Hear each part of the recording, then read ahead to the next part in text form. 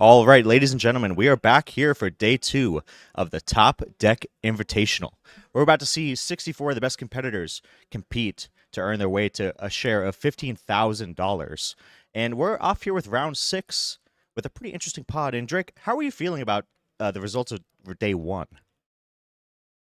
I mean, day one was exciting. Certainly, a little bit of what we expected, a little bit of what we didn't. There's plenty of exciting play, some high-level play. We expected that. A lot of the decks we expected to succeed have done so. So we're talking, of course, about Sisseys. We're talking about TNK. We're talking about Rogsai. We're going to see more of that here in a second. These are the best decks in the format. And when, all the chips are on the table, these are the decks people are bringing in. That's honestly how they are the best decks in the format. You can point to all the kinds of data. You can point to win rates and stuff like that. But when the best players in the room trust these decks to get it done at the highest level, that shows an aggregation of the talent and the effort put in by everybody. And really, I think that's revealing to me about what the best decks in the format actually are. And these are the three titans. There's no two ways about it. Not clear which one's the best yet, but there is each of those three decks are really battling it out. So it's exciting to see that timeline along, of course, with all of the work that the players themselves have put in. So we've seen players high on our leaderboard. We're going to see Evan Pierce here in just a moment. Of course, Freedom Waffle. He was number 3 on our leaderboard.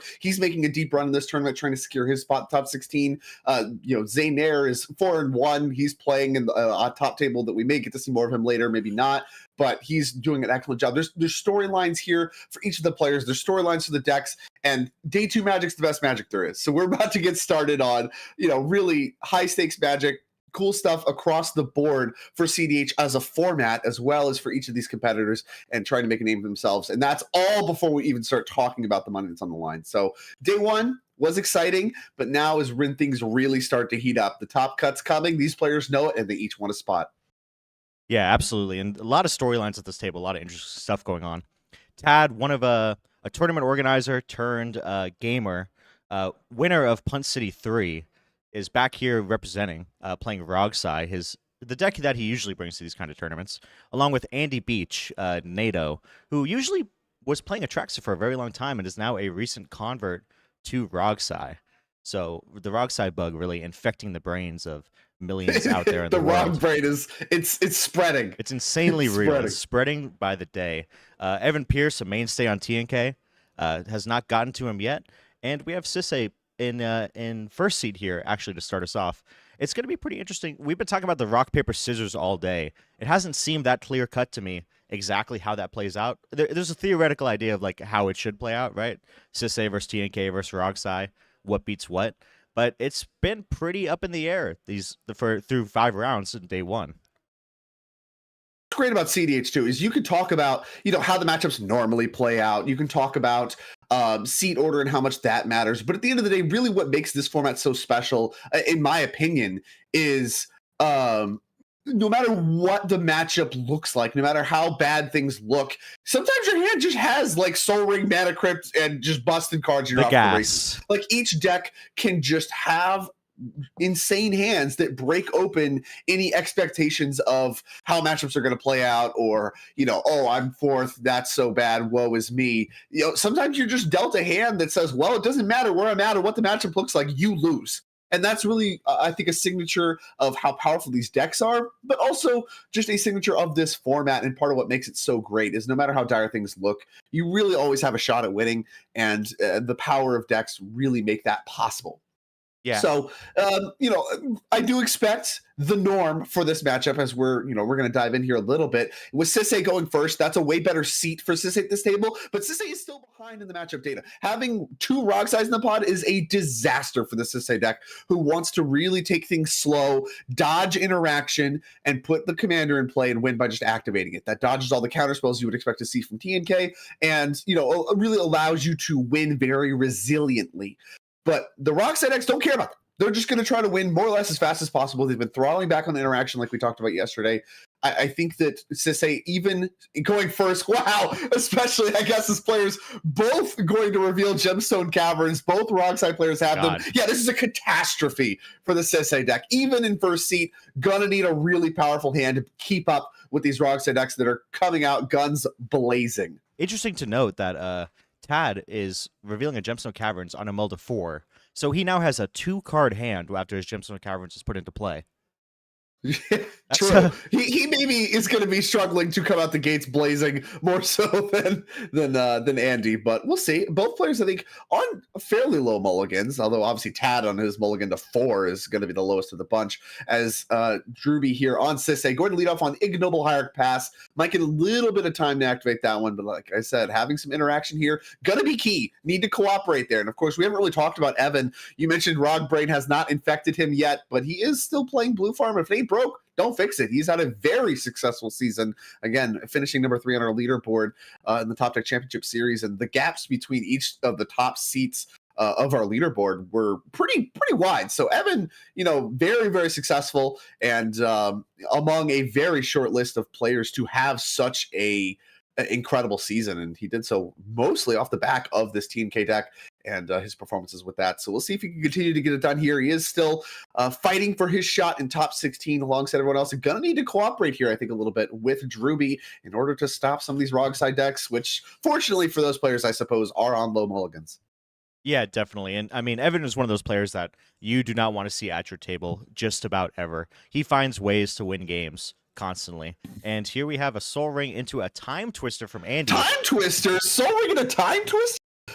Whoa, that's an incredible turn 1 here from Andy, and that's going to reset everybody, and that's going to help Tad and Andy a ton. Immediately resolves, I should mention. Not even a question about it. No, even faking. Yeah, let's get this Time Twister going, says all of the players. And this is pretty bad for Evan, the only player to really not expend any of his cards yet before this Time Twister happened. I do like the, I don't know if you noticed it, Time Twister hit the stack, and Drewby immediately pointed to Andy and pointed to Tad.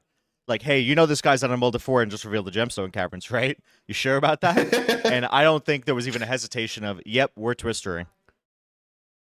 Well, if we mentioned that there's going to be some cooperation between Drewby and Evan in order to stop the Rog size, there is a little bit of inherent cooperation among the Rog size too, especially in the forms of things like these wheels.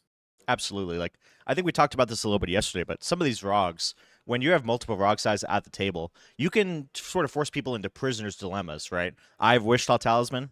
I'm going for a win. I'm going to give it to the Rog side next in turn order. You could stop me, but do you have enough to stop the next guy?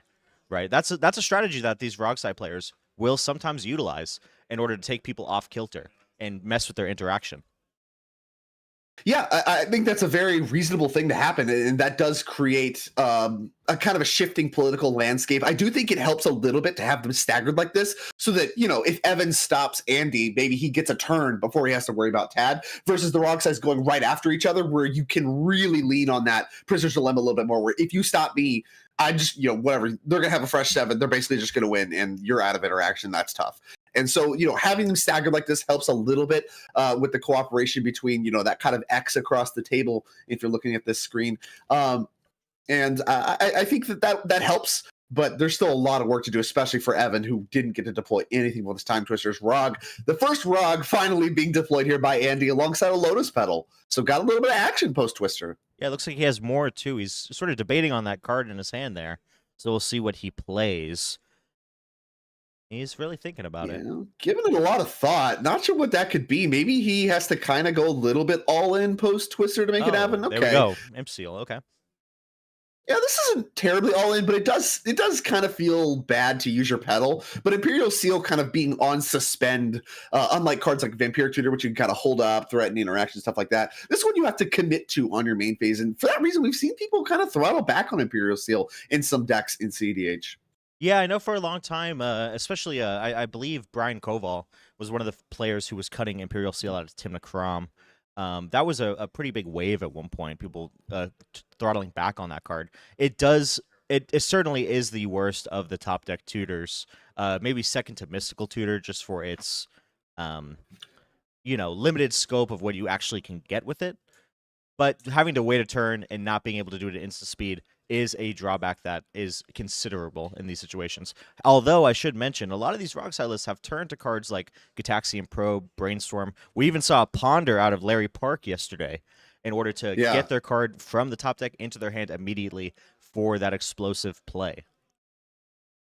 And that's something I really like to see too. You know, we talk a little bit about how there's storylines for the players, there's storylines for the decks. When it comes to the decks, they're still in development too. We may have determined what some of the best shells are, but we don't know. We haven't figured out every card in the 98. Like there is still iteration and work to be done. And this Imperial Seal like kind of conversation that is still ongoing is something worth still talking about, you know, because you're revealing things about the format. Like, okay, the gap between Imperial Seal and Vampiric Tutor, yeah, Imperial Seal is obviously worse because instant is strictly better than sorcery across the board, unless you're playing against Dispel, whatever. What are we talking about? But like, there's also, it's revealing how much committing to something on your main phase versus being able to wait is a testament, like, or in something that matters in CDH, and how much does that matter? And that is something that once you learn that, that's going to impact deck building for the rest of time. And so I do think there's a lot of interesting stuff going on, even as we're figuring out what the best decks are, and also what the exact best slots for every deck is. That's something that's really interesting to me. It's something I always enjoyed about the deck iteration process when I was working on it. And the return to cantrips is something I'm extremely excited to see as well, because that never really clicked with me, especially cards like Brainstorm and Probe. I was like, there's no way. These are the worst cards in your deck. There's no way you should be cutting these cards. Ponder, fine, I'll agree with that one or whatever. But Brainstorm and Probe, there's no way. You're like, you can put prime for my cold dead hands. Yeah, it's actually it's interesting to see.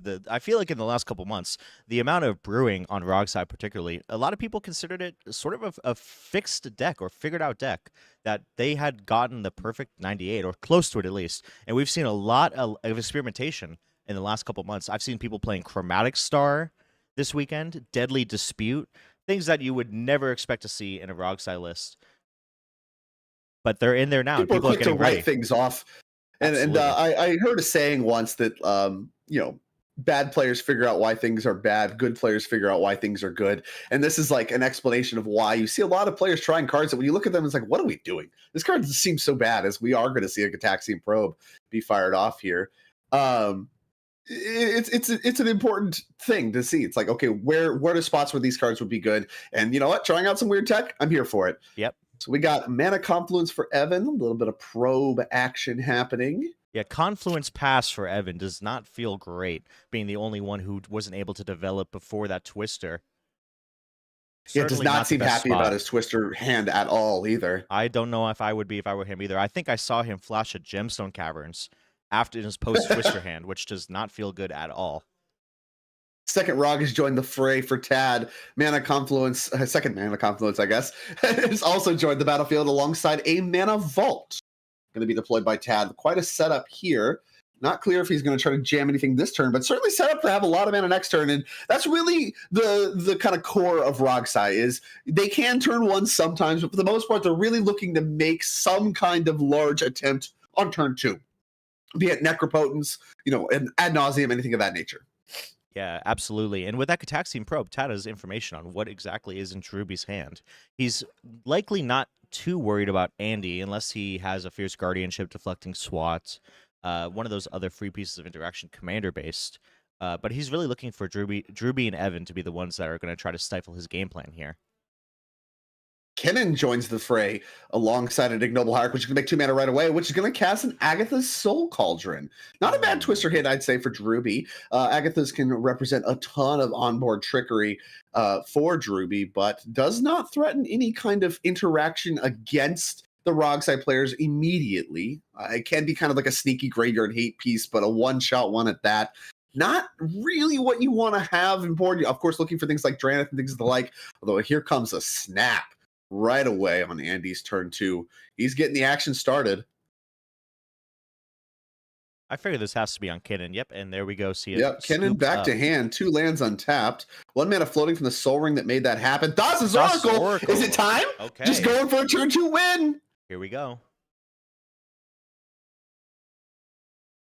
And here it is. Tainted Pact. Can't be optimistic about that one resolving. Evan flashes a Pact of Negation. Andy gives the thumbs up. Will Evan cast it? So this is the problem here. Pact of Negation, it's very likely that Evan is saying, do we want to draw? Do we want to just draw? And here come the handshakes. And I believe they might have just drawn this game. I believe this wasn't agreed to draw as players. Yeah, there was also a swan song as well. So this Tainted Pact was going to get stopped. Okay. Sure, why not? Let's break this down.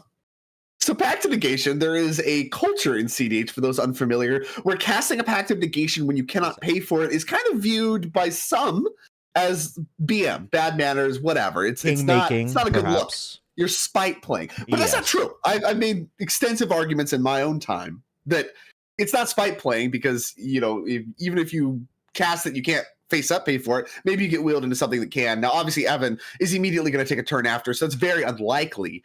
But this is the next level of the argument. Instead of casting it, you could just show it and say, hey, I'm going to cast this. I might lose, but now you're going to lose to maybe him. What if we just draw instead?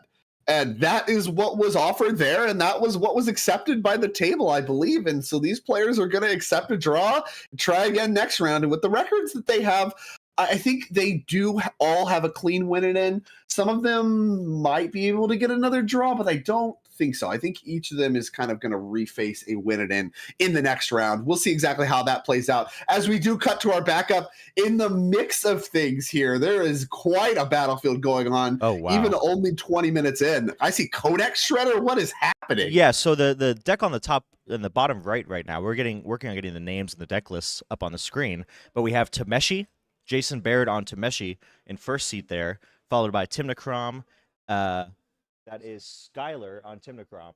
And then in third seat, we have Ryan Delaney on Rogsai. And in fourth seat, we have Eric Matner, a.k.a. Sharky, also on Rogsai. And it looks like Tameshi, based on the board here, is putting some work in. Although I should mention, Skylar in second seat does have a Cursed Totem in play. So Tameshi's activated ability is offline at the moment. Yeah, so Tameshi doesn't work. Now, the Rogside players, I believe this is another pod featuring two Rogsides, both of them appearing to be at the top of the screen, going third and fourth.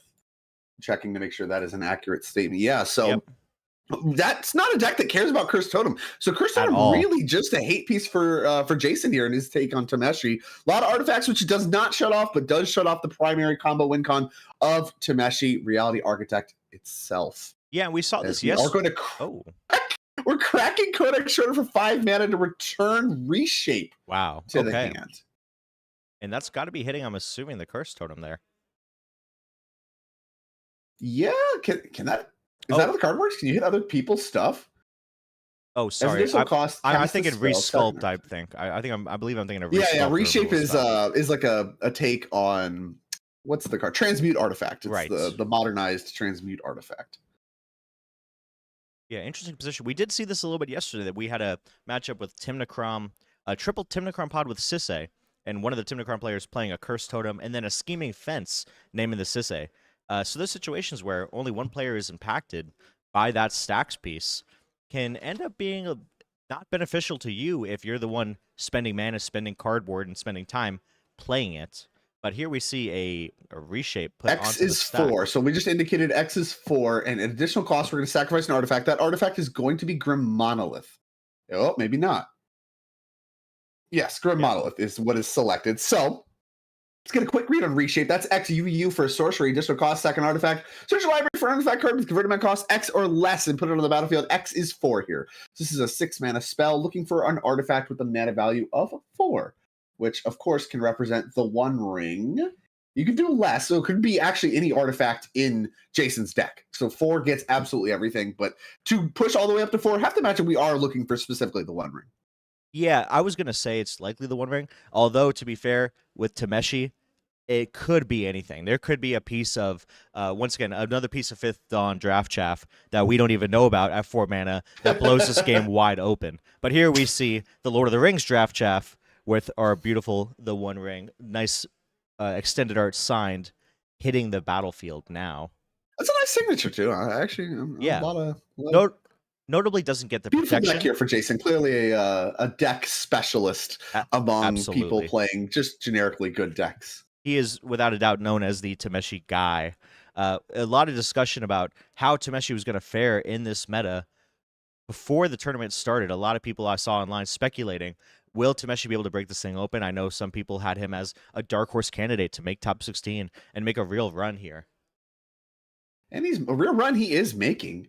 here at pod number 4, I believe 8 points. A win would put him in looking very good to be in the top 16. So a lot on the line for this player. Gets 2 more shots at a win to maybe get a shot in the top 16. Certainly, I think a win and a draw will lock up a slot for Jason. And as things heat up in this game, certainly has some problems to solve. Needs to keep all of these ROG size in check, while also finding something to do about this curse totem. If we're looking to go infinite soon, the One Ring, one of the best ways to really start finding answers to all of these problems as we do move over here to Skylar on TNK. Starting off with tapping Mana Crypt, a lot of colorless mana to work with, not a lot of colored mana, only a Tundra in play for the lands. Yeah, Tundra and what looks like a Talisman of Dominance. And also, Memo, I just want to you mentioned orange sleeves for a Azorius deck in chat. I completely agree. Extremely gauche. Gauche. Well, I believe we had to resleeve mid-tournament. I think that's the thing that actually happened, and we had to cut away from a feature match yesterday here with Jason. You're so right. This was fresh sleeves here for Jason. Still a little gauche. Maybe they could have maybe they could have given him a better pack of sleeves, my opinion.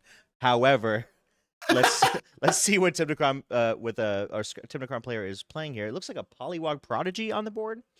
If I'm not... Yeah, Tim just added to the board. And yeah, we do have I believe that's Polywog Prodigy, right? That's a new card here from the Commander Bloomburrow expansion. Has evolved. And whenever an opponent casts a non-creature spell with mana value less than its power, you draw a card. So zeros, those draw a card.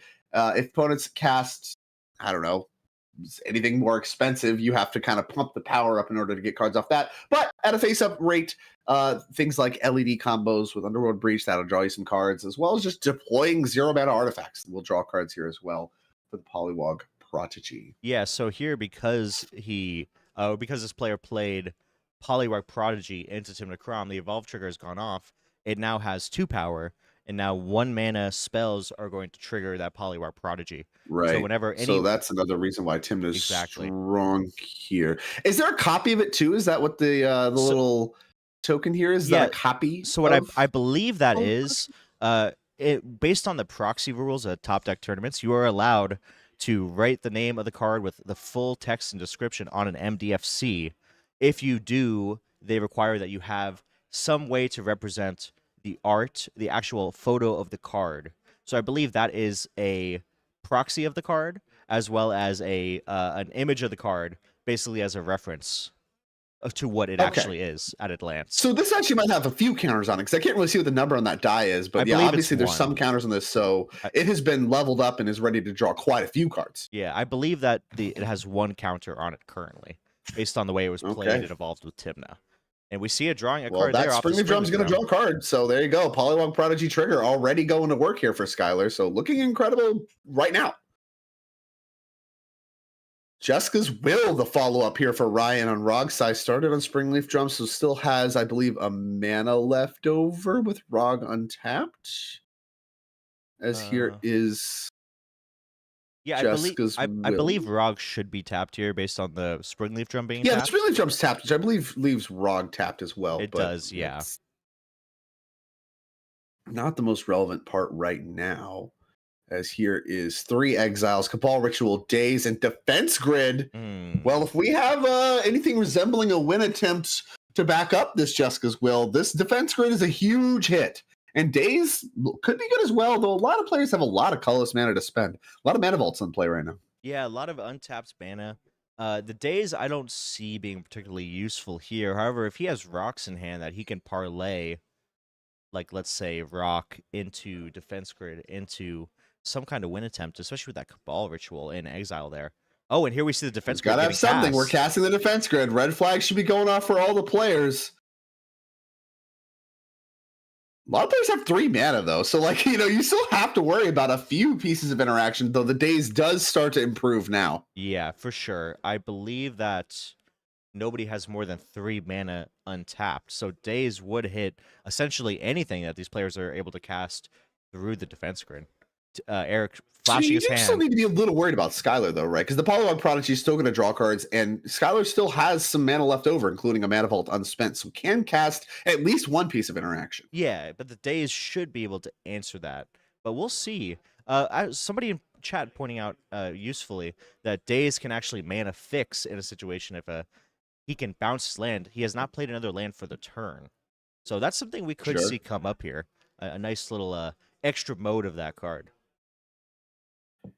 A lot of tricks here. I think we're actually going to interact here with the defense grid, though. Skylar reaching for some cards. Mindbreak Trap Oh, going to that's be the one. one to start us off. Now, of course, this is the third spell. Drum into Jessica's Will, into defense grid, makes it spell number 3. So Mindbreak Trap for 0 mana is going to work. And, of course, this is a very timely Mindbreak Trap to have because any further spell casting here from Skylar is going to, from Ryan is going to draw cards off the Polywog Prodigy, as we do cast the days maybe for mana fix mode, because of course Skylar can pay only 2 mana floating there left for Skylar. The colorless mana does require that Skylar use the mana vault, which is kind of tough, but does, as you mentioned, fix, as here is going to be an Underground Sea casting some MDFC. Going to need to find the art for this one to see exactly I believe what that's it is. Time Twister. Having looked at Ryan's deck, I believe that is a Time Twister that he has put on the Okay, stack. Time Twister, huge follow-up, and I think there's a Deadly Rollick coming down just to kind of get it out before the Time Twister may resolve. I think it looks like it's being flashed towards the Polywog Prodigy. Yeah, I think that's the best creature on the battlefield by quite a bit. Absolutely. And there we see it. So now we're talking about another situation where a ROG player is going to Time Twister. Are we just passing the game over to the other ROG player? It didn't happen in the last pod that we saw. Oh, yeah. Swan Song coming down here for Jason. Yeah, Tameshi, a highly interactive deck. The deck is a combo deck, but it does need time to get online. So a pretty heavy interaction package, as we see a deflecting swat coming out of Ryan targeting the Swan Song.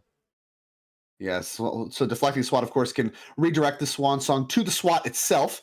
And then the little misdirection trick, which puts us back to the Time Twister as the top of the stack. So let's see if players are okay with that one resolving. Now, of course, Jason very much kind of really doesn't want this to resolve. He wants to be the only one with resources thanks to the One Ring and have everybody else be very low on resources. And that, is why we're revealing a windfall. It's like, I guess we're going to, I could have done that anyway. Yeah. Tameshi also, notably, graveyard deck.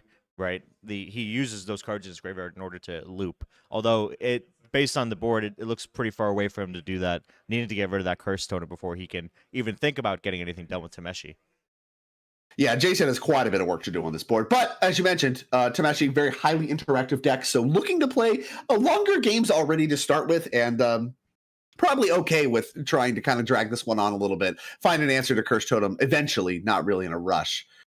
As we see Mana Drain revealed as the other card there from Jason's hand. I don't know why we're revealing our hand. Time Twister shuffles everything I'm not quite sure either. I do see Skylar with a Force of Negation. We might be still trying to counter this is what's going on here. Yeah, there's Force of Negation targeting the Time Twister. So I think there's a little bit of cooperation from the bottom of the table trying to stop the top of the table from winning for exactly what we mentioned, right? If the Time Twister resolves, Ryan might not win, but it's very likely Eric does win. And so having a little bit of interaction here to stop that kind of refueling of the ROG side decks is, I think, noble. I think that is an important cooperation point to have. And it should be noted when we started the stream, Eric did have a Mystic Remora in play, and it looks like he has a lot of cards in hand. So we'll see what he follows up with here. I think I might have seen a Wheel of Fortune in there, which puts the problem right back we can into try play. Again. Yeah, let's just fire it back off. Check, please. Bringing that back. Such a hit yesterday. I think the bottom of the table is a lot happier having a Wheel of Fortune resolve, both because it does feel the graveyards for the bottom of the table, and because we're passing to the bottom of the table. We're not just passing to another ROG side right after wheeling. I think that texture change matters quite a bit. 100%, yeah. And as you said, much more beneficial to take their hands and put them somewhere else other than their libraries. Yeah, it feels all kinds of things from Yawgmoth's Will to Underworld Breach, and of course, in the case of Jason, the Tameshi combo itself. We'll see Eric in the tank here, trying to consider his options.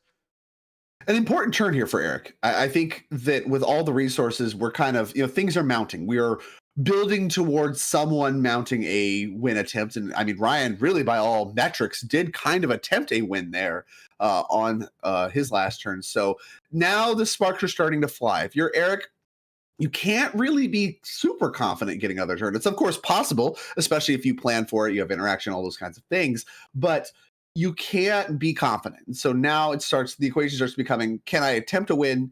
If I can attempt to win, what can I beat from the opposing. We know about a mana drain, but I don't think that Jason's anywhere close to casting a mana drain, as Plains is the only mana I see untapped. Yeah, I don't think he's too worried about that. But just looking at the table, there is a lot of action going on at the bottom. Yes, Jason is worried about or Jason needs Oh, to handle that curse totem. Oh, what is going on that's a here? lot of deck that is being sorted through. Is that exiled? Did we do like a We might demonic have. consultation That's what I. early? It's very, very possible that that is exactly what happened. Uh-oh, that would complicate things for Eric greatly if you're just missing whatever this is, 60% of your library Yeah. or something. Although I will say, if there's any deck that can win with missing 60% of your library, it is certainly Rogsai. A lot of these Rogsai pilots will fire off that demonic consultation as a tutor in a second, lickety split, if it means it gives them a chance, a higher chance to maybe get a win on the stack as quick as possible. Yeah, I mean, Rockside deck that is focused on redundancy. Many of their cards just either do the same thing. Either they're Exactly. mana, they're tutors, or they are a win of some kind. And that redundancy being baked into your deck building does mean that you can just throw half of your library away and still have a very good chance of finding a win through what you have left. The question is, there is a critical mass of enough of your library missing. You're in a pretty bad toast. situation sometimes. Yeah, sometimes things aren't going to be assembled. I've had plenty LED crack consult, crack LED, Dame Necropotence. Necropotence is my last card. Good game, guys. Thanks for playing. I'll see you later. I'm going to go home. I can't stand it. I don't have the stomach for it. Just like every time I put demonic consultation on the stack without a Thoracle involved in the mix, I'm like 50% to lose the game. And that's just like such bad odds. And so really, I don't know. I always used to make fun of my good friend and top deck extraordinaire, Mikey Holohan, because he loves just firing off demonic consultations for quote unquote value all the time. But it just kills me every time I do it. I get it. I'm a sicko. I love the gamble. It's the I love wrong brain. sending You're it off. addicted. Send the consult. If we die, we die. Tough. Just win. Just whatever. win. Or Exactly. Or something like that. consult? Nah. Yeah, I don't know. I don't really know how whatever the kids say. Nah, I'd consult. No, consult. You see Eric deep in the tank here. I can't really blame him. You can try to like. There's a lot of time left on the clock. That's like a factor always when you get into these bogged down board states. But certainly. for Eric, the window is closing. We talked about that, how players are attempting wins. If you don't attempt something here, it's not clear that you're going to get another turn. And can you even attempt something here is something he has to figure out as a baseline, because he has to sort through all the cards in his graveyard. As you're seeing, those are fanned out there. Has to sort through all the cards missing in exile and say, okay, now how do I adjust my heuristics? What can these tutors find? How much mana is left if I go for something like that? If I wheel fortune, what can I even draw? Like, these are important parts. And I think he fetched there and gave a look at what's left in his deck to try to figure out what his options are. And I'm not going to try to speculate. These puzzles get very, very difficult, and kind of a pride, I think, of the Rockside community is trying to sort through these puzzles, try to find the line, and find a victory from these really weird spots these games can get into. His Wishclaw Talisman is how he's going to start things off. Yeah, and he was able to look through his library, so I'm assuming he knows that he has at least some bit of action left. So we're going to see if he wants to fire off the Wishlaw here, see what happens. I see a Final Fortune among the mix. Yeah, we do want to activate the Wishclaw now, but the way that he's posturing, it doesn't look like he's going to attempt a win right here, right? I mean, we're looking at a mana vault still untapped. He could have used that mana to activate. The fact he didn't says something about his plan here. Yeah, using your last on-board colored source instead of your mana vault is definitely a little bit telling about what you're doing. And right now, it does not show confidence. And yeah, we see him just passing the turn into Meshi untapping. Weird. And interesting, too. I think it's notable to look who he passed the Wishclaw Talisman to, the other Rogside player. I think he's going to need some help if he wants to win this game. It is very much the top of the table versus the bottom of the table. And, that recognition right away, didn't even think about it, didn't even listen to any arguments, just passed that Wishclaw right along to the other Rogside player, saying, hey, you are going to have to worry about him. Use your interaction on him, and then let's hope that I can assemble something from pick the game up off the ground. And I think that's Eric's plan here as we pass over to Jason, who's going to get the One Ring started right away. Yeah, absolutely. And even even looking just at the board right now, Ryan is the furthest behind Jason and Skylar. A one tutor unlocks Jason to be able to get rid of that curse totem and likely start going off pretty hard here. So we'll see how this ends up playing out. I understand the thought process, and here comes a Vexing Bobble, a new card from Vexing MH3. Bobble. Wow. So this card kind of looks like a misnomer in this deck, right? You care about having zeros for your Tameshi combo, but does actually work because Tameshi can sneak them back into play. As Dranith joins the mix Wow. as well. So here Okay. comes all the hate pieces from Jason. That is big with a tapped hollowed fountain. Yeah, so that's pretty huge. Vexing Bobble kind of doing a little bit of double work here. Yes, it does stop combos, but for Rogsai, there are some players who I know are even playing the card in their 98 as sort of a second defense grid. So we might see that having to get cracked if we're looking towards Skylar or Eric to use their interaction on Ryan's turn. Yeah, this is interesting, right? Because it becomes a big political piece to say, hey, I need you to crack that in order to interact. And then you have to look and see, show them whatever you're actually going to use because they're not going to believe you if you just say that. You have to Right, show them right. whatever, your fierce, your Oh, spot, your show me force, all your that kind of stuff. hand. There's going to be a lot with that. That's the same reason. Trading card game. Yeah, exactly. We're definitely going to see more of that today. I'd be pretty surprised if we didn't see cards flying across the table at one point or another. We already saw Jason revealing a good bit of his hand last time. I believe we actually have that little, once again, arena eye symbol on on Jason's cards in his hand. On both his cards, yeah, he has two cards, and I think we know of both. He drew Land, Dranith, and Vexing Bobble as his card for turn, and 2 cards off of the One Ring. We know about Windfall Mana Drain still. Yeah, so exactly. what a series of draws, honestly. Some great cards on this battlefield. I mean, Jason is putting some real pressure on these Rogsais. We have a Dranith in play, a Vexing Bobble, 2 blue up, or 3 mana up. We know what 1 is, right? We know he has a mana drain. It is face up. He told us. So if anything needs to get interacted with, if I'm Skylar, I'm saying, Jason, you fire off that mana drain now, or we'll lose. I'll lose with you. Yeah, and I think that it is kind of a precarious relationship, right? We mentioned the top of the table versus the bottom of the table, but I mean, at the end of the day, there can only be one winner, and that's I think that's going to be emblematic in some of the interactions between Skylar and Jason. As Jason does start to catch up, thanks to the power of One Ring, power of these hate pieces that Jason's put into play, and the patience here from Jason, I think is really emblematic of the power of his deck. He's like, yeah, there's some problems for me in play. There's some hate pieces, but that's not my focus. I'm not really worried about having to answer those. I'll answer those eventually once I've taken control of the game. My focus is on taking control of the game, and cards like Dranith and Vexing Bobble build towards that. And he is in no rush to get Tameshi in play at all. Yeah, absolutely. And we saw Ryan just activate the Wish Lock, pass it directly to Eric. So again, that's talking about that prisoner dilemma situation.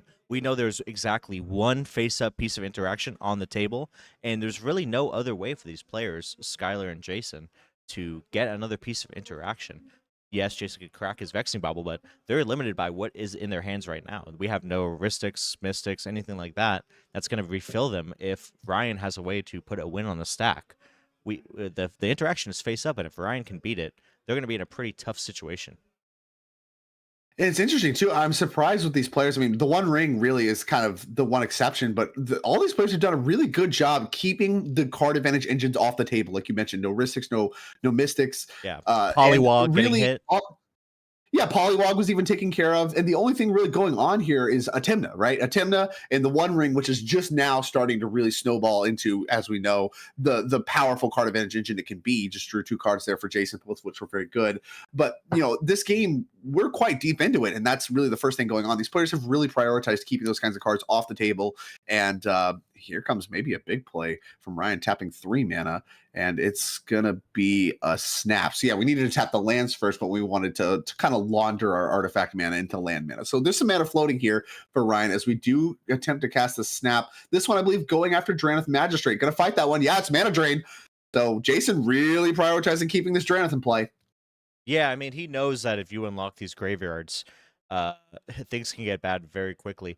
Brian knows that mana drain in his hand, so I wouldn't be surprised if that's a piece of bait, and he has another follow-up to this play here. So let's see. I mean, hey, we could just see him drop another piece of mana and throw a consult. There's a lot of options he tutored. He has to know that snap is not going to resolve. Yeah, I mean, there's a face-up counterspell on the table that's now in the graveyard in the form of that mana drain. Gonna have a little bit extra mana to work with on Jason's next turn. If he gets a next turn, yeah, here comes a follow-up. Has to be good. Grinding Grinding Station. Station. Okay. Okay. There's an ETB trigger on that one because it does see itself enter and trigger on itself. Not exactly the most elegant templating, but doesn't look like, are we going to use that? Yeah, we're not going to do any cracking of some artifacts right now. Interested in all those as we do get back to Eric, who got his Wish Claw back. So Wish Claw last turn, can Wish Claw again.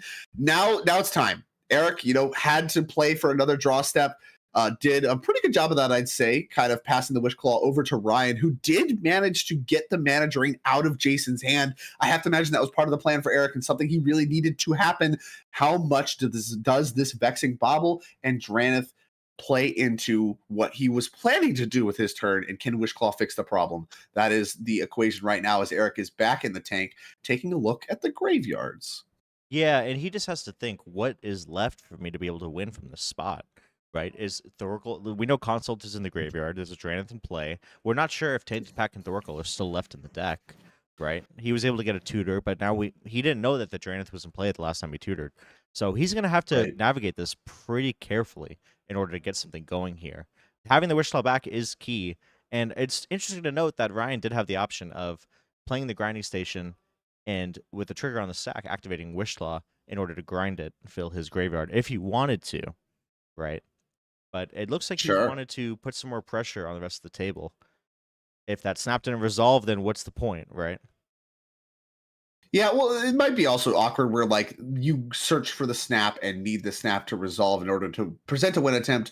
If the mana drain doesn't happen, you can do a win attempt. But if it does, then playing Grinding Station beforehand means that you can't win if the snap resolves. So it might also just been a little bit of awkwardness with the amount of mana you have to work with. But yeah, you're right. I think they're really at a base level. He's not even that mad one way or another. He's fine with getting Eric to help him solve some of the problems. Exactly. Because the same problems for Ryan are the same problems for Eric. And that's why this kind of cooperation is happening. Yeah, one way or another, they're going to need to get that thing off the table. Or they just need to be able to assemble the Consult, which is possible, but is going to be tricky for Eric here, depending on what is left in his library. Yeah, as Eric is, I believe, going to go ahead and use the Wish Claw Talisman. First action here.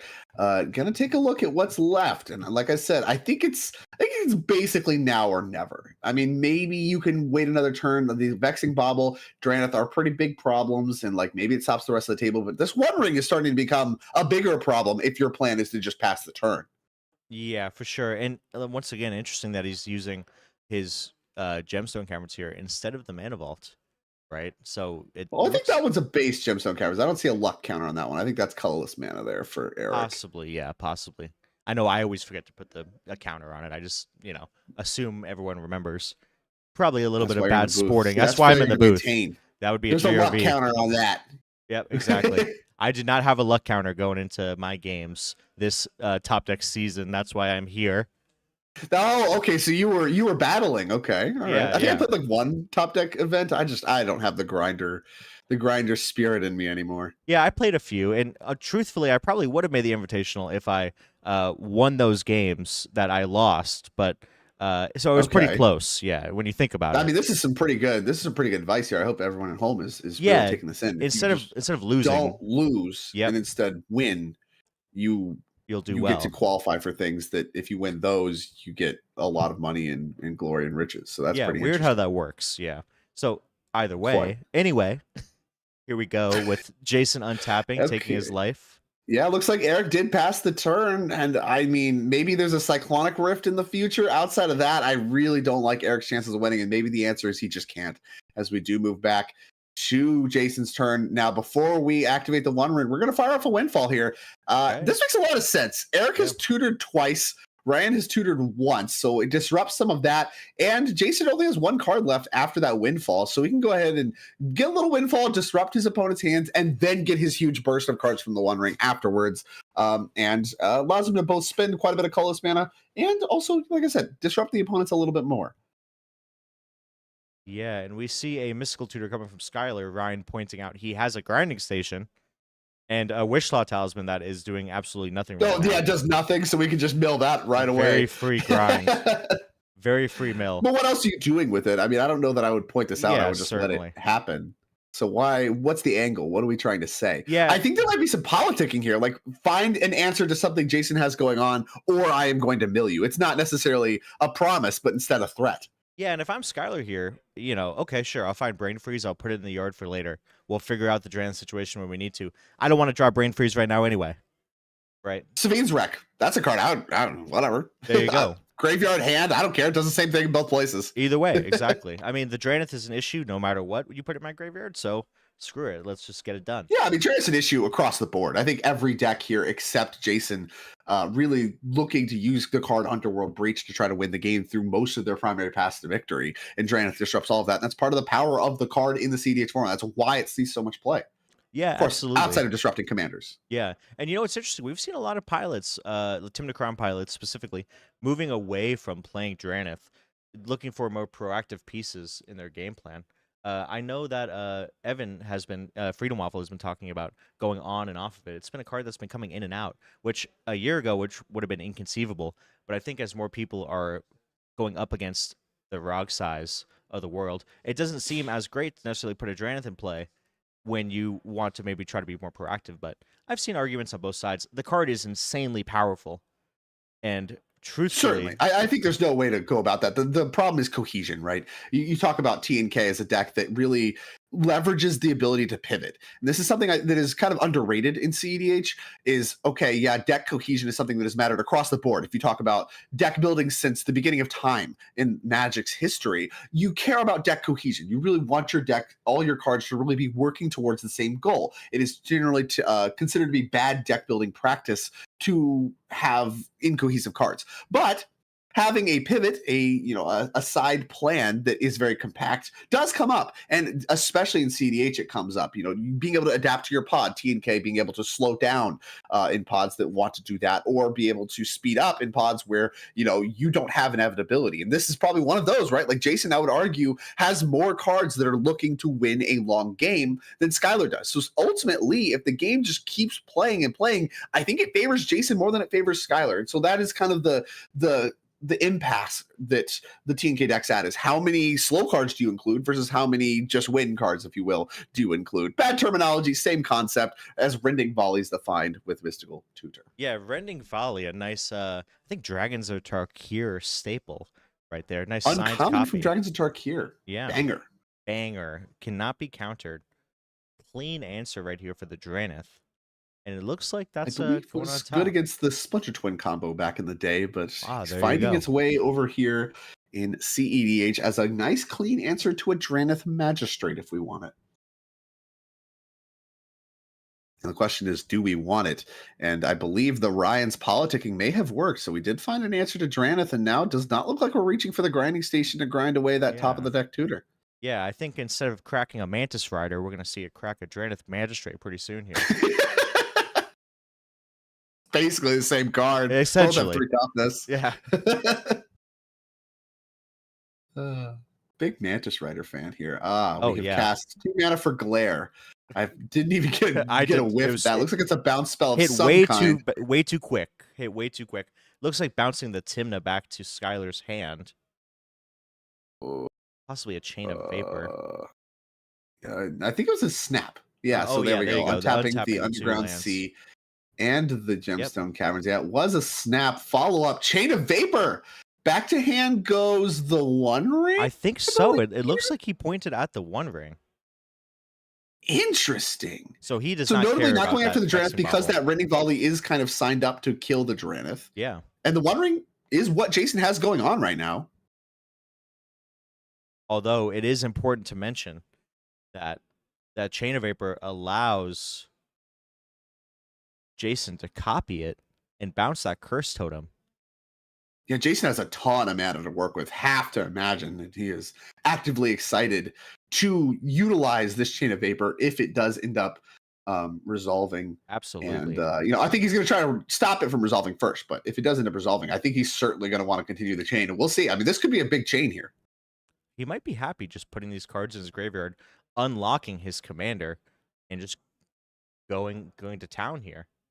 Oh, and we see a Fluster on the like chain. Not quite, as Fluster Storm's coming down here. Quick count here before we cast this. It looks like so. Snap, Mystical Tutor, Windfall. That's 3. Chain of Vapors 4. The Flusterstorm himself 5. Yeah, I believe that so is that's a gonna very be adequate enough. Flusterstorm. That'll just do it. Now back with Windfall on the stack. Not excited to have to use the One Ring before the Windfall, but does give a little bit more to work with post Windfall, as I believe 4 cards going to be the number. Yep, so you see 4s up there. Big fan of 4s are up. the ROG players. Oh, as absolutely. we are drawing 4 cards. 4s all around. Eric discarding Final Fortune. Ryan binning a Dockside. A couple powerful cards hitting the bin here for the ROG side players. Skylar discarding a Mox Diamond and a Jeweled Lotus. Probably not too sad to see those go. And this has been a long turn. I mean, if you're the ROG squad, you're the top of the screen here. I think you're pretty invested in trying to get this game moving. 26 minutes, it looks like a lot. In Siege, it is not. That might be like a turn cycle, maybe 2 at this stage of the game. Yeah, absolutely. Especially once Tameshi starts looping and doing things. If he can't go deterministic, they might be there for a minute waiting for the lines to start playing out. So let's see. It's not clear how aware of that Jason is. I do think Jason does need a win in one of the next 2 rounds, but I don't know how much a draw adds to the mix. I haven't done any kind of the tournament math or anything. I think it's pretty safe to assume from this spot in Pod 4, a draw is not great for the players, but again, that may just be the best that they can do, especially someone like Eric, who at this point has now been windfalled after tutoring twice and may just have no path to victory from here. Yeah, we will see. Jason considering his options here. Flipping through some tokens. Okay. Not sure what that token is exactly. I believe it is mana. I believe it is representing mana. Okay. Floating mana. Now, I do not know what that is. Looks like an instant of some kind, and we're picking up the library. So I'm going to check to see what the tutor suite here is in some this. kind of tutor. I'm assuming getting some kind of artifact, deck. if I had to guess, thinking of the blue tutors. Maybe a Fabricate? Fabricate's a good one. Is there an alternate art Fabricate? I think there is. It's a little hard to see. Maybe the name is I a don't little see a too long for Fabricate in that. this deck, so that's no not bueno. it. No Tinker, as we discussed yesterday. I believe that might be the alt mystical. Muddle the No, it's Muddle the Mixture. Muddle the Mixture. Is what Yeah, that okay, is. there we go. That's the secret later Muddle the Mixture. Haven't seen that one in action too much. Yeah, me neither. That's a card that we don't see too often. But I mean, here in the Azorius colors, you're a little limited on your tutor suite to begin with. So right there, fetch a 2-drop is not too bad. Plus, once again, a highly interactive deck. So having a counter spell for blue, we saw him play the Mana Drain. You know, it is what it is. It's not the worst. Also got quite a few artifact options at 2 mana as well, and Posture Mech among the mix. Not clear what he does want here. I mean, really been a very Dockside-like game, too. This has been a strange game. Usually when you see this many, like, Grixis decks, it's full of Rhystic Studies, Mystical Tutors, Esper Sentinels, and, you know, Docksides, and then cloning Docksides and all that stuff. We really haven't seen that happen, and I'm shocked. I mean, look at how many artifacts are in play. You would think Dockside would be at a premium. I wonder how much of this is just the way the cards have been drawn, and also how much of that's just being scared of the clone potential from the first Dockside. Yeah, what it looks like to me, we came into this game a little late, but what it looks like just based on the way this game has played out is that Ryan and Eric have been going for more explosive, one-card dependent wins, right? We saw the J Will into the Time Twister. Eric looks like he fired off the Consultation, looking for a way to get this game closed out. It looks like these players have just been stifled, and Skylar and Jason have been focused on keeping them at bay with Skylar's card draw engines and Timna and Polywall getting answered, and Jason fending off the removal for his One Ring with his stacks pieces in play. So I'm trying to see exactly what he was able to How much get MH3 Limited have you played, my friend? Oh, quite a Charitable bit. Levy. There is we the go. Uncommon here from Modern Horizons. Never 3. made it into my deck. Spells cost 1 more to cast. Yeah, never made it into my deck either. This card was not great, but maybe I just suck. No, non-creature spells cost 1 more to cast. Whenever a player casts a non-creature spell, put a collection counter on Charitable Levy. Then if there are 3 or more collection counters on it, sacrifice it. If you do, draw a card, then you may search the library for a plains and put it on the battlefield tap. So I don't know how much he's going to be interested in sacrificing it. For the most part, I think this is just another copy of like a Sphere of Resistance for his opponents. for Jason here as casting a blue card of unknown. See, this is tough with Tameshi. Is that Gotta learn these Riddlesmith? cards. Don't know them. That might be Could be. Nope. Riddlesmith. No Riddlesmith in the No? deck. Okay. Back to the drawing board here. Just thinking through Yeah, Mirrored everybody's Block. reading this. Yeah, with MH3 block, I'm thinking about Mirrored Block draft, right? That's Yeah, that seems looks like a Mirrored foil to me. So I'm with you. Okay, Artificer's Intuition is this card. It is 1 blue enchantment, so he's loaded up on enchantments. Okay. This one says blue, discard an artifact from your hand, search your library for an artifact with converting mana cost 1 or less. Reveal that card and put it into your hand. Then shuffle your library. So a survival of fittest for artifacts of sorts. It only grabs 1 or less, but that's what Jason's deck is full of. Yeah, okay, very interesting. Spicy cards all around here from Jason and his Tameshi deck as the board is now fully cluttered and down to 22 minutes on the clock as the turn does pass to Skylar. Jason bogging this entire game down with stacks pieces. Will it be good enough? We're about to find out. So Skylar going to take a draw step. It should be noted that Charitable Levy, non-creature spells costing 1 more, is going to shut off the effect of the Vexing Bauble. So if there is a 0 mana spell you're paying 1 for, the Vexing Bauble no longer considers it as counterable. Right. So that kind of a bit of a nombo there for Jason. Yeah, it's a non-bow, but it's a non-bow in the sense that really either of the pieces work. So really what you're hedging for here is if you remove one, the other still works. If removing both requires something like a rift, and that's just going to get everything anyway. Yep. And so might as well make the rift more to cast, right? So now Cyclonic Rifts cost, like the Overload and Cyclonic Rifts cost 8, which is really tough to do. Or if you only remove one, the other is still in effect. So this is kind of like a little bit of a stacks combo, but works in the sense that it gives you some insurance in case of a single bounce spell, as this is going to be a 5 mana Smothering Tithe, a collection counter being put on a Charitable Levy. Maybe the first collection counter I've ever seen be put on a Charitable Levy. That's my first as well. And I don't know if you have the text for Charitable Levy. Is that a May? Or is that a... Yes. Oh, it is a May. Okay, so Jason could just... Wait, no, it's not a May. Whenever a player casts a non-creature spell, put a collection counter on it. Oh, then if there are 3 or more collection counters, sacrifice. Yeah, you have to. I was thrown off by the if you do. That made it sound like you had the option. What a weird template for a card. Yeah, very strange. You have to sacrifice it, and then if you do, you get to draw a card. All right, I guess. I don't design Magic cards. I was going to say, to be fair, MH3 not exactly known for its amazing templating and design for some of these cards that we've seen come out of there. Big one, Nadu. But I don't understand what's wrong with Nadu. Well, how long do you have, right? Gataxian Probe. So this is a mess. We're paying 2 life to cast Gataxian Probe and a mana. And that works because, like you mentioned, it does pay a mana, which does unlock the probe. And now a player has cast a non-creature spell, so a collection counter needs to go. Yeah, okay, we're just going through these permanents. This is just a nightmare. Wait, we didn't put a collection counter on our Charitable Levy. I believe we have the option to put a collection counter? He might be ticking down. It's possible he might be ticking down, and there we go. Okay, we see it going to 1. Yeah, I believe he's ticking them down from 3 to 0. Same kind of difference in terms of how the actual game plays out, but yeah, not exactly how the counters really work on the card. Yeah, I guess. And here is spell number 3. So yeah, that will sacrifice this Charitable Levies. So that's gonna go away. Yeah. So that's actually right. So now Vexing Bauble works again. Yeah, that's interesting though, because we just saw Ryan play 2 free spells for essentially 1 mana. The Get Probe followed by looks like the Mox Opal. Yeah, it looks like a Mox of some kind. Yeah, I believe that's Mox Opal. Yeah. Dan Frazier Secret Lair art. So Plains is going to enter tapped here for Jason. He's going to find a Tundra, so it does templated to where it's a Plains, not a basic Plains. And a card coming for Jason as well. And now the Vexing Bauble's back online. And Chromatic Star, the card you mentioned, some spicy tech here for the Rog side decks, going to be entering here. And it has a little bit of synergy with Grinding Station, right? Yeah, certainly. Yeah, it lets you draw a card, put cards in your graveyard. People are excited about it in both Citadel situations. Allows you at instant speed with the Necropotence to produce blue mana.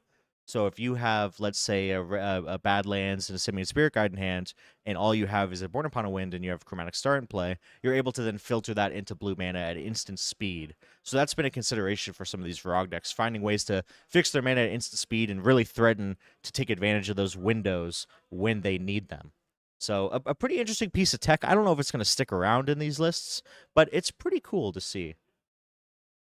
And again, I think Ryan really unable to get anything started with his turn. The disruption presented from Jason just a little too problematic, as I believe we are moving back to Eric here. These Rockside players looking to be stymied by the hate pieces in the interaction presented by the bottom of the table. Now the question is, which of the bottom two players can break the asymmetry here and go on to try to win the game?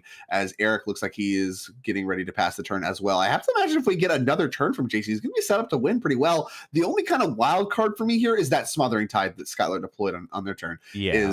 Is that mana meaningful in some way? You know, we have been a little mana limited since we used that mana vault to stop Ryan many turns ago. Does Smothering Tithe unlock anything here for Skylar, especially if that one ring gets tapped? That's a lot of mana coming for Skylar. Yeah, absolutely. And this is an interesting game the way this is played out. I mean, there's definitely some tension here because Jason, if he can get that curse turn him off the field, he's poised to win the game right now using his commander. And we just have to see if he can find that piece, or if Skylar is going to be able, like you said, utilize all that mana from that Smothering Tithe, put something together through the Vexing Bauble and the Drannith Magistrate. It's not going to be too easy, but these two players, I think, are the ones that are most favored of the situation right now. I think our Rockside pilots are in a tough spot, and they're just looking to find more gas. And I'm not even sure, based on the way that Eric's Exile Zone is looking, that he has it in library left. And the equation might be changing, right? It might be talking about with 16 minutes left on the clock, this might become a 3v1 to stop Jason. So Skylar may have to pivot here to work alongside the Rog size just to stop Jason from winning and play to a draw. Yeah. It's not clear that we're in that zone yet. 16 minutes is a little, it is a little bit to work with, but this last turn cycle took a little over 10 minutes so far. And with Eric still having his turn, he has to really think about what his strategy is. Is he going to try to play for a draw? Can he assemble a win? He's got some powerful cards to work with. I think I see Ragavan, Jessica's Will, and Wheel of Fortune among the mix. As Eric does take another look at his graveyard, he's got some powerful stuff. Question is there a win to be had anywhere? If not, do I need to start working with the rest of the table to try to stop Jason and maybe try to force a draw? Yeah, and Ragavan's a big one here. I mean, Ragavan can certainly spike something off of Ryan or Skylar's list. I'm sure he doesn't want any of the Tameshi cards. Those probably are not going to help him. Any of that anyway, so it's kind of tough. So never mind then. Kind of tough. But still, I guess putting material into play, and if he has nothing better to do, getting more mana, like there's something. You're furthering your board in some meaningful way potentially, but a little stymied by Drannith Magistrate, as I imagine most of the rest of these players are. Neither commander in play for Skylar. It's pretty tough, actually. This Drannith having an actual impact. Normally rely on your commanders to kind of get you through these bogged down board states, and Drannith shuts that down. So a little bit of a problem for Skylar. Chromatic Star going to be cracked. Another mana coming here for Skylar, and some kind of removal spell being used. I believe that was a Deadly Verolic on the Artificer's Intuition. Or no, Pyroblast. That's an enchantment. Pyroblast on I was saying that's an enchantment. Creature removal doesn't work. Pyroblast does. So hitting the bin is the rather weird kind of survival of the fittest riff in the form of Artificer's Intuition. And over to Jason we go. Untapping, taking a little bit of damage from his One Ring, wasting no time. 4 cards coming. 4 mana coming for Skylar, presumably. We'll see. Can Jason assemble a win? Has to find an answer to that cursed totem on Skylar's board state if he does want to try to do anything with Tameshi. Yeah, and I believe he activated this before the draw step, like we talked about yesterday, using that One Ring. Let's see if we can find a Mystical Tutor here, Enlightened Tutor, something that's going to be able to get us an answer to get rid of that cursed totem and get this game over with. I think if Jason can do that, he might have this in the bag.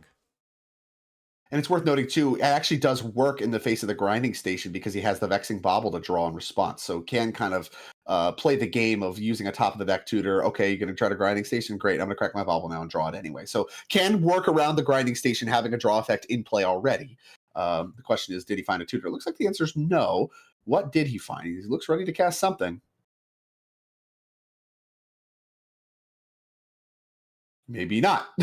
Yeah, maybe we consider Mana Crypt, but I think he saw the Vexing Bauble and said, nope, can't Mana Crypt. Maybe not that one. That doesn't work. Yeah, that one's no bueno. Got to hold that one back. 3 mana coming. Although it should be mentioned with Temeshi's ability, Vexing Bauble does become a way for him to, once he assembles some mana, start drawing cards with the Vexing Bauble, sacking it in and bringing it back with Temeshi. Yeah, and allows you to kind of toggle it on and off whenever you need it, right? Like, oh, you're Yeah. gonna interact? Great, I'll crack it. Okay, now that you're done with that, I'm gonna bring it back. Here it is And that's back. really a lot of added flexibility to Vexing Bubble in this deck. Huge pickup from MH3 for the Temeshi deck. And let's see a few questions here, possibly looking at graveyards. Looking at graveyards, no Mnemonic Betrayal available to Jason, just not in the colors. The question is, what else is there?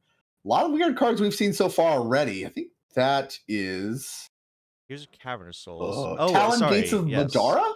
Yep, Talon Gates, Okay. phasing out the Rograk. So worried See you about later, interaction. Rograk from Ryan.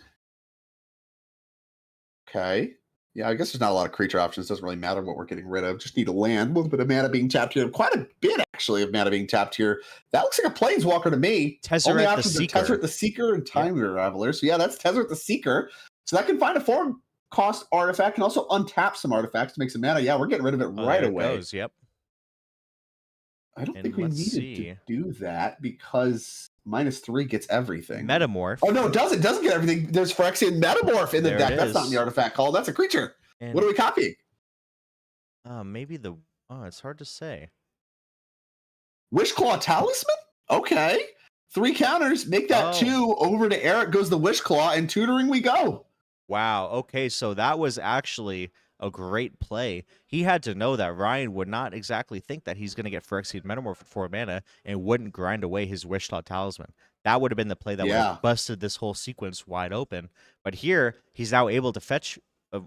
Azorius does not have access to something like a Demonic Tutor, and giving them access here means Jason can find his piece of removal and get that Curse Totem off the board. You got to see. I mean, I wonder what he's going to play. I wonder what piece of limited history he's going to show us right now. Not a piece of limited history. These cards are even good and limited. Like, there's no way you can play Tezzeret the Seeker in that limited format, could you? I don't know. I'm probably about to get corrected by somebody. I don't know. It doesn't look good to me. Obviously has some vintage prowess. There you go. Prestige does Tezzeret the Seeker, but was not playable in limited, I don't think, as Vexing Bauble going to hit the bin. Card coming here for Jason. Unlocks all the free spells, any that may be available to the table. A lot of cards here for Jason. Mana Crypt can finally be deployed with that Vexing Bauble off the table. Is it win time? I think Jason's trying to win this game. And like I said, with 10 minutes on the clock, I think even if he fails, it looks pretty good to be a draw. So everything coming up, Jason, here. You mentioned, can Temeshi hang with the rest of these decks? So far, he's done a great job. Mind over matter deployed. Wow. That is a blast from the past right there. Insane with the One Ring. I mean, that's going to allow him to draw through his entire deck. Correct. That draws your entire deck with the One Ring. And I mean, this card, a notable combo piece from back in the Broken Urza Saga days, integral to untapping mana and, you know, card draw and all that kind of stuff, all your lands. This has been a broken piece since it was printed. There was no secrets about this one. Maybe not good and limited, since that's been your metric, but yeah, maybe not. Powerful 6 mana enchantment is finding some play in CDH in 2024. A little too many blue pips. Unfortunately, 4 blue pips is tough. Yeah, find your Nykthos. Not too easy. Exactly. There we go. Now we're cooking. Untap Nykthos too. Talk to me. Hello. Okay, we're cooking. Ring. Simic Devotion. Okay. And it is resolved. Lotus Bloom to the bin. Untap the One Ring. Talk about the perfect card to put into your graveyard too for this Temeshi deck. Now we're just searching. This is just game, right? This is we're just drawing our whole deck. Yeah. And then we get to untap some lands. We have so many cards to work with. So basically every card in your hand is a Simian Spirit Guide, but make it pentacolor. And then whatever you have to answer the Curse Totem answers the Curse Totem. But the problem is every card you draw does uptick all the mana for Skylar. So if Skylar has anything at all, it's castable, functionally infinite mana here. Oh, wow. That's actually a good point. I don't see Skylar moving any of those counters on their Smothering Tithe. I believe we're not really wasting the time here. We're just saying we might be actually responding to all the triggers too. That might be happening. Yeah, that is like good point. Top of the stack.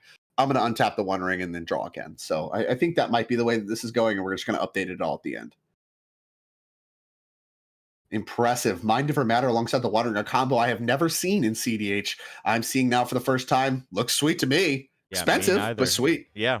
I mean, hey, if you can get it online, this is the type of thing you can do with, what is it? 9 mana? Hey, It's specifically it's something you can do with 9 mana that works underneath a lot of your own stacks pieces, Exactly. and that's actually the Saying metric that something. matters Yeah, here. there you go. That is certainly Yeah. saying something. And here we go. I mean, he is just, this is it. I mean, at this point, scoop it up. But, I mean, they make him play it out, right? He's going to have to remove this Curse Totem.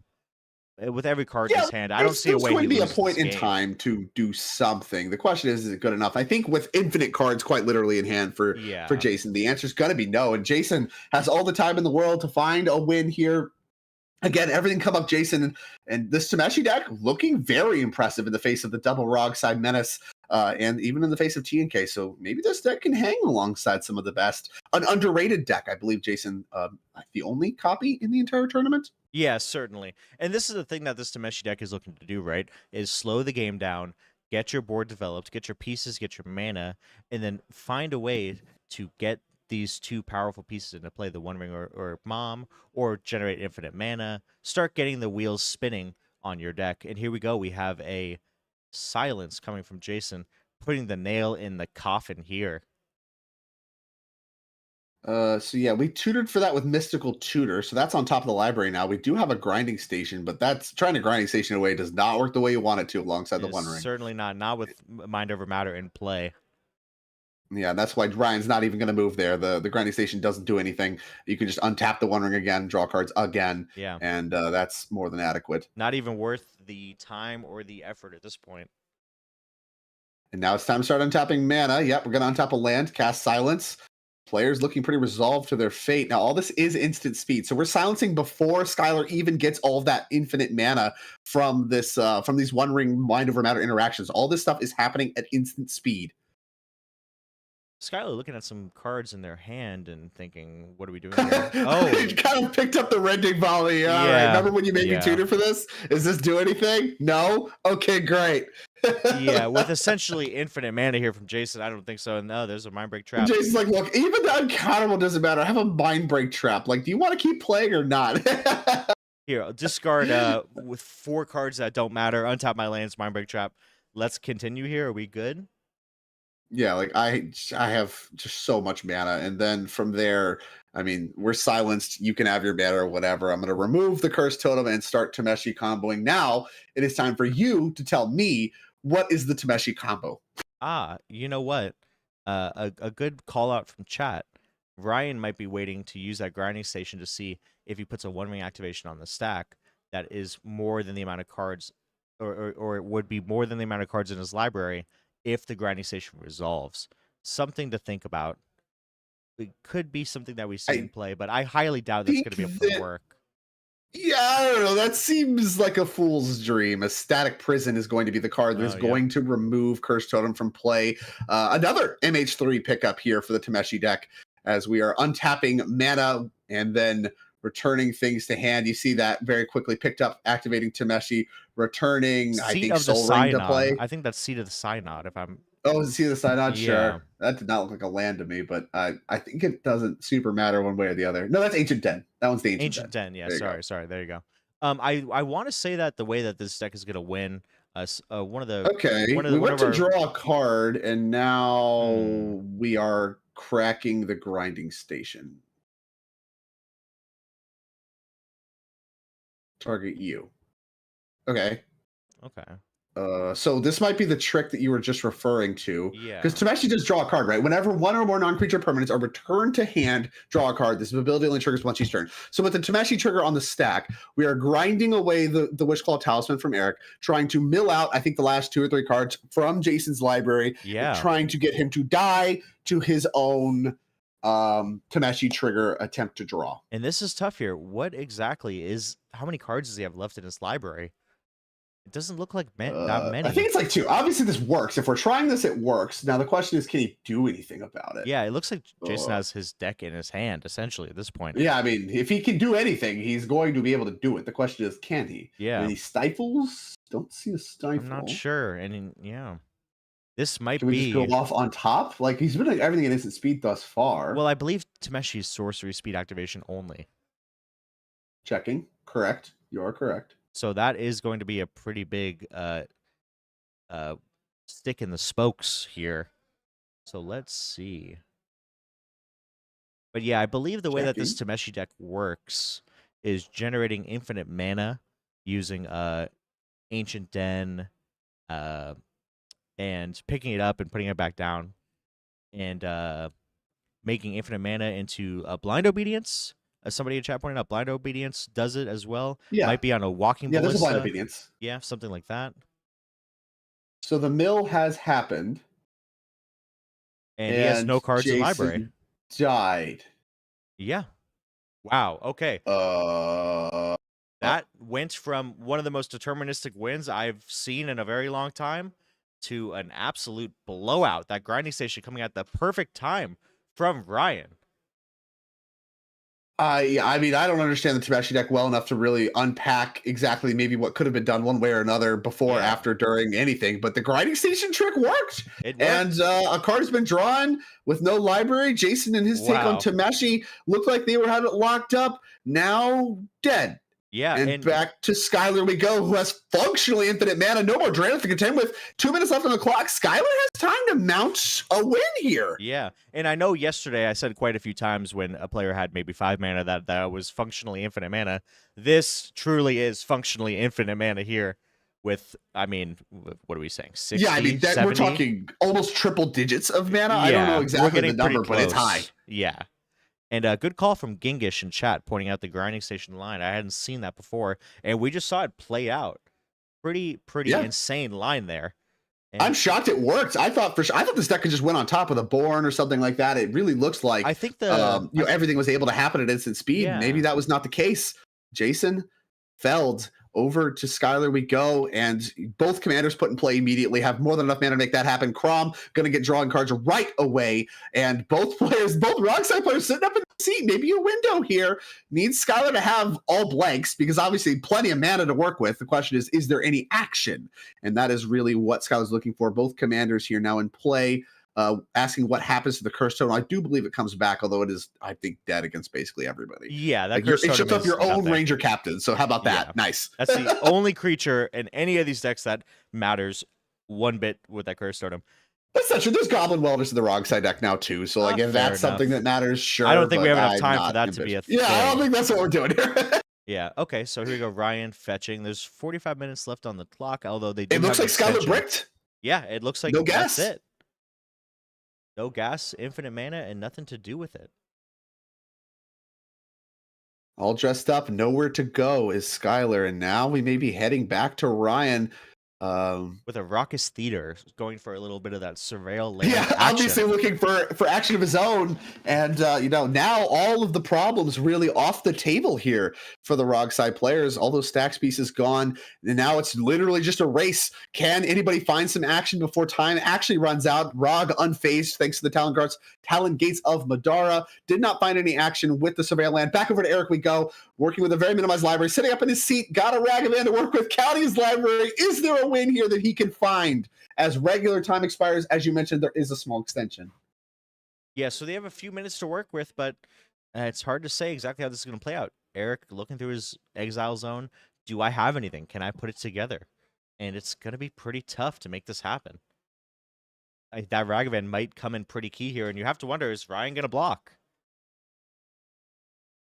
I mean, I think you kind of have to. I think you do. I think you're not getting another turn. Yeah, I don't think there's. You don't let him hit something off your deck. I think the Ragavan is really one of Eric's primary paths to victory. I would be shocked not to see a block. Can't attack Skylar because he can untap Crom and instant speed. Oh, throws a polluted delta. You got it. Yeah, land comes off the top of the library. Not what Eric wanted to see. Absolutely not.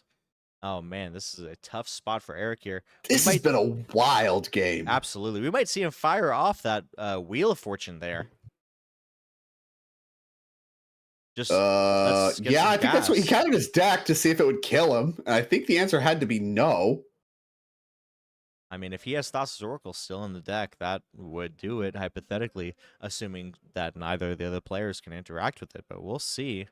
Yeah, wheeling Skylar here is just so tough. It's horrible. Because all that mana to work with. And it's not even about the making more treasures at this point. It's just the fact that There's already 80 on 70, 80. We didn't even decide. Who cares? I think we're on Doesn't triple matter. digits. I see 3 dice, so I'm just going to assume that there's an infinity symbol there, and if it runs out, I'm just going to be shocked. Is what's Yeah, going to happen. yeah. As 5 black mana is coming here for Eric, less than infinity, but close to Close infinity to in a it. rock deck. Yes, absolutely. Approaching it, the limit, as Cabal Ritual approaches Smothering Tithe. Let's see. I don't know. What I he's didn't. following I up. didn't do well in math. Yeah, me neither. That's why exactly. That's why we're in the booth. Yeah, math is for Brog players. There you go. Jessica's Will. Jessica's Will. That one's going to target whoever has the most cards in hand. Looks like they might be Ryan with 3. I can't really get a great look at Skylar. Oh, that is second card. That's a Crom Crom? trigger. Huge here. I saw some full art card. Looked like a piece of interaction. I see a Maybe a SWAT as well. So SWAT Pyroblast? Blast might be Skylar's holdings here. Could matter huge. I mean, especially a blast. That would matter a ton against a Thassa's Oracle win if it's, kind of just like a naked Thoracle attempt. 9 mana here for Eric. He's got mana. 3 more. How about that? Make it 12. 12 total mana. Now we're No definitely fireballs to work infinite, with. Unfortunately. No torments of hellfire like you see in casual Magic. Yeah. What are we doing here? Exsanguinate. Talk to me. That was Love an Exsanguinate. Was that the Wheel of Fortune hitting the stack? I believe that is a glare, so I don't know what that is. I see a white border. That's making me feel like that might be a wheel. Smells like it. Definitely not a Final Fortune. Cards like that. Players sitting up in their seat here a little bit. A Wheel of Fortune would be pretty strong. Oh, Some Ryan responses tapping some it looks mana. like. Yeah. And that's a Dark Ritual. Floating some mana in From response to the Ryan. wheel. Yeah, so that would make it make sense for it to be Wheel of Fortune. So yeah, it looks like we're kind of just going for broke here. Like I said, wheeling Skylar does not feel good. But then again, nothing feels good. So here we go. I think we might be grinding stationing Eric. Oh, is that deck him? That'd be so sick if we get to deck 2 people with grinding station. My God, that grinding station is a win con today. In more ways than one. It usually is. Breach. No, that's just a natural win con. Grind you out. That is hilarious. Oh no, we're milling ourselves here. Okay, so there goes 3 cards there for goes Brian. The fun I play. assume there was too many cards left for Eric for that to be a trick that worked. Although it would have been pretty funny. It would have been pretty enjoyable. That would have been really cool. I wanted to see it. It's not going to see it. All right. What a wild game. Yeah, I haven't needed the iPad at all. This game has been pretty. We can leave that thing at home. This game has been pretty fun. Entertainment on the house. This is day 2 Magic, baby. This is what we're doing. This is the real deal here. All right, let's see. Look at graveyards here. That speaks to maybe a Mnemonic Betrayal attempt. Yeah, Somebody's that might taking be. A look at some yards. It's very possible that Eric has the Me Betrayal as one of the final cards in his graveyard, or in his library rather, and is looking to spike it here. Spiking it here would, I mean, it's hard to see exactly what's in the graveyards, but realistically, with the amount of cards in Ryan's graveyard, looks like it should be pretty close to a win. So let's see what we can get going. If this wheel resolves, it doesn't look like there's going to be much 5, 6, 7. time after Wait, this. The grinding station would have worked, so we must not be scared of Eric dying, or of Eric's holdings, I guess. Yeah. 7 cards coming here for Skylar. I saw an opposition agent. That one not a great piece of interaction. No, Eric has no library. I don't think that's going to help at this point. Doesn't do a lot. Blocker. But correct. Attacker. Yeah, there you go. But I don't think we're going to be seeing that do too much here. So Valley Flood Caller from Ryan. Oh, wow. Now he can cast spells at instant speed if it resolves, and that is going to allow him to maybe try to win over the top of whatever Eric's got going on. That is a huge, huge piece of cardboard hitting the table here. That's just going to make it so if he has action, he can just get going right now. And wow, I mean, is that a Born Upon a Win? Our turn, and it resolves. Wow. Mana Crypt the start here for Ryan. Instant speed on Eric's turn. And now Skylar having to battle both Rod players. That will trigger Crom. We'll see if Skylar remembers. No, I'm sorry. The Valley Flood Color, I believe, triggers Crom. Yeah. I don't know if we caught that or not. I didn't look. Might have been missed. Oh, Tashana's Tishana's Tidebinder. Tidebinder. And so that's going to stop the trigger from Valley Flood Caller if it resolves, and then we'll remove the text box from Valley, abilities. shutting off Ryan for the rest of the turn, and Valley Wow. Flood Caller will no longer work. To my understanding, there might be some Yeah, layers going on here. I think you're I don't know. absolutely correct. Although, here we go. Diabolic Diabolic Intent. Intent response, and we know Skylar has the opposition agent. Oh my god, this is about to be a pretty big blowout here. You know, last night, it's pretty funny. Me and a few other pilots, including Ryan, played a quad ROG game. All started with Leyline and Omniscience in play. And that's what I feel like I'm watching here. It feels like these players have Leyline and Omniscience in play the way that this stack is developing. Yeah, this is absolutely absurd. As this stack piles and piles on, Diabolic Intent from Ryan is met with the opposition agent from Skylar. A disaster for Ryan across the board with these powerful creatures, disruptive creatures from Skylar, now having to take on both ROG decks by themselves. Yeah, all as Eric is sort of biding his time here. If he has that Meme Betrayal in his hand, he doesn't feel too bad about the way that this is going down. Although Skylar could find a piece of interaction using that Diabolic Intent to disrupt him. It just depends on how exactly the rest of this turn plays out. But this could be anybody's game. This truly could be anybody's game at this point. Well, not with -7 minutes. Eric's turn is the last turn of the game. Skylar's not going to get another untap, and with no Born, and I don't think any Valley Flood Callers going on right now. I think that Skylar's not going to be able to win on Eric's turn, and therefore this is going to resolve in a draw, and that is what Skylar's playing for. Just needs to stop all the ROG players this turn. Gonna punch their ticket to a draw. The question is, can we? And the question is, what does that even look like? You know, like right. I don't know. Can Eric try to steal a win here? I don't know. It's going to be tough if this opposition agent does get the Yoinka card from Ryan's deck, but there's a judge, I think, here explaining something to the players. I see some hand movement. It should be noted that if that Born Upon a Wind is still in Ryan's deck, Flare of Duplication for 3 mana in response to the opposition agent targeting the Diabolic Intent. So that's going to give another tutor on top of the opposition agent. We are building a crazy stack. Cards flying everywhere. Remember, this is his turn. He's just not playing any cards. Yeah. He can't. I think he probably has sorceries in hand. Yeah. No library, can't draw a card even. Yeah. There's nothing to search, nothing to draw. He has everything that he's going to have for the rest of the game in hand already, while these players are duking it out at instant speed on Eric's turn. Yeah, Eric has his Doomsday pile in his hand, ready to go. This is the craziest game I've seen. Yeah, this has been one of the more exciting games of this weekend.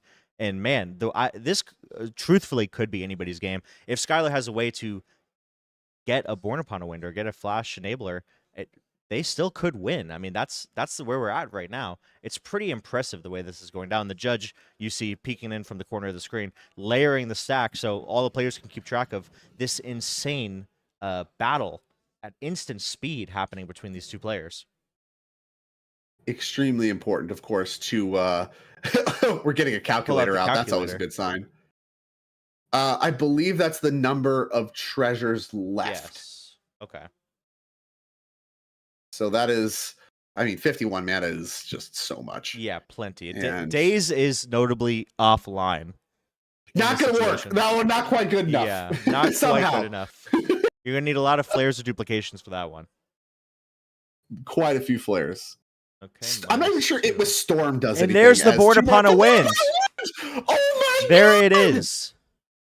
What are these sevens? My God. This has been the craziest Wheel of Fortune I've ever seen. Talk about the perfect card for this moment. An absolute banger coming from Skylar. That can win them the game right now, depending on if they can get some action into their hand. We haven't seen what the rest of that is, but any tutor here is just going to blow this wide open. Eric reaching for cardboard, Force of Will, pitching a blue card I didn't see. That's going to go after, I assume, the Born Upon a Wind from Skylar? It's hard to say at this point. I think you likely have to. It's an impossible scenario, right? The thing is, Ryan is pretty low on resources here for his mana, and letting him resolve that Diabolic Intent, I'm not sure exactly what he gets here that's going to get him out of this. He is very low on resources. I think you just grab a counterspell for the opposition agent so that your second Diabolic Intent actually works. Yeah, fair enough. But I mean, that's gonna be pretty tough. Mindbreak Trap actually is probably the best of the mix if it's still in the deck because we can grab both Yeah, one for the the Tidebinder Tidebinder as well. and the Opposition Agent. But then what do the leftovers look like? Do you have enough Exactly. mana to actually mount a win attempt after having to expend all this Yeah. just to not lose everything? Yeah, that's my thoughts exactly. Right now, we only see him if the Mana Crypt resolves, which right now it's being faced with the Tidebinder. Well, I guess it will resolve, but then your Valley Floodcaller is gone. He would only have 3 mana to work with, and that's probably not going to be enough. Although Dockside here is pretty ridiculous if you can get both of those Diabolic Intents online. True. Yeah, Dockside would solve all of the mana issues. There's still a few cards left to work with. I mean, it seems like they've all cast a gajillion spells, but somehow, this is the power of Wheel of Fortune, I guess. It just refills everyone, and they have so much to work with, and some great spells have been drawn here for all the players. Much of the mana already in play. Yeah, talk about just the perfect combination of 7s for Ryan and Skylar. It looks like Ryan might be getting the advantage here, but man, just an absolute wild ending to this game. With some help from Eric. I mean, Eric did gun down the Born Upon a Wind with 2 of the remaining 7 cards in Eric's deck, which now spans 2 playmats. Half of Eric's deck there on Yeah. Jason's dead body playmat. Eric not concerned with that section of the deck. The 5 cards left in hand Yeah, that needs can to be stay good over enough there. to win, or it's going to be a draw. Don't need it. Let's see. An absurd game here as Ryan is resolving the first Diabolic Intent, getting some little bit of stat clarification. It looks like a Thassa's Oracle, although Thassa's Oracle does not card work. pulled. Does not work with Valley Floodcaller. That's a non-creature. Yeah. Okay. That's a problem. So you have to breach combo. Breach if combo, you want to win. really the only way to do it is breach combo and then playing Born from your graveyard. So if he doesn't have and Born available, that'll get your Oracle through. yeah, because we're at time here, he does not have the luxury of brain freezing out his opponents. And not to mention it's Eric's turn and he currently has no cards in his library anyway. Right. If you could get Eric to draw a card, he dies, and then you have to only contend with Skylar, and Skylar's 49 mana. Right. Notably, Skylar does have a Born Upon a calculator. Wind in the graveyard, so a Beam Betrayal would be able to, during a Yeah, breach Beam slide, Betrayal now turns make to it the Thoracle happen. online. That might be part of the calculus here. Now, again, the mana's the constriction. If you could do Dockside into Meme, that's clean. If you do Dockside into non-control, that's clean, but you can't cast the Dockside right now. Yep. So maybe you have to go Meme into the Dockside, but we don't have mana for that. A lot of problems here for Ryan. A little bit of a puzzle to solve here. Not clear that there is a solution, but if there is one, we're going to find it as we're now 15 minutes into time, easily the last match playing, and it looks like, we're just grabbing a counter spell here for the Opposition Agent. That, to me, means that MBT was not available because I believe that MBT would just be the cleanest answer, getting rid of that Tidebinder as well. Now, once again, MBT the best one to find. Obviously did not have it, so had to reach for Pact of Negation, which is totally fine. Functionally the same thing. Go ahead and get that out of here. I think we're going to try to win over top of this Tishana's Tidebinder anyway, but the problem is you don't have the Mana Crypt mana to work with for that. Yeah, you're really remember that is still on the stack because the Valley Floodcaller did trigger, which gave Tishana's Tidebinder a target. And that's kind of what's going on here with the remainder of the stack. Because there's an unseen Valley Floodcaller trigger that's actually the on the stack above the Mana Crypt, but before the Tidebinder. Yeah, it should be noted that the Valley Floodcaller has approximately 80 power at this point, the way that this turn is played out. Although not going to be able to utilize opponents too? No, it's just Ryan. No, I'm being a little hyperbolic. Maybe it's more like 6 or 7. But I don't think he's flinging it anytime soon. Them, so if you can get a Paradise Mantle on it, you can start to do some Just Guy Ascendancy trickery. There you go. Tap on tap, tap on tap. Now we're really gaming. But unless he's planning to fling it across the table, I don't think it's going to matter too much. And what is that right there? Is that a gamble? It costs 1 mana. I can tell you that much. No, not a gamble. I'm not sure. It's a tutor of some. Is that Entomb? Oh, it is Entomb. What does Entomb do? It looks like you just put Entomb and Entombed Thoracle right to the graveyard. Okay. Perhaps we're looking at a Yogg-Will line? Oh, what? there might be some politics here that we're not privy to. There might have been like if you do this, like I'm just gonna Entomb Thoracle and give Eric a win with the meme bet. Yeah, with that a is meme very betrayal, if that's what possible. Eric's working with. That Yeah. would be the reason to make a play like that, is if you're just trying to be like make good on a threat that you made or something. Yeah, and Ryan might have just called the bluff and said, "Here, this is the Entomb. The Oracle's in the graveyard. I'm gonna be a man of my word. This is how we do it. This is how we do it." And Full yeah, we're gonna casting go ahead move and dancing grinding here. station ourselves again. Again, really cooperating with Eric here is Ryan. And I think I can't get a good look at what that I is, want to but say I believe that's the meme betrayal hitting the stack. I think it's a Yogwill.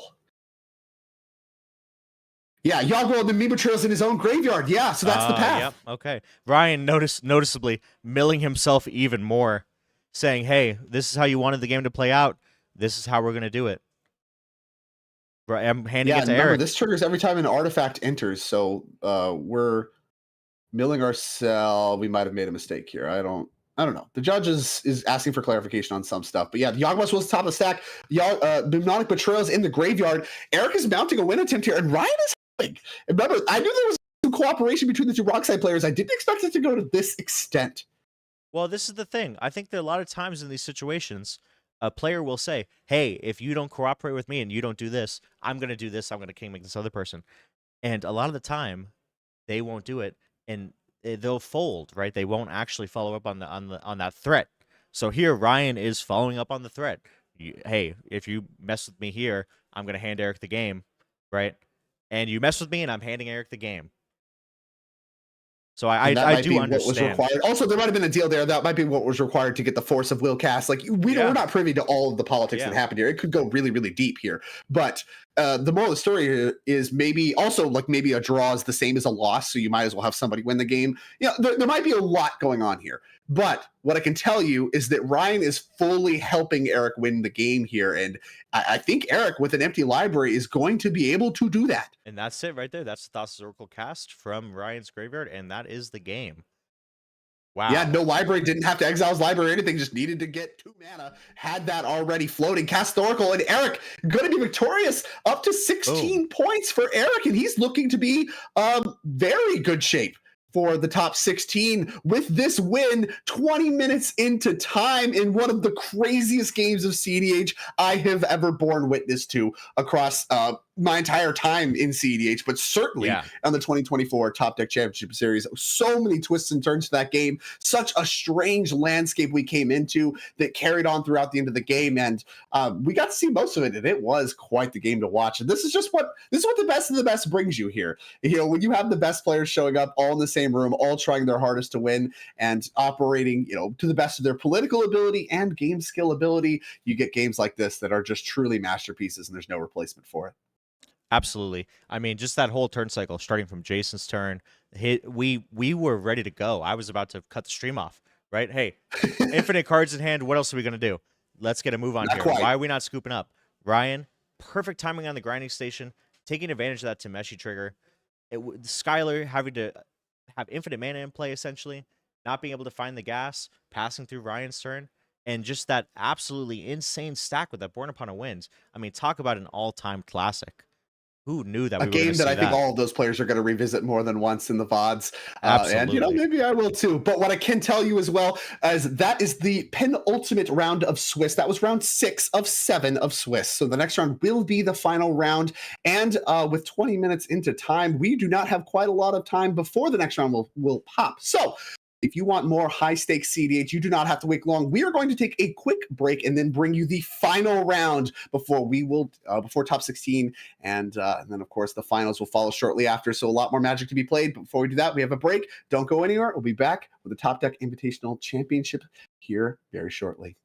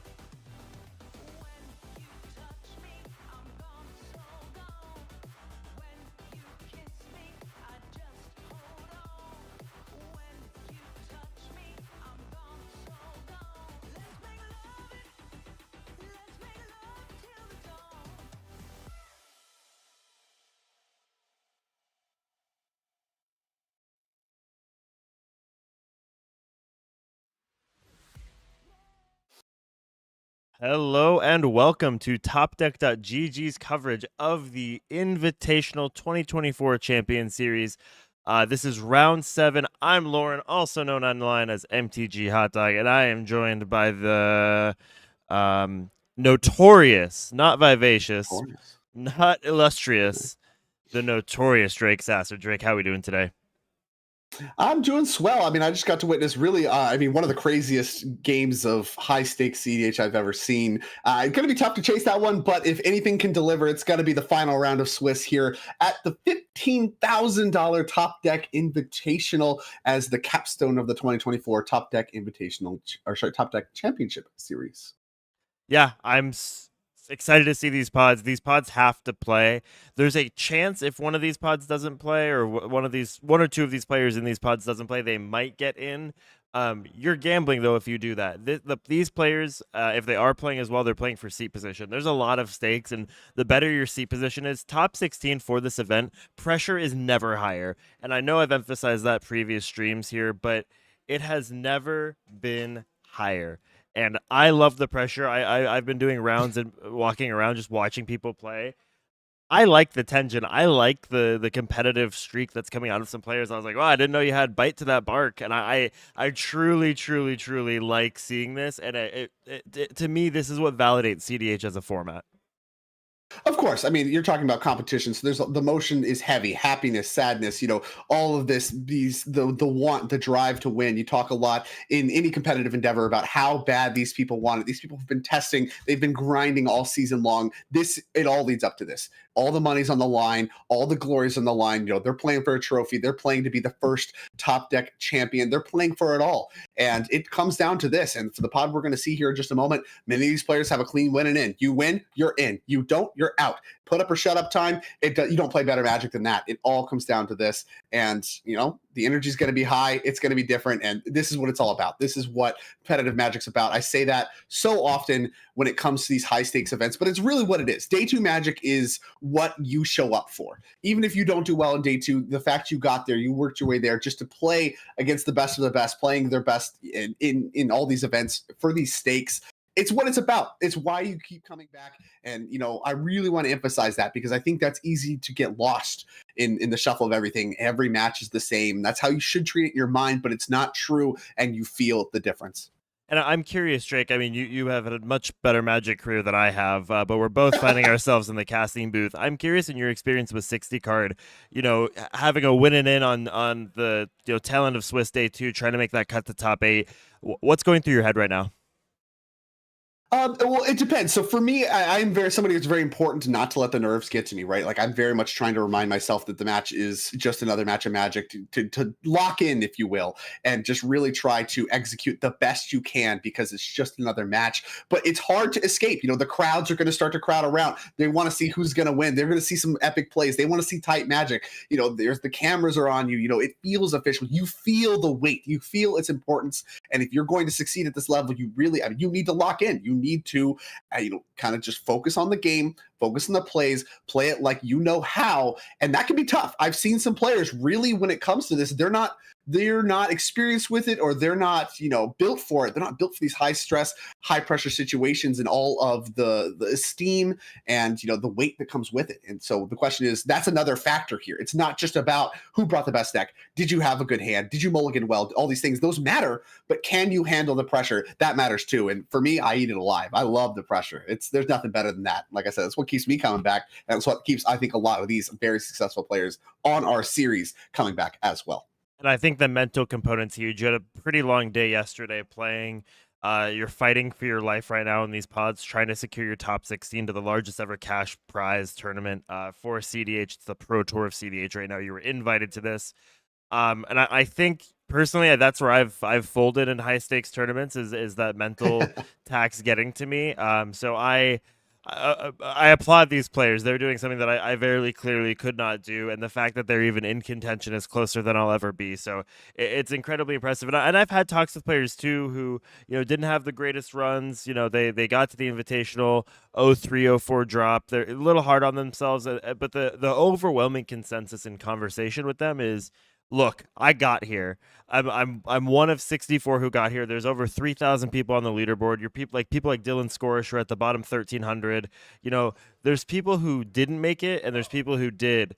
And even if you went 0-3 drop in the Invitational, you made it to the friggin' Invitational. I mean, it's incredible. Exactly. Yeah. For a lot of players, it's just about proving that they belong, and all these players have earned their spot and proved that they belong among the best. And many of them, brought Old Faithful, brought the decks with them that got them here. And so some of those players present here, as we take a look at the decks here in the pod. In first seat here, I believe we have a Rogside deck. That's a big red flag to the entire table with this Rogside in first. And second seat, Timna Crom. Third seat, that Thrasios Krark deck that we've seen quite a few times here. And then in fourth seat, we have Thrasios Timna. What year is it? I have not seen much of this deck at all. I was amazed by seeing this deck. I've played some pickup games on occasion with Alex, and I was watching him play some of his games. He's changed the list since the last time I saw him. I saw Nadu's in this list. I saw him doing the Nadu thing, like almost Secret Commander Nadu with the TNT shell. And I saw a Derevi, like he was doing Derevi things with that. And he was navigating it surgically. I was beyond impressed. Granted, he didn't win the games that I was watching, but I was so impressed by the card choices. Everything that he did felt like a very, very meta-specific call. And I wouldn't be surprised if he does win, if he renames his deck list the NV Killer, because some of those picks, I mean, I haven't seen Timna Thrasios in since probably 2017, but he's doing it, and he's doing it well. Yeah, this is really probably the first time in CDH history you've had a metagame to target, right? Like, if you're going to show up to this event, you're going to be playing against Sissa, you're going to be playing against Timocrom, you're going to be playing against Rockside. That's been true of every camera match we've seen the entire day as players do start to kick things off. And from Thrasios Krark, words are hard, there is a Gemstone Caverns here with a luck counter. But yeah, you're going to be playing against those, and you have the option. You can either conform, play one of those decks, or you can try to beat it. And we got a little bit of the mixture here in this pod. It was two Thrasios players have entered the fray. Thrasios, a card that has really fallen out of favor. And both decks, like you mentioned, supporting the card Nadu Winged Wisdom as 2 mana, now available to Tad here. Mox Diamond and City of Brass the start, and Rite of Flame the follow-up. Do we have some turn 1 explosion here? I think we're going to see a wheel or a study of some sort. Tad being really smart and deploying his Rog before any sort of payoff spell. I think even if you can bluff a Deflecting Swatter Fierce Guardianship, it's a higher EV play. And we are turning that mana into a Springleaf Drum, so no shortage of mana right now. And Tad is putting a time twister on the stack. This spell, great for Alex and his Thrasios Krark. He got to get a Gemstone Caverns in play underneath the Time Twister. This Time Twister, obviously fantastic for Tad, who got to put 3 permanent mana in play prior to casting this Time Twister. That's going to be a huge deal. And we'll see if anybody's going to try to counter it. We have a Lightning Bolt from Alex on the Rog in response. I like this a lot.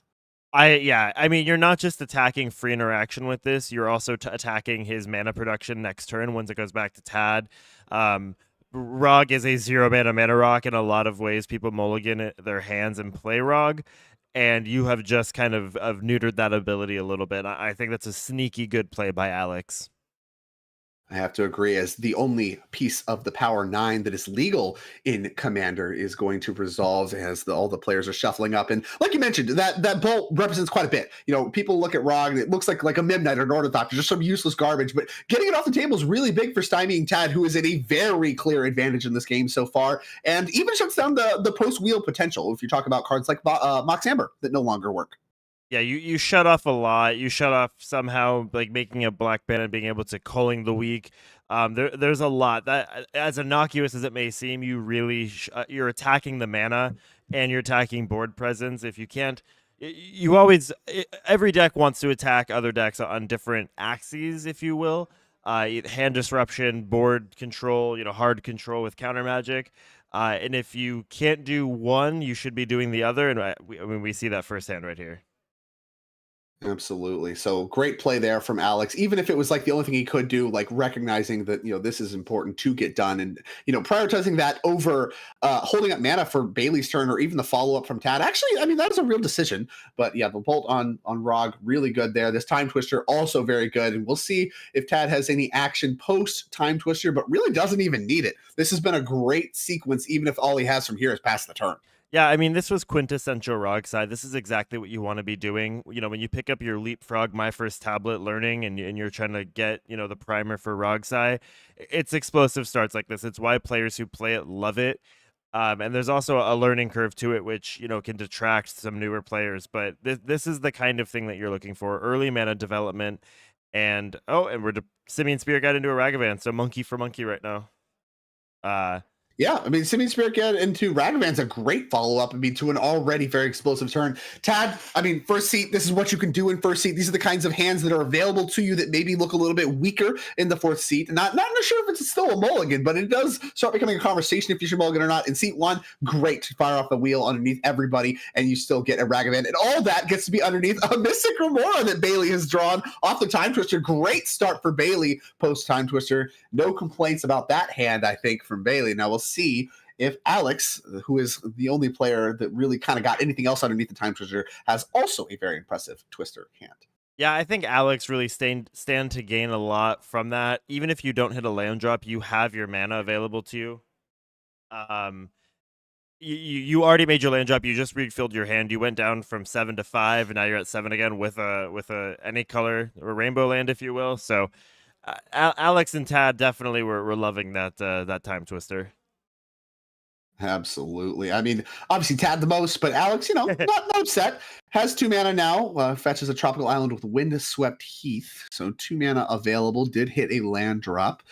So kind of keeping pace here a little bit with Tad.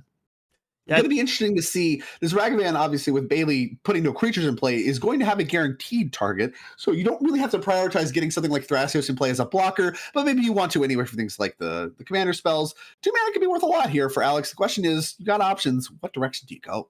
Yeah, I'm really not sure. I to be honest, haven't played a lot of Tamir Krark, as shocking as that may be. I'm shocked. Do you prioritize the Krark and trying to have the turn Wieldia and really start trying to break that in half, or do you go for the slower game plan? And that's probably the decision Alex needs to make, and it's probably depends on the texture. How about both? Yeah, easy. How does both sound?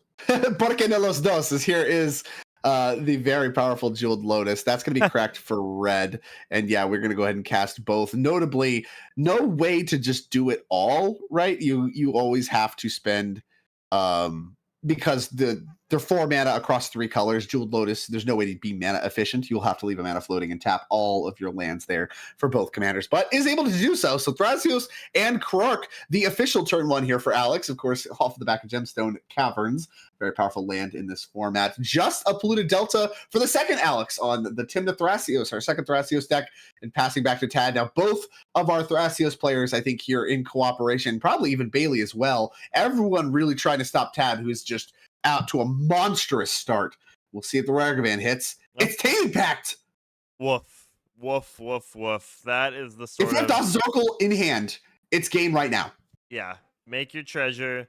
Thanks for the pact. Check, please. Waiter.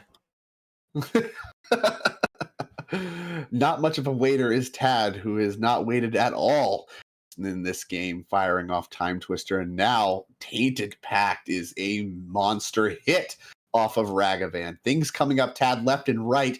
Now it's very clearly a 3v1. The entire table versus Tad. Can Tad overwhelm the table's resources? I mean, and you can do a little litmus test here, right? You can Tainted Pact, get a feel for the table. Hey, are they looking at their hands? Is this just resolving immediately? Am I going to try to find my next payoff spell and really get this going? A lot of decisions to be made here, but we're choosing 2 mana to redeploy our Ragavan. Looks like that's the priority right now. Very conservative follow-up here from Tad. Just a Rog, not even interested in cycling the Tainted Pact. Like, you could just obviously cast it and take the top card. Not interested in that. Interested in leaving it in the exile zone, holding the treasure and all the mana up, and just passing the turn.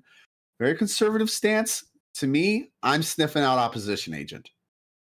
Yeah, let me look. Is Tad on Oppo? I know some Rogsai lists that was kind of falling out of Ooh, favor. he might not. I'm gonna take a look right now with my handy dandy tournament view from topdeck.gg, pulling up Tad's list Nice now. flex.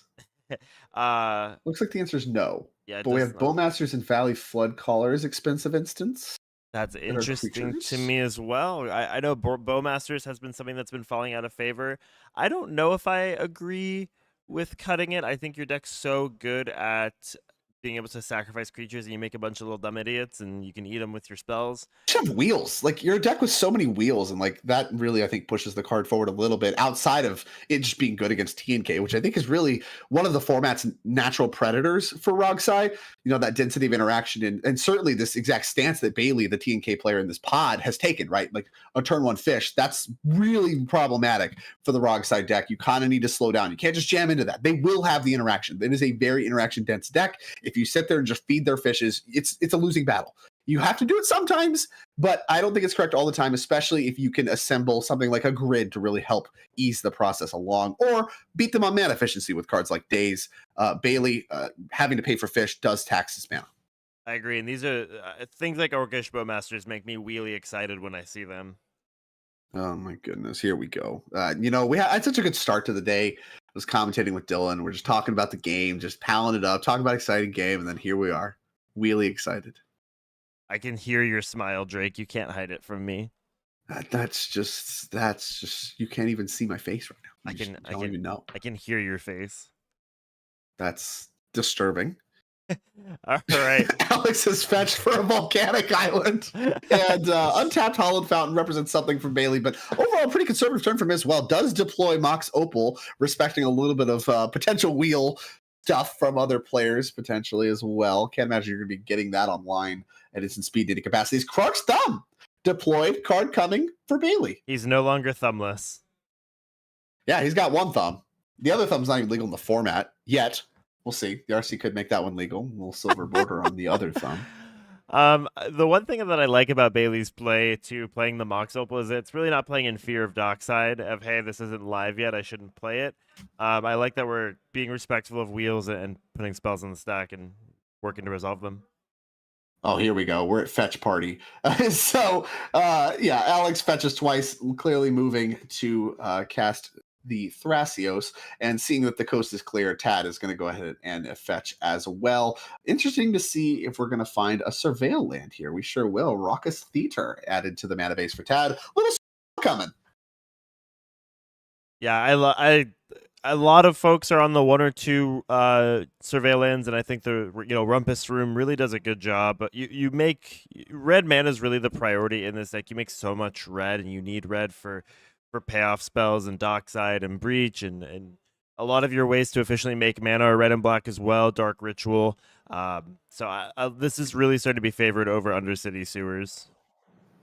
Yeah, that's interesting. And that kind of comes down to the fetching. We talked a little bit yesterday that you can kind of derive some information based on how the Rogside decks fetch. I've seen them actually just play two. I've seen both of the black Surveil lands available to the deck in the deck. But in general, Raucous Theater is kind of becoming the primary one you want because the deck really is a black-red deck through and through, playing the blue cards mostly for things like Thoracle and Interaction. But beyond that, really heavier on the black and red cards. Those are the cards that are the tutors of the mana, which the deck is full of. Exactly. And something that I say almost every stream, and to your credit, something to kind of go off of something you said, something Brian Koval has said that really resonates with me is your opponents will always tell you what's in your hand. You just have to be able to listen or read it. And something like fetch lands, what mana are you going for? That gives you an indication somewhat of what is coming or what is being prioritized by that player.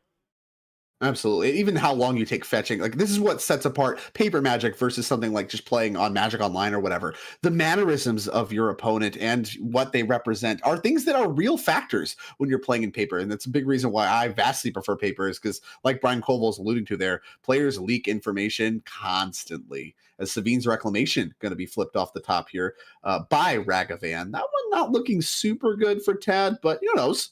If a breach is attempted, maybe you can get two swings at it. Not a lot of resources left to work with, I think, right now for Tad, but that could be wrong on that front. Yeah, you Can't have get a a great look, to be honest. you have a go again if a permanent based payoff is about to be put into play. I also think you really hurt. Uh-oh. Mm, 5 mana. Schmad 5 mana. Schmazzy? Oh, It's looking like Horn of Horn of Harnfell. Harnfell. The backside of Bergie. Bergie got a storytelling of I don't know, maybe it's a fan favorite, but a favorite card of mine. And the backside, very notorious for being a big payoff in the Rockside deck that's also kind of to interact with. Can't swan song this one. So something very funny before this tournament, and this is not a joke. This is tried and true. Mikey, Tad, and I were saying, "Wow, we've never seen like Mikey, as you know, is in the camp of cutting Bergie from these lists. I'm not a big Bergie fan either, and we were talking with Tad. We're like, we've never seen Horn of Harnfell on stream, let alone win. So maybe Tad is throwing us some shade here by prioritizing it and casting the back of Bergie. Well, again, it's also something that is cool because you can put it in play and wait on it. So what was available there, I believe, is that we could cast Horn of Harnfell, and then if it doesn't work, maybe you can Savides and just get the Bergie for your trouble. Yeah. But if it works, you could just pass the turn and wait for Bailey to sit there and just continue to pay for fish, and maybe fish goes away, maybe it doesn't. But at the end of the day, you can put it in play, and you don't have to do anything now. And that is what Tad does decide to do, is he does just cast Harnfell, pass the turn on along. All right, how long are you willing to keep that fish in for? I don't have to pay for my horn. You have to pay for your fish. I'm ready to go whenever you are. Yeah, Horns also, it cannot be overstated how good Horn is with the density of wheels that we have either. You're going to see 21 cards every wheel. Right. And the top of the deck tutors you can get rid of right away. If you have a card in hand, you can go find that card. Things like LED get really upgraded. It's worth a ton of mana underneath the Harnfell because the cards just sit in exile. A lot of cute little synergies that kind of are emblematic of some of like the Bolas' Citadel synergies you'll see too. And really the Rockside decks really waffle back and forth. They certainly want more payoffs. The question is, what do you want? And these artifacts are kind of the latest flavor, the Harnfells and the Bolas' Citadels and things like that. Yeah, I like these hard to counter payoffs. Everyone's pretty teched for the instants and sorceries, the ad nauseums, if you will. But Bolas Citadel, again, to your credit, Bolas Citadel, Horn of Harnfell, much harder to counter with the typical interaction suite that most decks are carrying. And we'll see exactly if that's going to work out for Tad. I mean, it is a big presence on this board state, worth a lot, basically saying, hey, if things get better for me or you all tap out or whatever, if I think I can go for it, I can basically do so at any time. So what are you going to do about it? Are you going to respect this or are you not? As here comes Gamble, that's going to trigger fish. Gamble, and you have Krark. So we're going to be playing the thumbs up games here. Oh boy, Krark against Mystic Remora is one of the early menaces of this format, is trying to navigate that and the potential there. The decision does have advantage on his rolls here with Krark's Thumb. You have Krark's Thumb. You also have, if there's only really one card that you need, you can you can make your decision after discarding your first one. So there's a little bit of versatility to this. Theoretically, fill your yard too if you needed to with wheels, and your statistical odds of getting both cards is I would say, I don't know the math. I'm going to make up a number, 50%, but the decision making isn't the same as if it was a demonic tutor. Magic players and making up numbers handshake meme. Yeah, I found it's very if I can just say numbers on Twitter, it's people believe you. It's better. People just like, it's a number. It has to be correct. There's no possible way to sway this in any meaningful way, as the first gamble is going to resolve. Now, notably, I think something I want to highlight here is we're attempting some Krark shenanigans. Is the card that was pitched from the Gemstone Caverns early on is actually the Stormkiln Artisan, and that is a card that is very good at kind of breaking the fail rate of Krark a little bit, because you get your mana rebate every time you cast stuff, and of course when you copy it, you may even get a little bit of a mana boost. That's a pretty important card to many Krark decks, and with Stormkiln Artist in exile, not one we're going to have access to this game. I like Alex choosing a high impact card and kind of playing fearless. I think this is how you find success in something like the Invitational. It cannot be overstated how powerful Stormkiln Artist can be in decks like this, especially anything with Krark plus Stormkiln Artist is an all-star. And Alex, that not playing scared, I'm gonna exile it. My game plan of furthering my mana base is worth it, and we'll see long term if it pays off. But I can't imagine he's too worried right now. Split the gambles on the stack. And this clean D6 will represent the cards in hand. That looked like a Mog salvage that hit the bin there. Are we thinking that? I'm trying to internally decide if I think that could be something tutored for if you want to go after the horn, especially with Krark. But you also can't cast it. It's for free it's right really now. good with Krark, right? Because Yeah. you can start to do the trick where you like, I don't know. Wait, no, because you need a second Krark. And you Krark's need thumb doesn't do the like pick it up, like basically flip one to copy, the other to bounce. And like that's the trick that you build to a lot of the time, right? Is you want one copy, the other to bounce with the free spells. That way you get to keep the free spell and cast it, and that just like locks the table at a soft lock. And that would be really good, right? Because you could just clear all the artifacts, but then you're just feeding fish a ton. I don't know. Either way, it hit the bin. I can't imagine that's what we tutored for, but maybe. The other hard part with looping the Mog right now is no one has a forest. Don't you need a forest for it to be free? Checking. Mog salvage. If an opponent controls an island and you control a mountain, submerge is the forest, I believe, is what you're thinking Submerge is of. the forest. You're completely right. Which is present in Alex's deck as well, so something to be mindful of. Totally. Yeah. It's a great point. I think somebody does have a forest. That's a Bayou, right? For Alex? It's Bayou Tundra is the mana base? Come on. Oh, you're so What are we right. doing? I forgot TNT. I totally forgot. You're so right. You're so right. There's still a player in this game. Looking on, certainly has been quiet in this game. Only a Thrasios is the only spell cast by Alex in his version of Timna Thrasios. A deck that has been criticized for being somewhat anemic has found a lot of success in this tournament thus far, thanks to some spicy changes you referenced at the start of the show. We'll see if those can come up big here as things are really starting to get bogged down in this game. I think TNT, honestly, for that color suite, Atraxa was really the premier deck, as we see a Gaia's Cradle being deployed here by Alex on Krark Thras. I think Atraxa lost a lot of its consistency, and the demand for that color pairing went up. I've started to see a little bit more, and I think EDH Top 16 will reflect it. People got the joke on Atraxa and are really starting to transition, I think, back to TNT, especially as so many new cards, Valley Floodcaller, Born Upon a Wind, Mockingbird I know is popular. People are really starting to reconsider the Timna Thrasios package as Alex continue with the mana development, and we get a Mana Crypt and a Gaia's Cradle.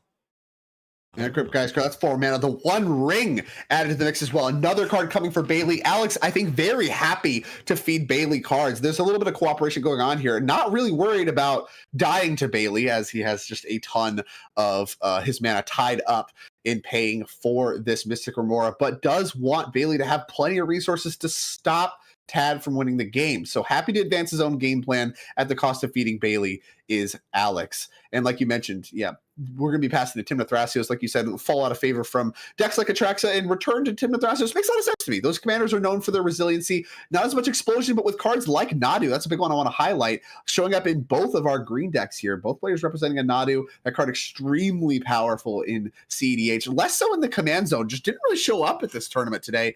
Now going to make its way into this deck and maybe be the piece that was missing for this deck. Not clear. We're going to see exactly what we can do here. How Alex and his Timna Thrasios deck can respond to all of these problems in play. Dockside looking very juicy. First person to find one is going to be set up to mount a very serious offense, potentially winning the game.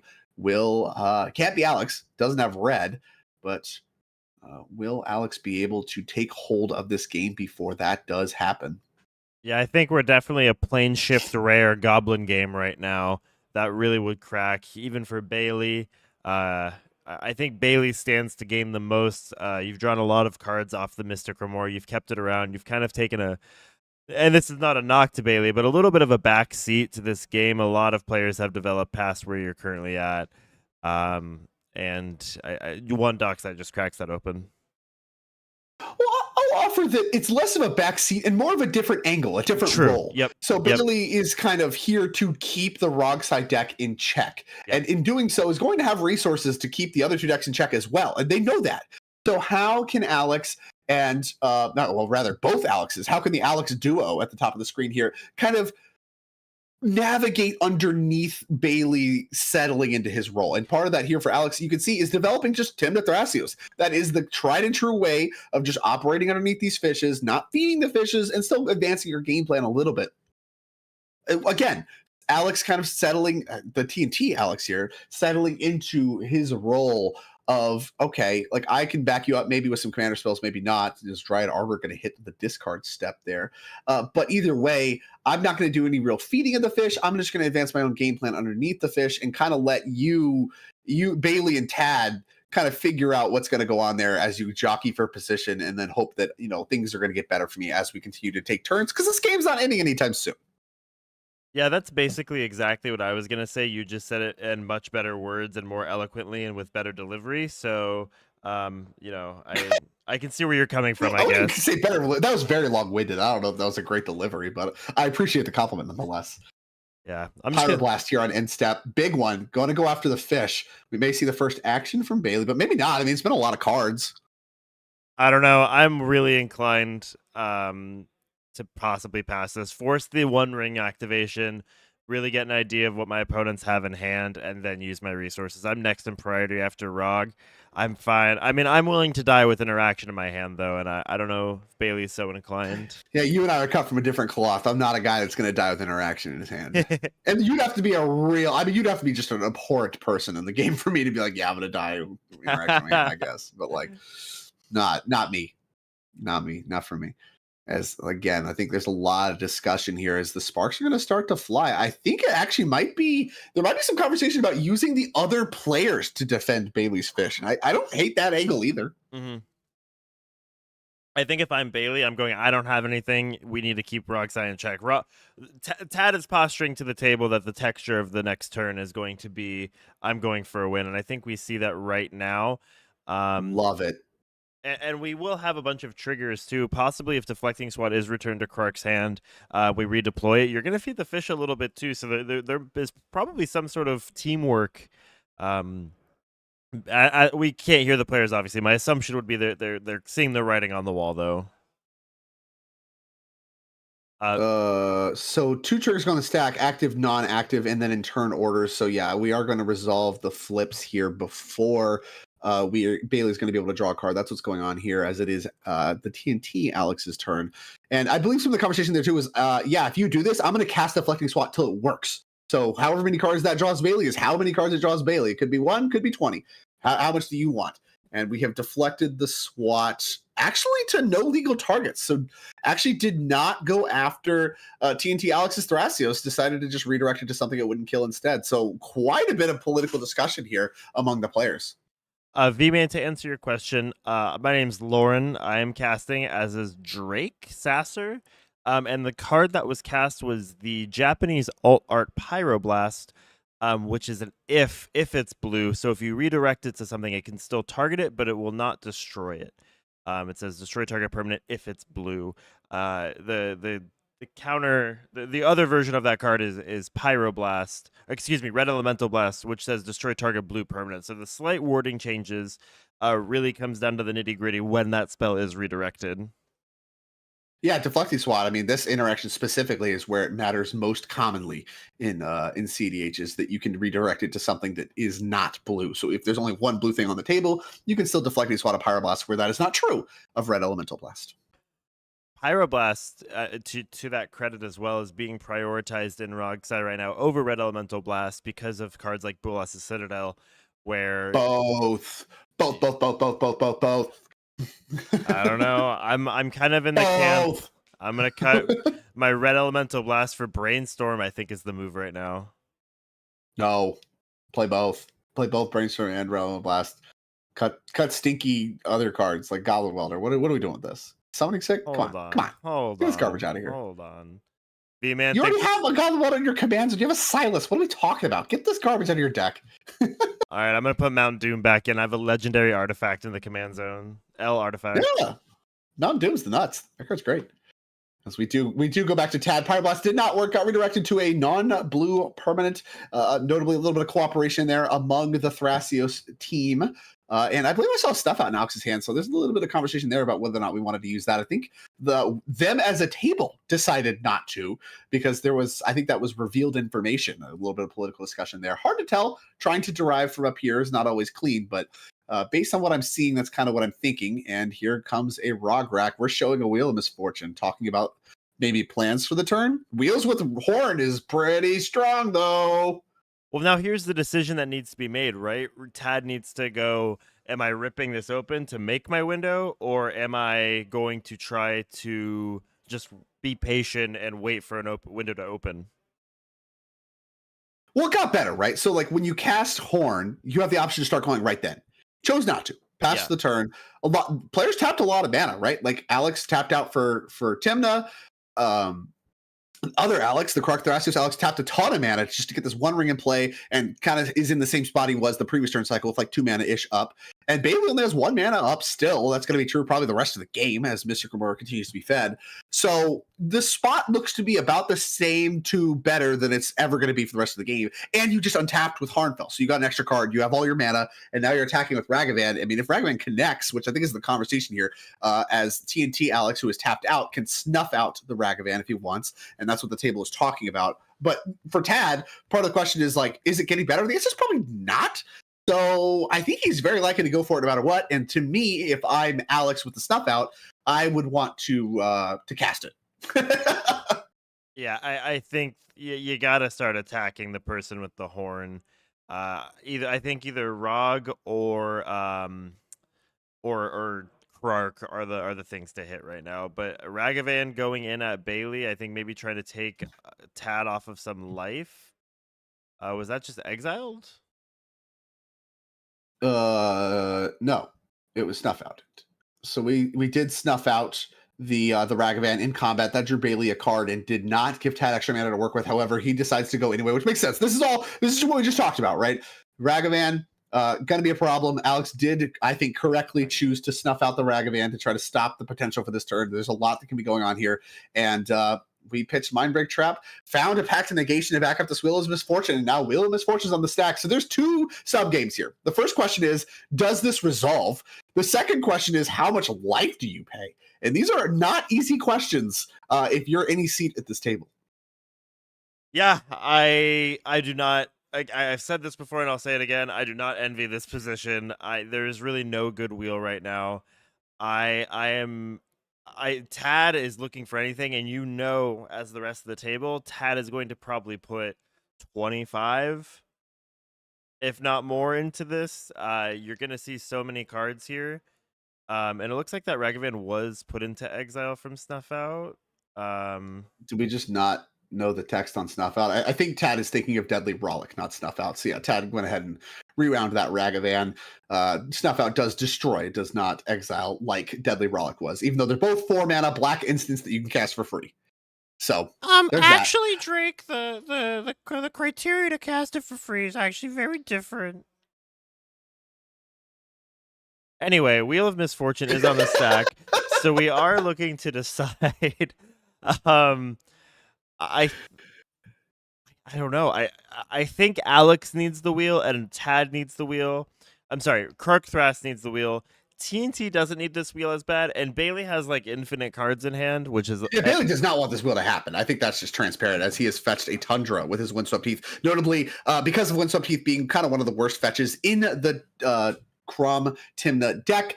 Really tough. The only blue source he can find is the Tundra, but he does find one, and he does go after Flusterstorm, which I believe will transparently work and work around Pact of Negation. Notably, Tad, the posturing here is interesting, right? He put a wheel in the stack and pass priority. Typically, if you were just goldfishing, right, you would discard your hand first. You would discard your hand, get max value, right? Get all your cards before the wheel, and then you get to wheel, and everything's great. But doing a little bit of posturing there about, okay, if you just counter the wheel, maybe I'll keep these cards, maybe I won't, but you won't know either way, as does pitch Born Upon a Wind, finds City of Traders and a Talisman, and the last card in hand is Demonic Consultation! Wow. Okay. All right, we're gaming. Tad goes, I'm going to try to play this game as much as I can, and I don't see what's in exile below the Pact. I see the Pact, a Talisman, Volcanic Island. A volcanic island. Okay, got it. I think So that's we have played our land. We played City of Traders. So we have 3 mana left over. Talisman can fix a little bit. Our last card here that we are casting is Demonic Consultation. So what do you name? Do you name Wheel? I That think was you would 6 have cards. to name a Didn't wheel. name any of those. It definitely wasn't Gamble here. There's your Thassa's Oracle is gone. Notably, Underworld Breach Breach is gone. gone. Praetor's Grasp is gone. Necrodominance is gone. Flare is gone. Tainted Pact is gone. Yeah, you might get that wheel, but if I see a Mnemonic Betrayal get exiled before I see the wheel, I think Tad has lost his ability to win the game. And there's the Mnemonic There it Betrayal. is. Yep. And you saw the hand flick up as soon as he, it was a little bit of a gesture of frustration potentially as Mnemonic Betrayal was revealed as well as we continue to flip. And this, I will say, this is representative of my experience casting Demonic Consultation. You should exile every way to win the game. Can't possibly win now. And the card that you wanted is on bottom and nowhere close to good enough anymore. Yeah, I'm not surprised to see this. This looks like a standard, wheel or a standard consult that I've had. I saw this combo online where you can win with Thassa's Oracle and Demonic Consultation. I'm not too familiar with that. I've only used it as a tutor, and I've only played it in pre-modern, but it is cool to see that fringe card being played in CEDH. Right. Yeah. All of that, I'm sure, is undoubtedly true. As here is the Wheel of Fortune. Tad resigned to cast it. I don't think he has. Did Freeze get exiled? Can we just do some kind of goofy manual freeze? Oh, stick it to him even more. Force of Will coming down from Bailey. And of course, big reason for this is Bailey doesn't want to wheel. Bailey has all these cards from the Mystic Remora, doesn't really want to refuel the other 2 players. And very likely here, with everybody tapped out, all the resources used, that if Bailey gets on tap with all of these Mystic Remora cards, he's just going to win the game. And so Tad, got to back this up with the Pact of Negation from exile. And you're right. We got my big trap too. We got more. Yeah, Bailey's not having any part of this. Bailey's not taking the risk of Tad seeing. You see, you 7, you discard the 7. You'll see 28 cards from one wheel. I don't even know if Tad has that many cards left in his library, but you run the risk of something, maybe overcommitting ever so slightly. But I think if Bailey wants to be in control of this game and is done taking risks, I think. It's hard to call it overcommitting when you lose the cards anyway. That's the floor, right? Fighting over wheels is actually kind of fine if you're the player that gets to untap next, just because you would lose the cards anyway. You're going to be the first to untap with the wheel if it resolves. If it doesn't resolve, you have all these Mystic Remora cards, so whatever. So it's a tough thing. And yeah, Bailey is going to get to untap, is not going to pay for fish, because why would you? Tad, now very clearly no longer a threat, has been entirely stuffed in every possible way. Even if there was a path out, doesn't even get to try, as the wheel does not resolve. And over to Bailey we go. Most players tapped out, except, of course, the Krark Thrasios deck. It's going to need to have something good, because Bailey is not afraid. As here comes Lotus Petal, here comes Mox Diamond. Mox Opal from 2 turns ago, finally online. Lots of mana unlocked here for TNK. Usually the problem with the TNK deck is needing more mana. Has it here, and it's Silence. There it is. I don't think this is the value Silence. I think we're going to see a win attempt here. What is a value Silence? I don't know. You play a Silence, play Rhystic Study, pass turn. I've never done that in my entire life. I haven't either. I've only read about it. I've only heard about it. I saw it online once, and that was that's unlocked. Someone with 1,500 followers on Twitter posted about it. Oh, did they? Tough. It was me. It was me. It was me. Who would that be? So it looks like possible checking of graveyards for Mnemonic Betrayal. We're tapping 2 blue mana. That was an interaction check. Just Breach? Cabal Ritual. Do we have Threshold? Well, it's resolved, so we're just done. Whatever's going to happen is going to happen, and Bailey has to be very happy about his position, because if he wins this one, he is cleanly into the top 16 with his take on TNK. And really, like you mentioned earlier, it was only a turn or 2 ago, you were talking about how Bailey was falling behind and really kind of settling into his role, really, is what he was doing. And look at the execution, right? Went from really having nothing going on except a fish, and this is the classic Mystic Remora story. Had nothing going on but the fish. The Rogside deck had to try to push through because the spot wasn't getting better, and Bailey got to be the first one on tap, and now looks very, very good to be the winner of this game. Yeah, you completely called it. Bailey did not interact until it was absolutely necessary for the game plan. We got the game plan. We see an Orcish Bowmasters hitting the field. Notably, can't target Alex on Krark Thras with this. We are under 1 ring protection from casting it. So if we're doing some wheel loop, killing the table, that will complicate things from Alex. But I mean, if you start putting wheels into this, or maybe this is just a ritual here, but this just goes to show why Bailey has had the success through the entire season that he has had on Timna Krom. He's one of the people who, when I was on my Dihada Hot Boy Mardu summer arc and was sick of losing games, I looked to him to get feedback on how to better play Timna Krom, as we've seen ad nauseum hit the stack and thumbs up across the board. Yeah, obviously silence is still in effect, so that lots of mana to work with. Doesn't need it. Found Breach, found Final Function, found Thassa's Oracle. We might just be good here. As he was nosing from 26, already has plenty of mana, found plenty of action early on too. This looks to be more than good enough as Bailey continues to flip cards because he kind of can for free. Nobody has anything, has been silenced. He still has a ton of mana left to work with. And the Orcish Bowmasters represented a little bit of a ritual there alongside Culling the Weak, able to spend 3 mana total to get 4 back, and now able to cast Ad Nauseam. I think only second of the CDH tournament. A card I was talking about a little bit has fallen out of favor despite being present in most of these black decks that have shown up to the event. I don't see as much of that dominating presence from it that I've seen before. Decides to keep flipping just because he can. He has the life total to spend, but I think he had to win 4 cards in thanks to Underworld Breach and cards of that nature. So Bailey, Petal, Breach, that can get you there. Thoracle, Consult, whatever, that can get you there. There's so many paths to victory, and Bailey looking to be assembling the check mark. I don't want to say too quick. I saw some grinding station shenanigans earlier in this tournament. I don't want to say too quickly, but looking very good to be punching his ticket to the top 16 of the Topdeck Invitational in 2024 as Underworld Breach has hit the stack. Yeah, that Tameshi grinding station heartbreaker line was. I watched it happen in live time, and I do not envy the player.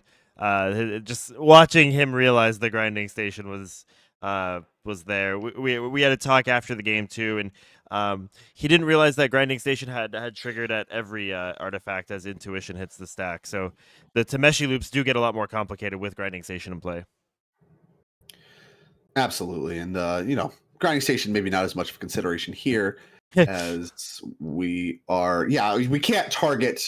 We're checking who are we targeting with intuition. You're not allowed to target Alex because he does have that 1 ring protection. But of course, that's not going to matter as it is going to be Brain Freeze, LED, and Gamble are the cards found. Can imagine that you're just going to give him Gamble, but nothing matters. There are no good decisions here as LED will just make 3 mana no matter what. Gonna cast that now. Here it is. LED. See ya, 3 random cards. Thanks, and Lance. Then Brain Freeze will start to check things up. Yeah, it's cleaned up here. We have Thassa's Oracle now in hand now into graveyard. I this is a wrap, I believe, unless there's some sort of. I don't see any Adawara mana. No, no, we do have Adawara available from Krark Thras, right? We have 2 legendaries and 2 mana. And the time is going to be next, right now. Like right now with this Brain Freeze on the stack is if you have Odawara or Boseiju is when you will cast it. Now, I don't know that you can beat whatever interaction is in Bailey's yard. Like, is there a SWAT or whatever? I don't know. But I would have liked to see Bailey make at least Final Fortune mana before doing this, but I'm not confident that is going to matter one way or another. I would have cast LED, I think, 1 more time potentially. Yeah, that's a very good point. Maybe Bailey. Maybe they're just playing it out for camera. I've seen that before too, where they are just like, okay, let's show the win for the content. But Bailey, unless something miraculous happens, his chair breaks and he hits his head on the table, I believe he has won this game. Yeah, I think we played around that one pretty well too. So I think that is not going to happen. And now with the Brain Freeze resolving, that really has expired the window for what makes sense for Odawara. Boseiju can safely assume there are neither of those cards, and we are executing for the sake of executing. Bailey is going to demonstrate his ability to count to 3 a couple more times, and then will be our victor. Yeah, and he can be cute too and win with his opponent's decks. He can Brain Freeze the whole table. Storm count is what, 25-20 at this point. Brain Freeze, then meme bet your opponents, win with their cards instead of your own. There's many ways to go about this. Not the Krark deck. Got 1 ring protection. No cutesiness here. Yeah. Oh yeah. Very good point. Very good point. No, can't do the mill. Actually, does need the Thoracle. That is actually kind of worth maybe discussing a little bit is like you do actually need the Thoracle to win here. You can't just do the Brain Freeze trick because of the One Ring protection. But One Ring protection doesn't stop you from dying to Thassa's Oracle. Bailey's demonstrated his ability to cap 3 a couple more times and put Thassa's Oracle on the stack with an empty library. He is your victor, and he has punched his ticket to the top 16 here at the Topdeck Championship. Now, I don't know if we have a backup match that is still going. If we do, of course, we will cut over to it. If we do not, then that will be the final game of the Swiss. So when we come back after maybe a long break, we got a very short break last time, a little bit longer break. We will be coming back with a top 16 fully formed for you. So the top 16 will be decided here at the Topdeck Invitational. All these players showed up, grinded all season long for their spot in this tournament, and now there will only be 16 people left that can even win the tournament, and they will be fighting for their spot, and things will heat up even more. But for Bailey, he's done it, he's won it, and he is going to be present in your top 16. Maybe we'll see a little more of him later on. Yep, congratulations, Bailey Abner. You fought hard all season. I believe you just punched your ticket to top 16 at the Topdeck.gg Champion Series 2024 Invitational, a 15K invite-only 64-player tournament. Congratulations. You deserve it. You've worked really hard. Drake, I believe this is our last round together. Thank you so much for everything. It's cut to our beautiful faces. No backup match right now. Thank you very much for casting with us, showing Dylan the ropes. But the whole broadcast was great. So before you leave us for the day, just wanted to say thank you so much, and it's always a pleasure. Yeah, it was a pleasure, of course, being in this booth as well, working with you guys. You're very professional and run literally the highest stakes and the highest competition, highest integrity, I'll even add, events for CEDH across the globe. And, really excited for the 2025 Championship Series. I know we're already advertising, kind of getting that working on many of these players. I imagine we'll be seeing them next season and next year as well, as we do, like you mentioned, start to wrap up this season and this year in 2024 in the books, in history books as well, for CEDH. But for now, that's it for me, and it's a pleasure working with you. It's a pleasure being here. We're going to take a brief break, I guess, brief-ish, and then we'll be back with the top 16 here very shortly. Don't go anywhere. You're not going to want to miss this. We'll see you top 16. Let's go. Roll Tide.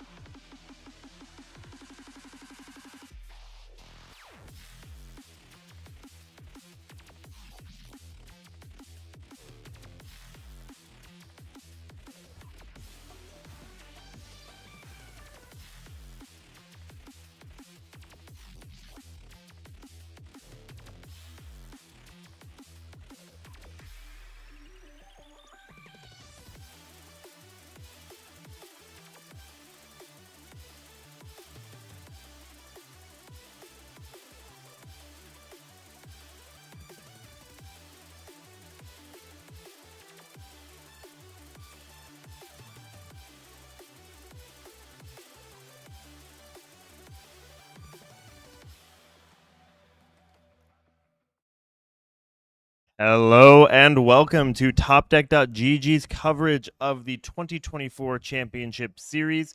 We are in Top 16. My name is Lauren, and I am joined by my podcast co-host who scurried his way into our office here, Dylan. Dylan, how you doing today? Doing pretty good, Lauren. How are you? Good. Happy to be here. Happy to hear the Top 16. I was going to pull it on my handy-dandy phone, the Top 16 for the viewers at home who can't access the bracket here. Yeah, pretty exciting stuff. And to popular demand, we have Ian on stream. Ian, I don't think started the tournament. I think that's one of the bigger storylines kind of going into this top 16. He forced himself on the stream. He won. Yeah, he didn't really start the tournament the way he wanted. I believe started at 03 or 04. Yeah, I think he was 0-3 and then miraculous comeback. No, I believe ended day 1-4. Yeah, exactly, yeah. And rounds 6 and 7 today, both must wins for Ian to qualify for top 16 contention, and he did it. We've seen this before from Ian. People think he's down and out. But he really clawed his way out of the Swiss swamp, if you will, and ended notably 6th on the leaderboard. So pretty impressive, going from 1-4 on day one to 6th on the standings in a tournament this stacked. But Ian is a competitor that's well known for a reason. Yep, congratulations to Ian. Incredible to see. First place of this tournament, we have Eric Matner. Second place, Zane Nair. Third place, Austin. Fourth place, Eric DeVoe. Fifth place, Bailey Abner. Sixth place, Ian Flannery. Seventh place, Andy Beach. Eighth place, Ryan Delaney. Ninth place, Christian Johnson. 10th place, Trent Corey. 11th place, Alex Liu. 12th place, Ted Gibson. 13th place, Evan Pierce. 14th is Jeremy Davis. 15th, Skylar Outlaw. 16, last but not least, is Riles, which is our top 16. We are featuring pod 3 of top 16 here with Austin, Jeremy, Ian, and Alex once again on Krark Thrasio. So really the overarching storyline, though, was Ian being able to crawl his way back. Claw his way, excuse me, not crawl. He did not crawl at all. Yeah, we have some really interesting things that have gone down at this table. Austin, through day one, undefeated. His only loss, actually, in this whole tournament, coming from Ian and our round 7 game. Yeah. He has been on an absolute tear. I believe he is the 3rd seed right now with 18 points. But just an incredible show from him. And then Ian, like we just talked about, making an amazing comeback. And then a few other interesting decks here. So Krark Thrasios, we've seen a little bit. And I'm excited to see how it fares up against Kinnan and TNK and Sisse. I mean, this is going to be a grinding matchup. We have our fidget toys and fidget spinners ready to go for when that happens. So let's jump in. What do you say? Yeah, I think if this was a round 1 or 2, I'd be a little concerned about how these decks are going to fare. Given that we are in a top 16 situation, they know how to play against. Oh these. yeah, we've had a lot of homogeny between the decks here at the Invitational. It's the best players playing the best decks, without a doubt. And I thought Kinnan was a spicy take for Ian to bring. Ian, has joked about Kinnan's the deck that he takes to tournaments when he wants to win. And I was maybe questioning that at the 1 and 4, but I have egg on my face sitting here looking at someone who's 6th on the leaderboard right now. Yeah, I think we all have some egg on our face for one reason or another. Thinking about it, Kinnan was a deck that's fallen out of favor with the printing in Nadu. A lot of the Kinnan players who have done very well this circuit season have swapped over to Nadu, and I know personally in my area, it seems to be completely non-existent. Ian seems to be one of the last people keeping it alive now, and we see him performing with it. And maybe it's a little under-respected. Yeah, definitely a dark horse in terms of choices for Simic. I was pretty Nadu-brained, if you will, Nadu-pilled, bird-pilled. Yeah, shoot goes up. Shoot goes up. Shout out Gold Sabertooth. I really thought it had cemented itself as the definitive Simic option, and clearly wrong. I think if you're playing at the highest caliber, highest level of play, and you're playing Kinnan, I mean, the Nadu decks that I can think of, I don't think any Nadu decks qualified for top 16. There was few that registered. I know one.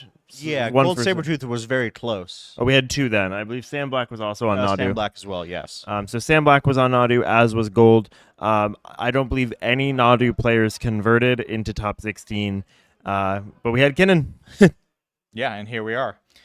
Kinnan was able to start winning, as we say in the biz. Yeah, been a little while. Been a little while since we've seen Kinnan on a streak like this. But I mean, for a very long time throughout the majority of this season, Kinnan was the deck to watch out for. There was points of the year where people were talking about Kinnan being the best deck, surpassing TNK, surpassing Rogsai, surpassing Sisse. It was a real argument for a while there with the run that Kinnan was on, and one of the most popular at the time too. But we've kind of seen that dwindle. But I mean, here we go. Maybe this is what Kinnan needs to put it back on the map. Is Ian making a deep run into this top 16? Yeah, I'm one of the people who hadn't Kinnan written off. Me to too. Be honest. I'm a Kinnan hater. No offense. I really thought Nadu, and Kinnan was on a tear. Kinnan, I believe, 6 months ago was a top 4 deck. Yeah, for sure. And I think overall that has maybe been replaced by Nadu, but now I'm really second guessing that. Yeah, and I had a conversation with Drake Sasser earlier in our coverage about what are the top 4 decks, and I noted that Nadu not making an appearance here, and some of these top players choosing not to play Nadu being very underrepresented, might be a little bit of a dig against that status as top 4. I think really we know the top 3. I think it's clearly Sisse, TNK, and Rogsai, but I think that 4th is a little more nebulous right now, and I'm not sure that Nadu is the cemented for sure factor at 4. Yeah, I would completely agree, and I think Ian kind of wears that as a badge of pride, right? He's not going to play. He's going to play what he feels he can win with, not Absolutely. necessarily what the popular opinion is. So regardless of what that looks like, he's going to try to figure out how to win, and it turned out to be Kinnan. Yeah, and he's known for playing decks that can sometimes be a little off kilter. Tivit, Kinnan, Atali, Winota. Yeah. Oh, remember that? Man, I feel old talking about Winota. My back hurts. Yeah, exactly. Back in my day. Put me in the retirement home. We'll have a nice Winota night after bingo. Maybe we'll play some bridge. 4-player Winota. 4-player Winota. Oh, that sounds fun. I get my blue blasts ready to go. You can't play it if you're in Winota. Well, no, of course not. But I'm just saying for other decks. Oh.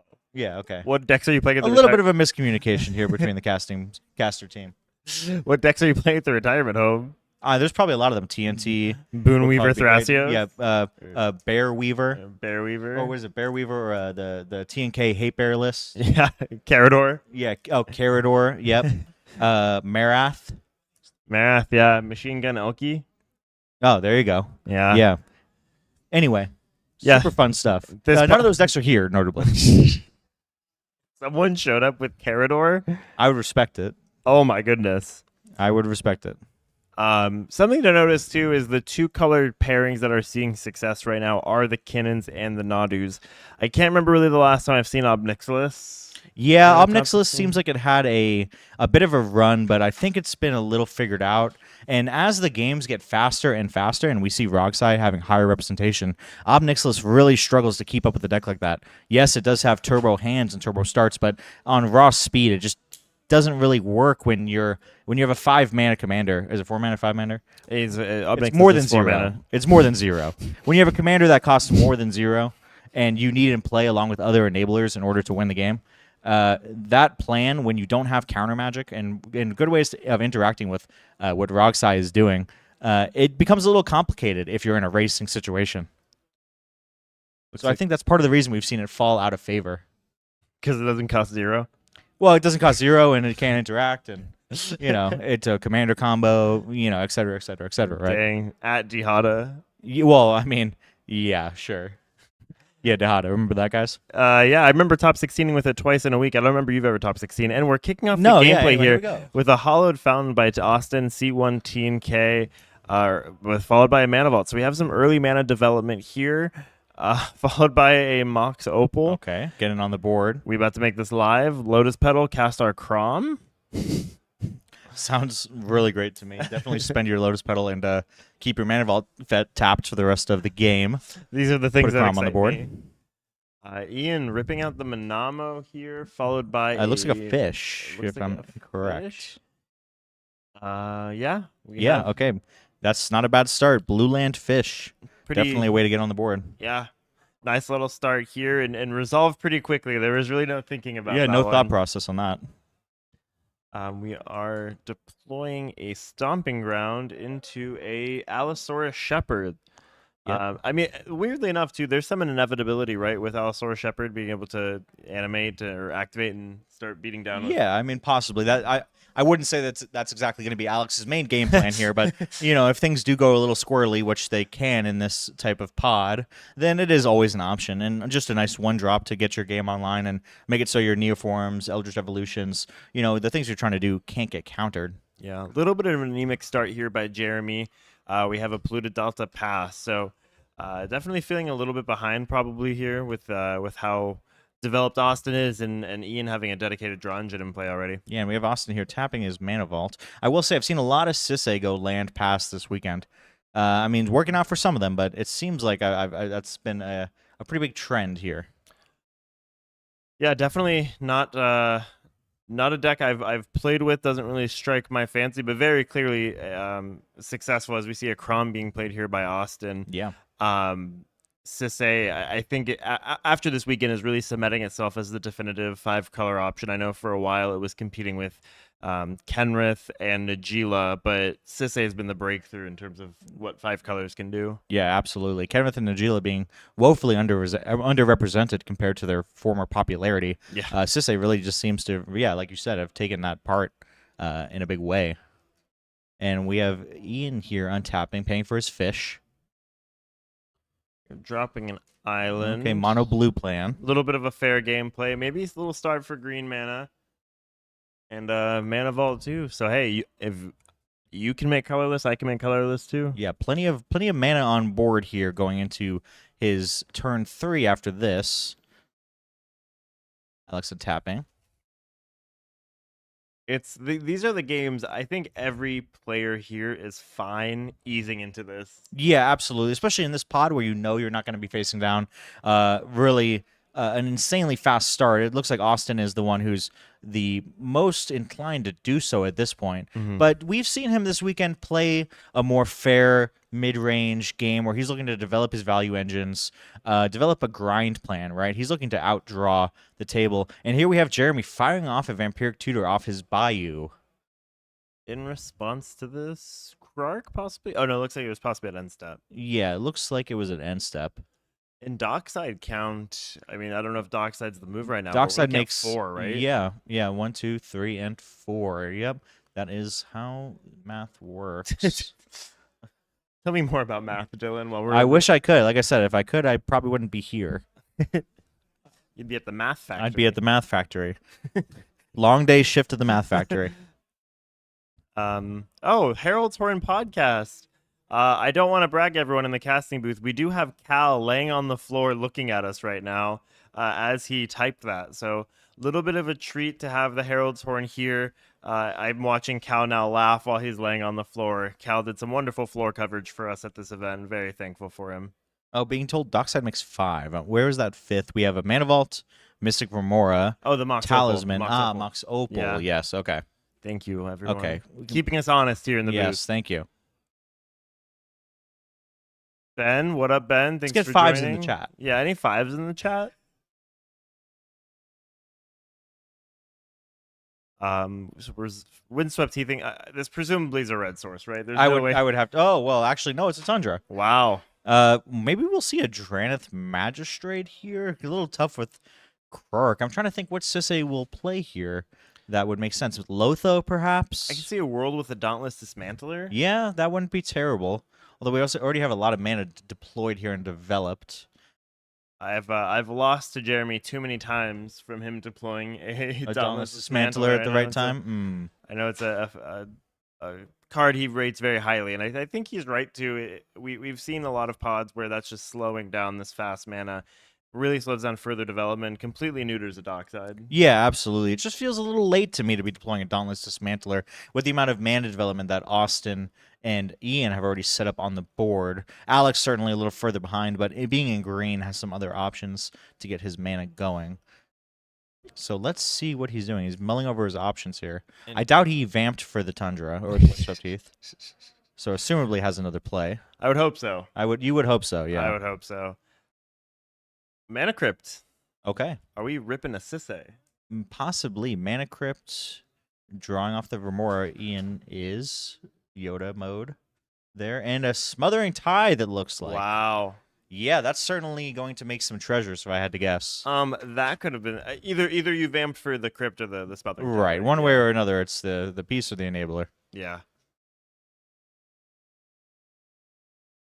Let's see. Looks like it's resolving. Yeah, it looks like we're just untapping. passing. It resolved very quickly, too. Not a lot of yapping and politicking happening yet. Likely to have some later once we start getting a little too squirrely.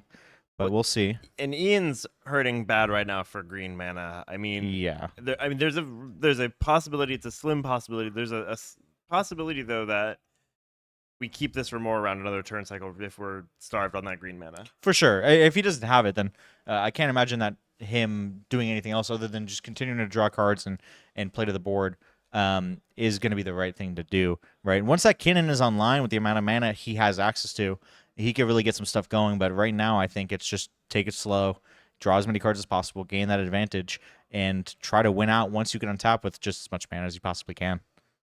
Ranger Captain. Okay. I think this hurts Probably the right Alex. side of the table the most. Yeah. If you're getting squirrely, maybe Ian fires off a tutor or some node information like a basalt. You just crack it at upkeep, kind of slow that plan down a little bit. Yep. Alex really can't win. I mean, unless you crack it really late into the storm turn. Alex, if presents any sort of loop or game-winning spell, you just crack the Ranger Captain. Jeremy, I think, wants it to go to his turn. Maybe convince the table to crack, or convince him to crack it, and protect. Right, Yeah, right. but Jeremy loves to see this. Yeah, Jeremy has no issues with this at all. And notably, I mean, Ranger Captain in this spot against 3 green decks is a little underwhelming, right? With the amount of mana that Ian is going to be able to produce with Kinnan, with that mana vault, if he can develop any more fast mana, it's really going to be a problem if he starts just dropping fatties on the board. If we see, Consecrated Sphinx, just an unlimited amount of things that would make the day very long and tiresome for anybody not named Ian. And same thing with Sisse. He's just going to be activating his commander, doesn't care about the Ranger Captain at all. So this, I feel like, is really going to put a damper on Alex's Saturday or Sunday here. And I mean, these players have earned their way here. They've earned their way into top 16. There's probably some sort of plan, even if you're putting some sort of pressure on your opponent. Yeah, right? it's protection for himself as well. And protection. Yeah, if he just has a way to get to his win next turn, that Ranger Captain is going to come in handy, to say the least. Yeah, that's the versatility of a card like that. Yeah, very powerful option. You might not hit every spell from being cast, but you're certainly gonna slow the game down a little bit. Ian still possibly looking. Oh, paying for the fish. Oh yeah, there you go. Okay, so we're needing our green mana. Getting a little worried here. Oh, there we go. City Yeah. of Brass. Okay, make any color actually. we're clawing our way back in. Into what looks like a Birds of Paradise. Looks like a Birds of Paradise, and I don't think they're playing Gilded Goose, which is what I originally thought it was. No, not yet. That would be pretty gas. And then I said it out loud, and I go, "Wow, I sound insane." That's new for tech. Insinuating Gilded Goose. Yeah, that is new technology. Transmute the food token. And that is followed up by I cannot tell what enchantment that is, or what It's a 3 mana colorless spell. is it? A Phyrexian Metamorph? Perhaps a metamorph. Yeah, it could be a metamorph on the Ranger Captain. Oh yeah. A little difficult to tell with that showcase art and a little bit of glare we have. Chat, if you can ascertain as to what card that is, I'll give you a cool shout out here from the caster booth. Yeah, very cool, certainly. Yeah, I'm like the coolest shout out you ever got. Yeah. If you can tell me what card that is. Metamorph? Okay. Hey, shout out Weird Philosophy. Thank you, Weird Philosophy. Hey, cool shout out to you, bro. Yeah, he was first. Nobody else gets a shout out. Yeah, sorry guys. I ran out. We only have so much clout equity to give out on the stream. Cal of the Herald's Run podcast just had its metamorph, so uncool shout out to Cal. All right, so I'm assuming that's a metamorph on Ranger Captain if I had to take an educated guess here. Ian does have a high density of 1-drops. That does make sense. Get some sort of dork, or is there a 1-mana enabler that I wouldn't be surprised. I don't know if he's on this. Maybe like a Mockingbird. Oh yeah. I mean, Kinnan produces a ton of mana. I don't know if that's in his list per se. It doesn't really gel necessarily with the flipping Kinnan plan, but I mean, it is a very powerful card that I wouldn't be surprised to see in a Simic list. Yeah, let me take a look. I'm gonna pull up Ian's list now. I'm not sure exactly what he grabbed, if he revealed it or not. See what we're cooking with. Ian deck list. Pulling that up now to see what some of the possible targets here. Yeah, it is a Ranger It Captain. is a Ranger Captain. We are not on Mockingbird. Okay, so Delighted Halfling is definitely an option. Birds of Paradise, Yeah. Elvish Mystic, Delighted Halfling, Findhorn Elves, Llanowar Elves. An elf, presumably. Yeah, looks like that might be an honest elf. It's Bop. Okay, I thought he already had played Bop for the turn. Oh, and we have another metamorph coming down from Alex. Oh, wow. Okay, strap in. It's metamorph time. It's we're metamorphing. Welcome to Topdeck.gg, Metamorph City. Yeah, we're deep in Metamorph City, and this game is looking to go pretty long here. However, Jeremy, with that Smothering Tithe, is really threatening to win under all these Ranger captains one way or another. Yeah, what did Ian reveal? I don't know if we saw it. I think it might have been Birds of Paradise, but he played it for turn.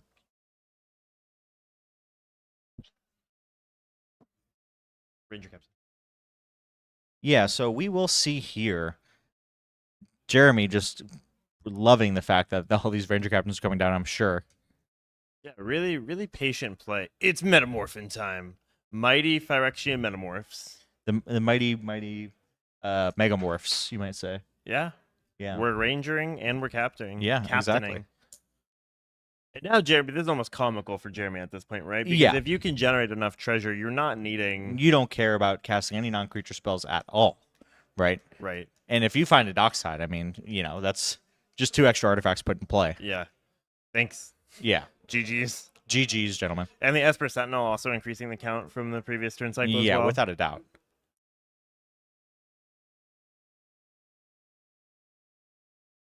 We are metamorphing, grabbing a Birds of Paradise as Alex Clark Thras.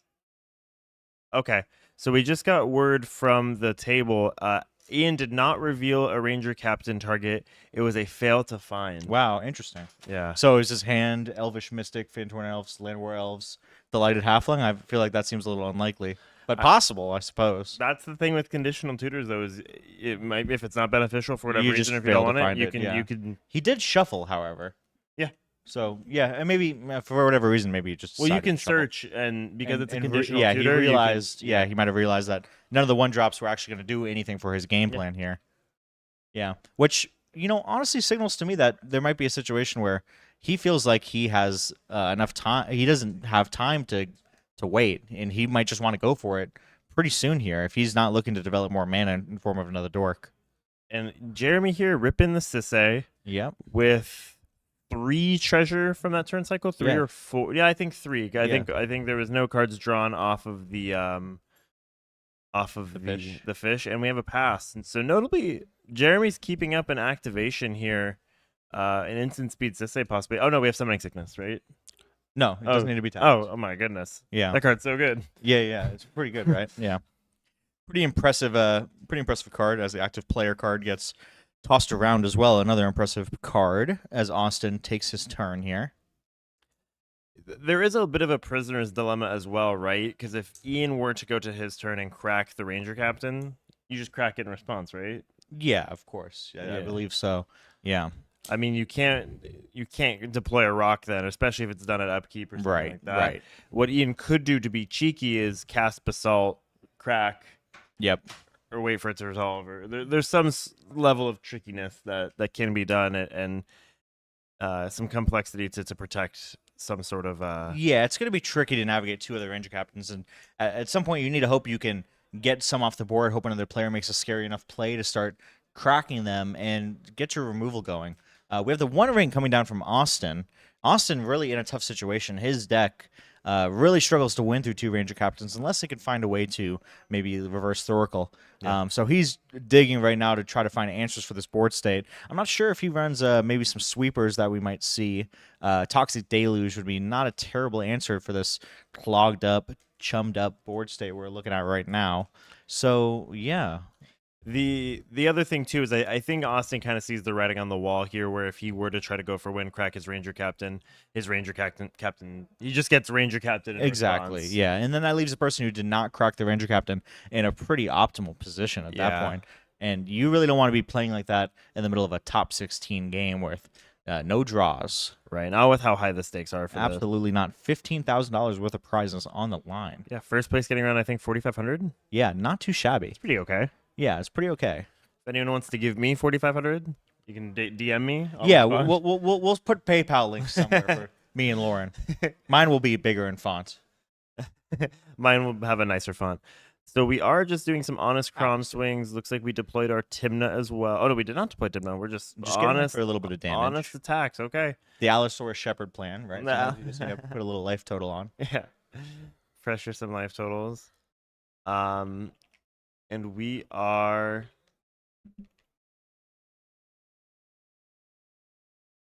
going here.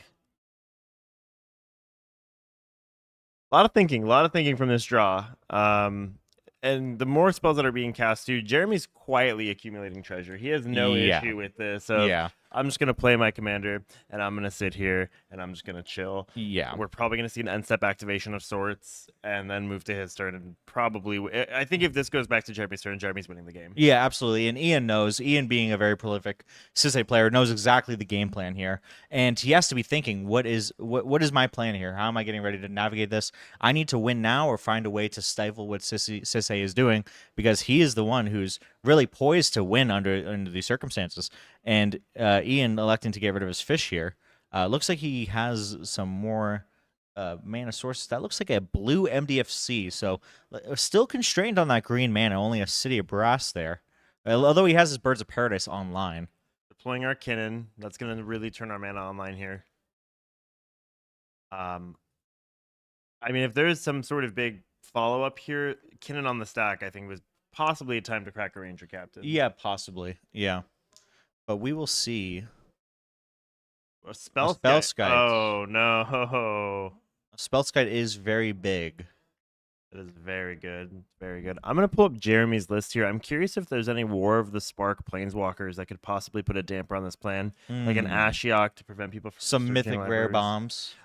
Some uncommon. Oh, I see what you're saying. Yeah. I don't know what static ability Planeswalkers he's playing. I'm going to pull up Jeremy's list right now. Deck list here. So something that Jeremy has at his disposal. I just want to make sure I got the right one. Mr. Jeremy Davis. We have the Planeswalkers we do have Animatu, Ashiok, Dream Render, Dihada Binder of Wills, Nico Bolas Dragon God, Oko, Thief of Crowns, Sahili Ray, Teferi Time Raveler, and Tyvar Jubilant. Yeah, so pretty large suite of Planeswalkers there. Yeah. Definitely on the Planeswalker tutor chain plan, and not on the more contemporary Clam Chowder build that we've seen a little bit of this circuit season. Definitely not looking to resolve a Nas or a Necro or anything like that. Nope. No Thoracle. Just looking to win the game with good old-fashioned, very complicated tutor chains. Hard to interact with, though. Very hard to interact with. I can see a world in which Jeremy's cracking the we're also kind of color restrained, though, right? By Sisay's power. We can get a 2-color spell, right? No, so right now he can only get a 1-drop. Oh, I see. Yeah, so it could be something like without looking at the list, Gaia's Cradle. Some of these decks are running Cultist of the Absolute, which pumps up Sissy's power by a considerable amount. Mox Amber. Yeah, so Cultist of the Absolute is certainly... Oh, and we see Jeremy using some mana here. Looks like we're getting an activation from Jeremy. And is this with a... is that a Force of Vigor on the stack from Ian here?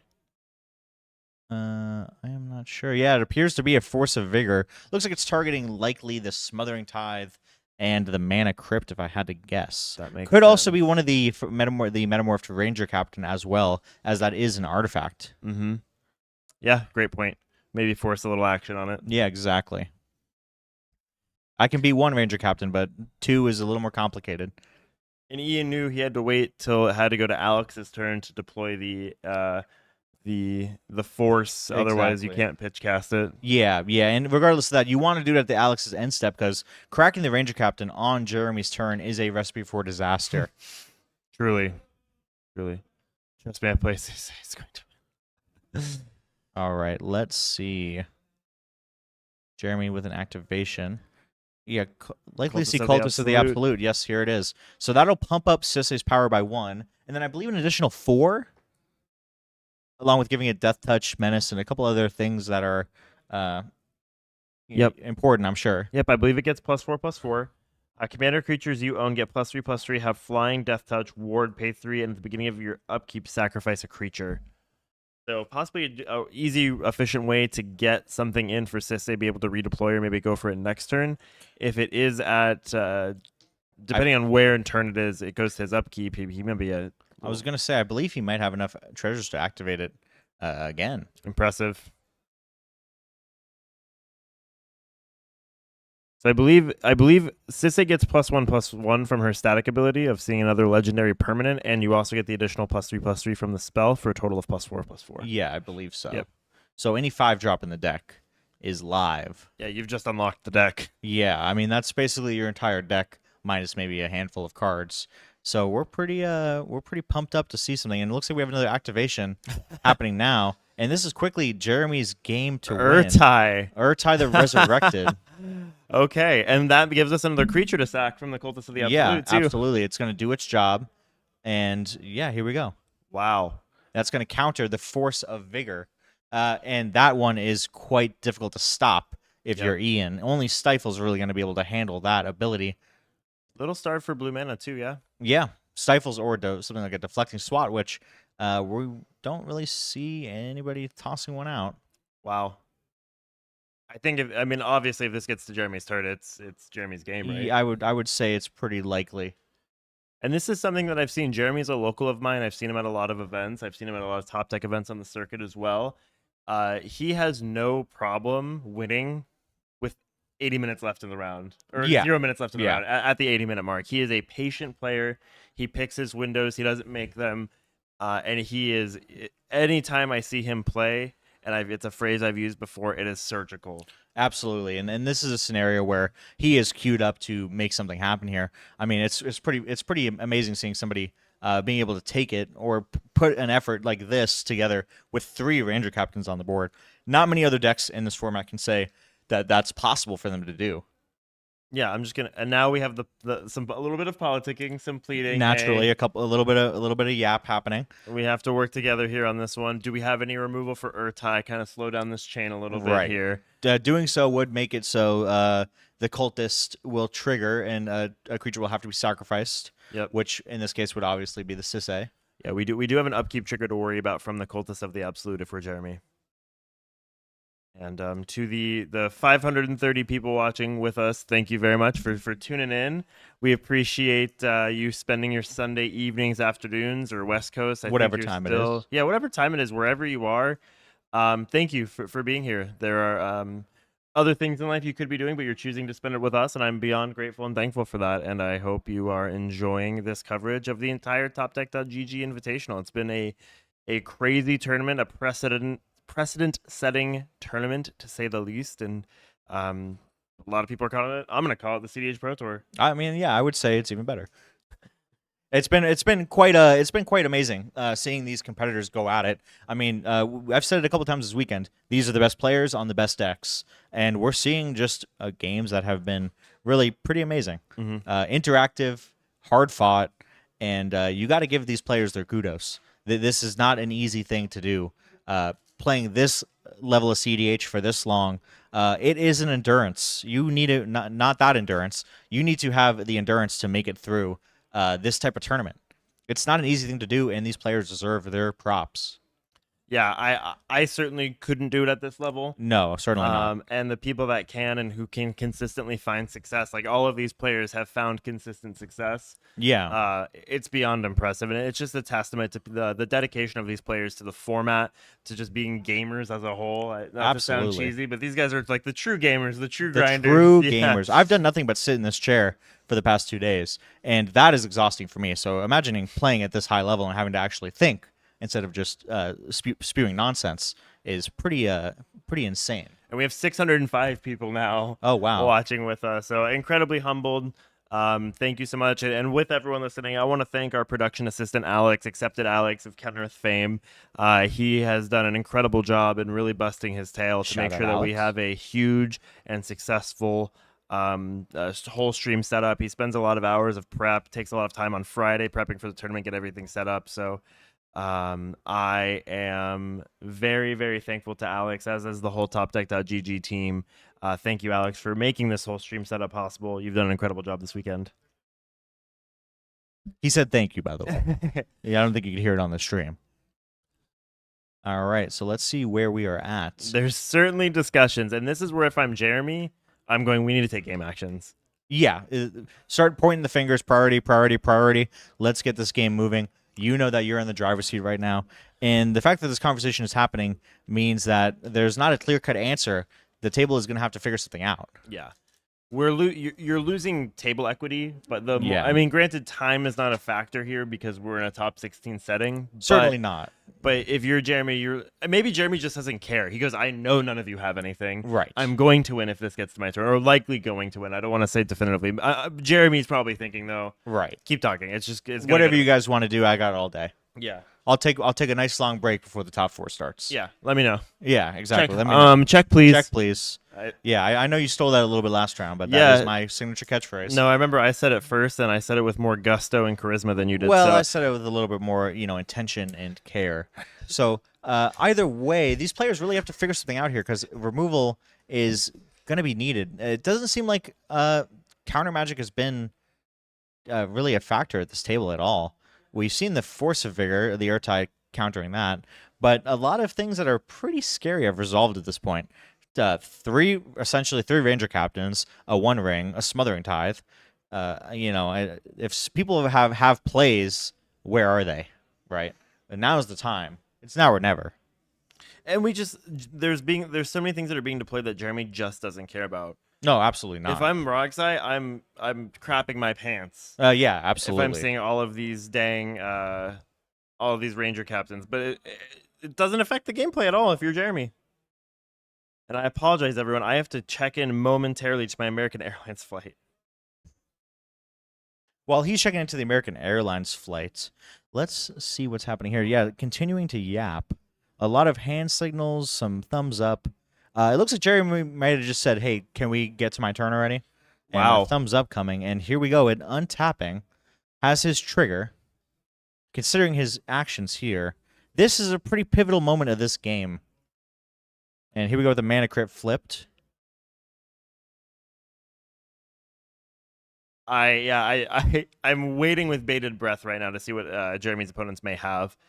This is so make or break right now for Jeremy. Yeah, this could is be the game. final turn of the game. This could be the game. I mean, right here in activation, I'm not as much of a Sisei expert as some out there, but in activation looks like it's got to be pretty close to winning the game here. I think there's some lines with that Dihada, perhaps. I don't know if Chromatic Ori is in his list. I feel like I've seen this maybe play out a couple times before. With Chromatic Ori? I believe so. I believe Dihada making the treasures. Oh, we have Urtai being sacked. Okay. We're getting out of upkeep. Okay, getting out of upkeep. One phase down. Draw step out of the draw step. 2 phases down. Phase count. We have a phase counter coming out on screen soon here. Can we get the phase counter on? We have the phase counter and the Yap chess clock. The Yap chess clock. That'd be a fun way to play. That would be good, Everyone right? had a chess clock. When you talk, you have to click it. Yep. But you can run out of time. Like a Moto clock. We have the texture jar, the posturing jar. The texture posture jar. Texture posture jar. Let's see. So we're just fetching a Scalding Tarn here. I think as crazy as it may seem, we are looking at the end game possibly. Yeah, absolutely. I mean, this is the most pivotal turn of this game we've seen so far. I'm trying to see how many treasures are on that. I believe there's 4. That died. 4 or 5. Okay, so yeah, this here is looking pretty scary. I think we have 2 Sisei activations. Yes, Which that should win you the game. that should But win you the game, hypothetically speaking. if you get that into something like Dihada, which will increase the power and toughness of Sisei, Yeah. and then makes treasure on top of that. Well, the problem here is now that Sisei's power is 4, I believe. No, She has because the power of 6. Power of 6. Oh yeah, so Dihada will certainly win the game. Yeah, That'll be able to get you into, once again, that Chromatic Ori, and then from there you are spinning. yeah. I'm cautiously optimistic right now. Yeah. I'm excited for Jeremy. I'm excited that he's really been working for something like this. I don't think the table has anything. Yeah, me neither. By the way, the that black card on Sisei's table, if you're not familiar, is Cultist of the Absolute. It's a Commander Legends background card. It's a Dungeons and Dragons legendary permanent. It's an enchantment background. Oh, we're deploying a Soul Ring, a little bit more mana development here. Okay. Jeremy running out of cards in hand too. Looks like he's pretty anemic hand-wise. Yeah. Well, I'm really not sure what these other competitors can do about this Sisay situation here, right? I mean, they have to have removal for Sisay on the activation. Yeah. Or they are mightily cooked. Maybe the table's realizing that, and this is the pleading right now. Perhaps, yeah. Is there anything that we can do? I don't know. If I'm Jeremy though, and I'm active player, I'm trying to gain control of Of your priority and of your clock, yeah, right? of my sanity. Yeah, naturally, for sure. Oh, Spellskite does stop Animatu targets. That's a very good point. Yeah, that's a good point, but I don't know if that's going to necessarily be the line has to take. Let me see here. I believe there's some other lines that don't require that. Oh, Amanatu is only your permanence. Okay, thank you, Zoom Soldier 5. Oh yeah, exile another permanent you own. So you can get around Spellskite that way. So there you go. Oh, Untapping. Well, this kind of does make some level of sense, right? Jeremy can just wait. Jeremy essentially has a win on board right now, and he's going to continue to make treasures off of that Smothering Tithe. Yeah. Why do it now? I can do it at instant speed. The second one of you blinks, it's time for me to go. yeah. I'm curious what is being said at this table. Because a meal plus mana for activation. Yeah, this is an interesting situation, to say the very least. I can applaud Jeremy for having a patient play. I thought he had a window there. Yeah, for me, I think I lean more on the side of why am I giving my opponents yet another draw step and more opportunities to fight their way back into this game. However, I do understand, like we said, the Spellskite might be disrupting Jeremy a little bit more than we know. Could also depend on what's in his hand right now. It looks like he only has maybe one card left. So that could possibly be stopping him. And let's see.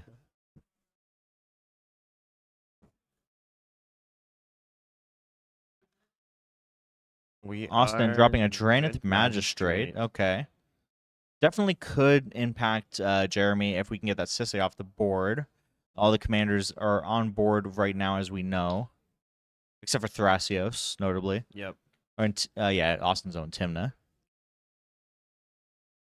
Deep in the thinking phase right now. Everyone, This is tough. the tensions got high and they're back to, okay, normal game plan. Yeah, absolutely. Maybe Jeremy, I'm going to see what creatures Jeremy has the ability to grab. His deck's called the Weatherlight, CEDH, which is kind of funny. Yeah, that makes sense.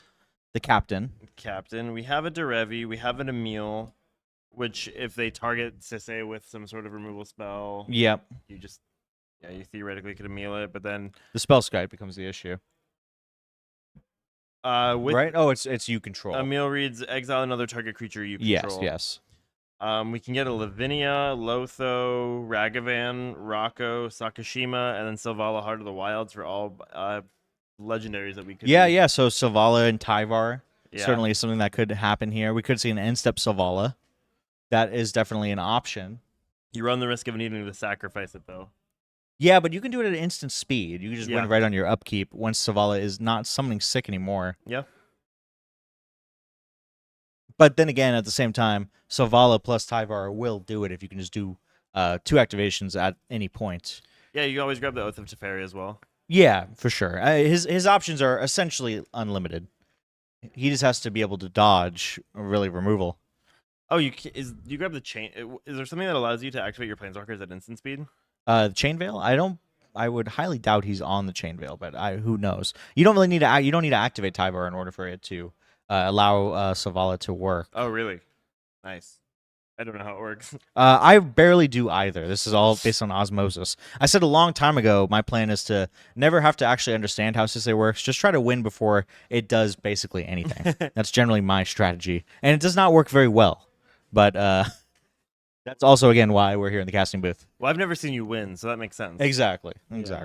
Yeah, we can grab an Oath of Teferi. We can grab a Agatha's Soul Cauldron. I don't know if there's any Soul Cauldron lines, but I'm sure there is something to be assembled. Chad, I think you're right. I think it really at any point Sisay can threaten a win. Yeah, and Soul Cauldron here with these Ranger Captains being in play Also a little squirrely if we can get that Ranger Captain off of Austin's board. Mm-hmm. You cheated in though, right? Soul Culture? Yeah. Yeah, absolutely. Yeah.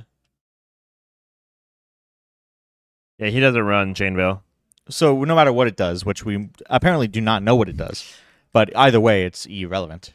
I know you can activate Planeswalkers twice. Something like that, yeah. Something.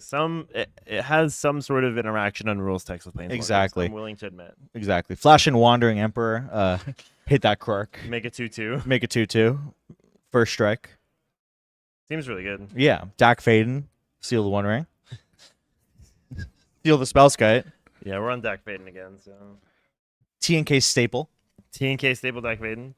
Back in my day. We see a little bit more pleading coming out from the table.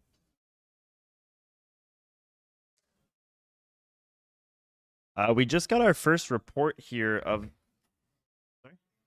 We just got our first winner in our top 16 here for top 4.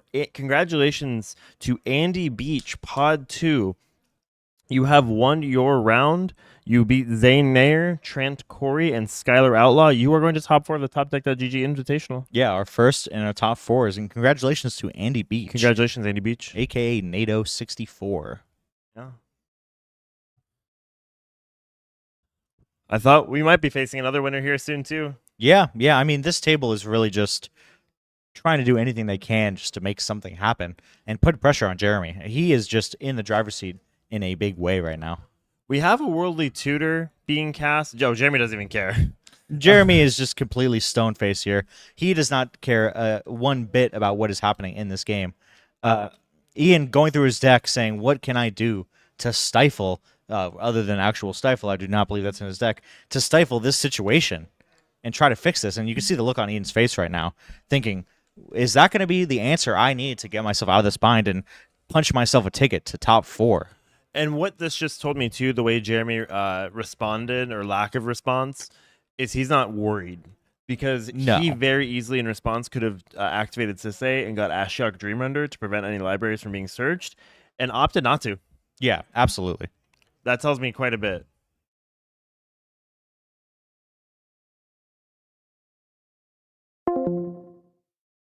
That tells me quite a bit of where he's at in this game.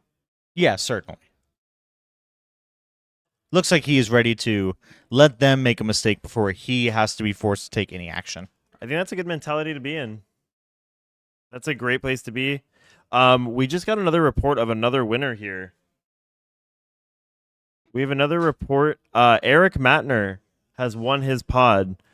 Eric Matner has beaten Ryan Delaney, Kristen Johnson, and Riles. Eric Matner, you are going to top 4. Wow, so right there, Eric Matner and Andy Beach, both Rogside players. So far we have 2 Rogside players in our top 4. Yeah. That's going to be quite the pod, to say the least. Might be a quick end to the day.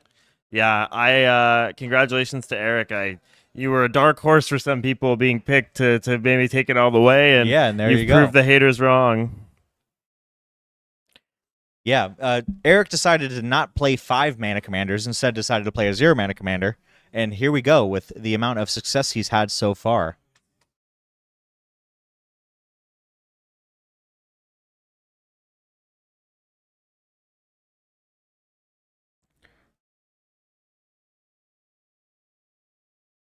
Alrighty. More considerations here.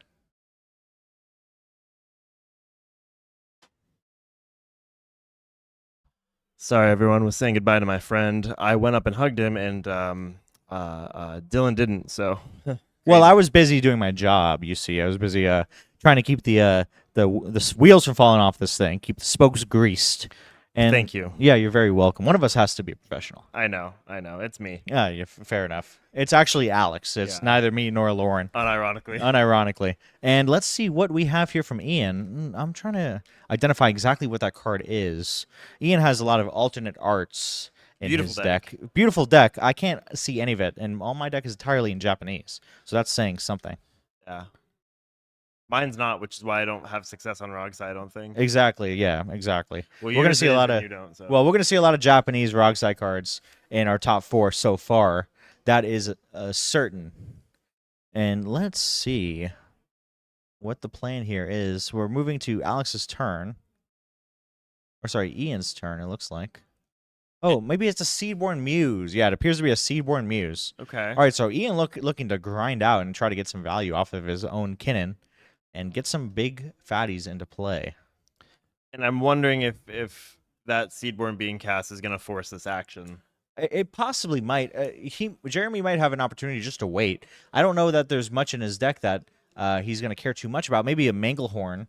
Manglehorn could be a creature that fights. Yeah. There's quite a few options of things that could make Jeremy's life a little harder than it has to be. Kogla. Yeah, Kogla could be a possible option. Yeah, Ian has a lot of good options to try to break through this possible win attempt or this threat of a win attempt by Jeremy. I think Ian's really well poised to gain control of this game. And Yevgenia Shevchenko saying hi, Lauren. Notably not hi to Dylan. Hi, Yevgenia. Thank you so much for saying hi to us. Yeah, very tuning interesting. in. I'm very taking note of that, certainly. Didn't say hi to Alex either, but thank you for saying hi to me, Yevgenia. Thank you for tuning in. Yeah, Thorn Mammoth. Not sure if Thorn Mammoth is in this deck. I've seen it in some lists and not in others. The choice of which gigantic bombs creatures you're gonna play in Kinnan, it kind of comes in and out of favor. There's a few that are always going to be sort of your top hits, your Void Winnowers and your Consecrated Sphinx, Nyx Bloom, Ancient, Hullbreaker Horror. But it's hard to say exactly what the rest of the package might look like in any given list. Yeah, even things though like Void Winnower don't slow down Jeremy's game plan too No, much. not at all. And if anything, it maybe helps. You can't force of will. You can't. Certainly. There's things that it shuts off. And Yeah, certainly. I'm looking to see if we have any. I don't see the War Mammoth or Thorn Mammoth or Whatever type of mammoth. yeah. I don't see any mammoth-esque creatures in Yeah, Ian's list Valley here. Floodcaller leaning into the instant speed life here. Interesting. Polywog Prodigy is also an interesting inclusion in Ian's list. I like that. Yeah, well, it's a cheap thing that you can evolve too. Yeah, it's very that easy to online. evolve in this deck. You're very good at making mana. Exactly. And it looks like Seedborn is on the stack, and that is possibly. Oh no, Oh, I see. We're in Alex's turn. Or Yeah, maybe we're in Alex's best turn now. This is currently Alex's turn. A Sissy activation is being put on the stack. Yes. You're right. Okay, so Ian had cast Seedborn, passed, untapped with Alex, and we have a Sissy activation now. And it's resolving. Jeremy's currently searching his library, Wow. and this is I believe Alex's upkeep. And I really think this is maybe a 1v1 between Jeremy and Ian right now. Yes. Alex hasn't done too much. We've played some mana. We've developed our board, but we really haven't put anything too impactful on the stack. And maybe he's happy doing that. Maybe he's happy to have a backseat, have his opponents kind of cannibalize each other, and then try to sneak in a win there. For sure. And Austin drawing a lot of cards, but maybe in a similar boat. Again, the Ranger captains are really threatening a lot. I think if we were to try to see a win attempt from either one of these players that isn't Jeremy, that Ranger captain would be cracked. Yep. So I think they're kind of happy to slow this game down. Especially Ian, the slower this game goes, the more untaps you're going to get with the Seedborn Muse. Certainly. Certainly very well positioned to especially be having the Kinnan to dump the mana into. But actions being forced, Jeremy.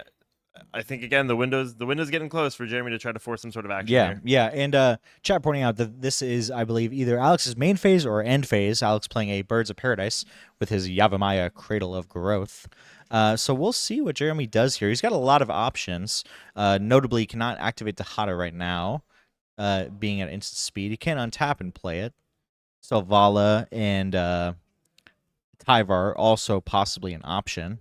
I say posturing. Drake says texture. You say notably. Notably, that's true. $1 in the jar. Yep, you got it. Really? No, You don't even have $1. I don't even have $1. No, hell no. Heck no. Excuse me. All right, here is the Selvala. So looking Okay. to just go ahead and do that raw into his turn. Untap without Summoning Sickness. Yeah, this was likely at Alex's end step here. Turn's about to be passed. We're going to have to fight. You do run the risk now, too, though, of Ian being able to get some sort of large creature to be able to deal with that Selvala. Yeah, well, the nice thing here is if Jeremy has another activation, once Ian taps out to put a creature into play, he can fetch Tyvar, which then will turn Savala on, allow him to use Savala, and then make the mana in order to continue to loop his Sisay. Yeah. As they said in Avengers Endgame, we're in the end game. We're now. in the end game. That was my favorite part of the Spider-Man. movie. Hey, Spider-Man. Watch out, we're in the end game. Is this the end of the game? Yeah. This might be the end game. What the Sigma? The end game is right behind me, isn't it? Classic lines from the MCU. Yeah, from the Marvel, cinematic. I'm trying to think of something funny. It's not quite working. So we're just gonna continue on and forget about this bit entirely. Yeah, I'm happy to. We're worse off for it. No, much worse off. So let's see. So with Tyvar, yeah, you do run the risk of the spell skate for the untap ability. Yeah, but I don't know that that's necessarily a problem with the amount of mana that Savala is going to be making. Right? True. You activate it once, and you get another Sisay activation. And then from there, then I think you can get your Tahada online into your Chromatic Orrery, and then you're really kind of just cooking. Yeah. Do you need the Tyvar then, though? Probably not. I'm just saying if you want to do it at instant speed with a little bit more gusto.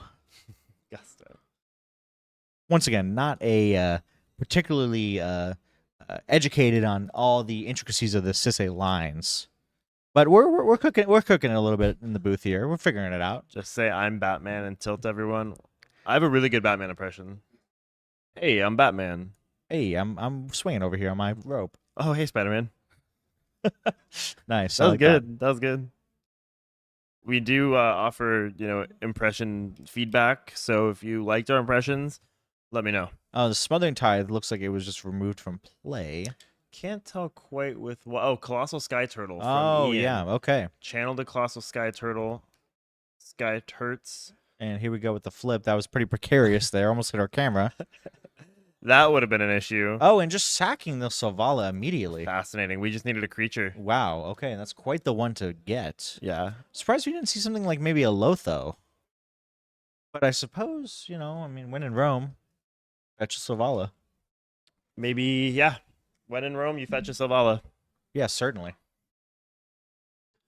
I'm a tad worried now on where we're going from here for Jeremy. And what are we scared of right now for Jeremy? I think it's removal. I think you're really worried about removal at this point. You're really just looking to keep your Sisay on the board at all costs. Tommy Toes 27 said great bit. Thank you. Thank Tommy you very Toes. much. We're very proud of it. Yeah, we've been working on that one for a little while. Waiting until top 16 to bust it out. It was a debut. It was a debut for certainly. Oh, they want Christopher Walken. Hey everyone, it's me, Christopher Walken. Hey, it's great to be acting here.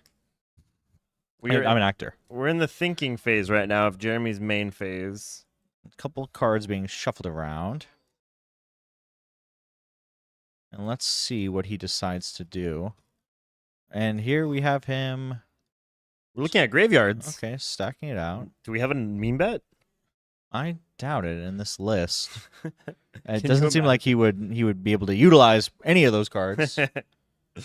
This would be if you're a ROG side player, or actually if you're the TNK player here, a meme bet seems like pretty horrible. Agatha Soul Cauldron. This is why we're bidding the Selvala. Oh, wow. Okay, that is actually huge. That allows him to have two ways to put a creature into play that's going to essentially win him the game.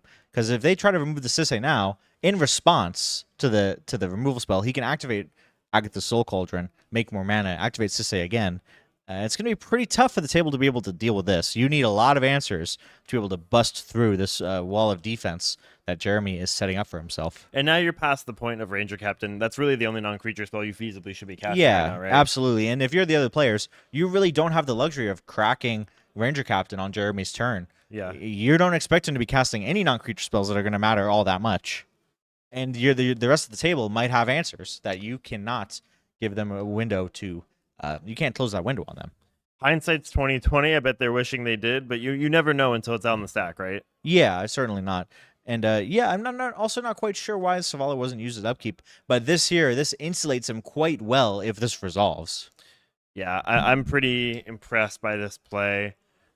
Irving MG says this is timing. This is timing. Let's see. We're thinking about it. Yeah, I mean, this is, we've said, I think every single turn of this game, we've said this could be the pivotal turn. And this is yet again another time where this could be the pivotal turn. A lot of options here for Jeremy, and not a lot of options for his opponents. They need to answer this here now. I want to switch to the face cams here. I want to take a look at Exactly what this conversation is looking like. because Yeah. Jeremy's looks so disinterested. There's priority. Is it resolving? Jeremy looking cool as a cucumber. Absolutely. I mean, just once again, stone-faced in the face of the adversity here he's facing. These other players conspiring against him, ready to try to get him off his plan. But man, he's done a great job in setting himself up for success. That smothering tithe, really, absolutely putting in just an insane amount of work on this board and putting him in a position where it's looking pretty difficult for him to let this game slip away. Yeah, you can feel the tension just seeing these players, right? Absolutely, You yeah. can feel the tension in the room. No one wants to be the first. No one wants to be the one to cast the spell because no one wants to make the misstep that loses them the game. Certainly, I feel that my back is starting to hurt looking at this, just thinking about being at that table and the decisions that these players have to make to try to keep their hopes of making top 4 alive.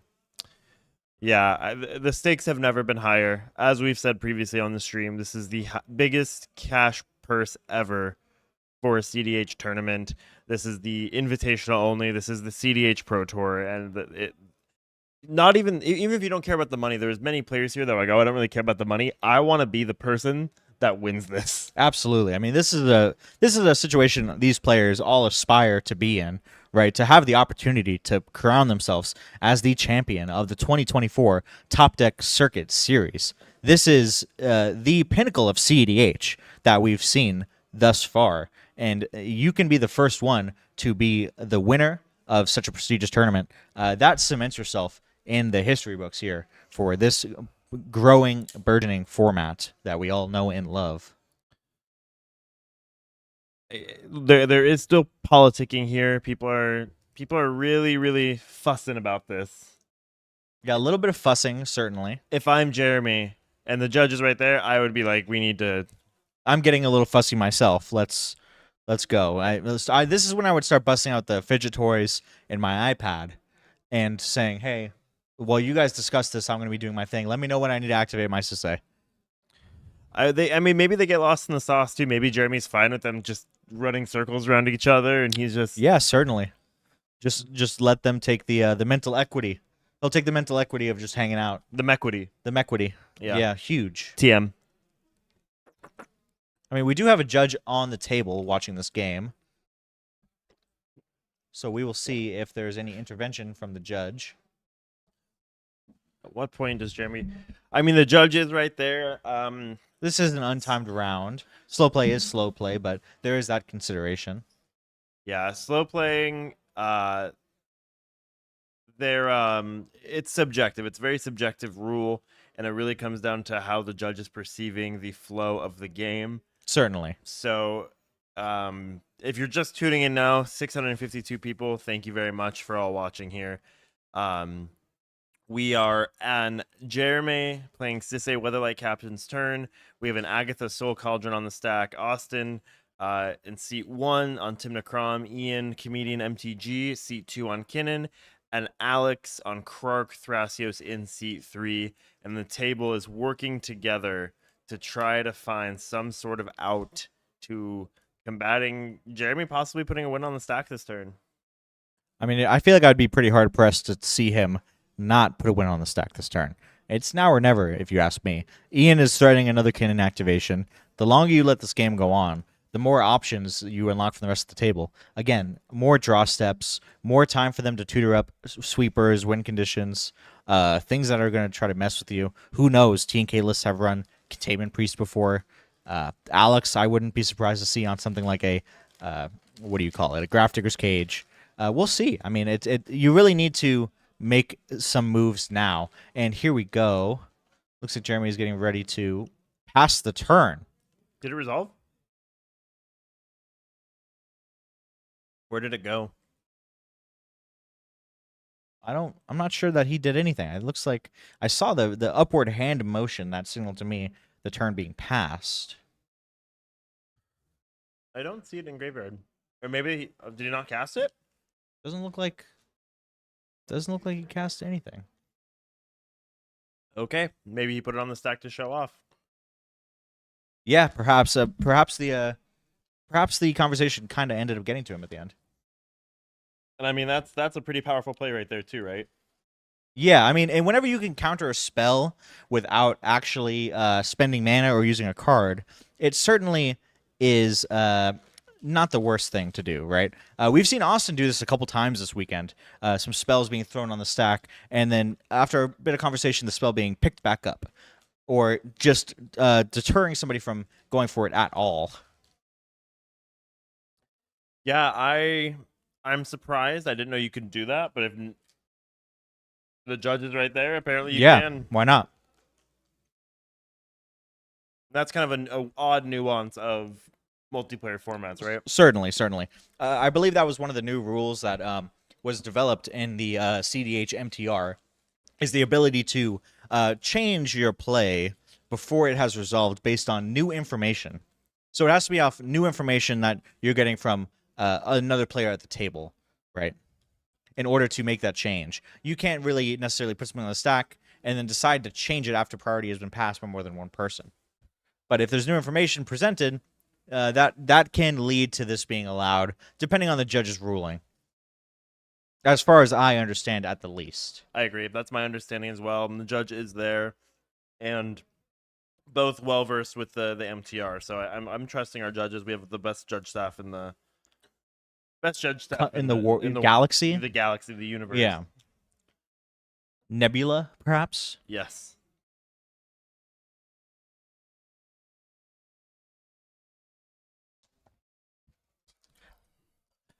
Excuse me, I just took a little water break. Yeah, fair enough. Got to stay hydrated. Brought to you by Big Water. Big Water sponsoring us. Yeah, we big have water industry. Just take a big bottle of water. Big bottle of water sponsoring me and Lauren here. We both drink out of the same one. It's a little awkward and uncomfortable, but it's what we have to do. It's worth it though. It's less plastic. Absolutely. Happy to be the part of the solution. Not the Yeah, problem. certainly. Let's see. So it looks like Austin is untapping, getting ready to possibly take game actions here. Oh, baby. We will see. It's getting exciting. This is sort of what happens in these contentious top 16 games where you have things like 2 Sisei activations threatening at any time, Kinnan with a Seedborn Muse, 3 Ranger Captains. Just an infinite amount of things that can go wrong at any time. And people just do not want to be the first to blink in this type of situation. Yeah, and it cannot be overstated how clogged up this is with 3 Ranger captains on the field. Every player except for Jeremy has a Ranger captain. Austin, I mean, still has drawn very quietly a bazillion cards. Can Yes, easily AB combo the table. It's complicated though. Really, what you have to do in this situation, Urtai is already gone, so that is a nice plus for you in terms of resolving your Thassa's Oracle. If he is able to dodge counter magic here and toss out something like, let's say, a Tainted Pact, and then follow it up with the Thassa's Oracle, this could be a window for him, but he needs to have, obviously, those 2 cards ready to go. That Thassa's Oracle obviously not being stopped by the Ranger Captain. And we see here him tapping 3 mana. I love it. I love seeing cards being cast. Spells on the stack, baby. And we're casting a Tymna. Very fair Tymna. Your attacks are kind of gummed right now, right? You can swing into Jeremy a little comfortably. Can't really swing into Alex comfortably, and Ian has the propensity to just put a huge sort of creature Monster into play. Yeah, that will eat up whatever you decide to swing at him. Although, whether Ian really cares about taking 4 life and giving Austin a card, they're kind of seemingly on the same team here. But here we go with Ian tapping and activating his Kinnan. Appears with the Tymna on the stack, or maybe at the beginning of combat step. Yes.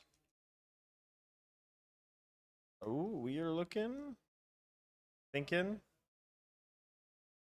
Oh, we're swinging.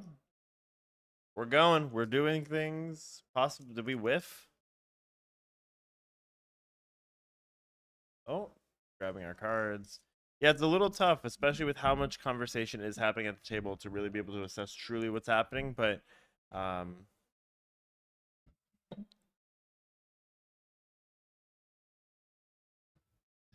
we are here. Game has gone about an hour. I get the happiest 30 minutes of it. Yeah, I mean this is how it works for some of these top 16 games though. You really have no choice but to just in some of these times you can't draw, right? This is the game you're playing. One way or another you have to find a way to finish it out, and you don't want to be the one losing. It's complicated. I'm the first one to say there's maybe too much politicking and or yapping, you might want to say, in CDH generally speaking. But when you're looking at a game like this, what options do you have other than to yap? I think when you're in a situation like this where it's a top 16 match, the stakes are high. You have to use every tool at your disposal. Absolutely. And one of those tools at your disposal is political power. Yep. Ian is one of the most, if not the most consistent player in the format. And regardless of the deck, he's really able to clearly articulate points, and his politicking game is par none. He's one of the best in the business at that, which lends itself to success.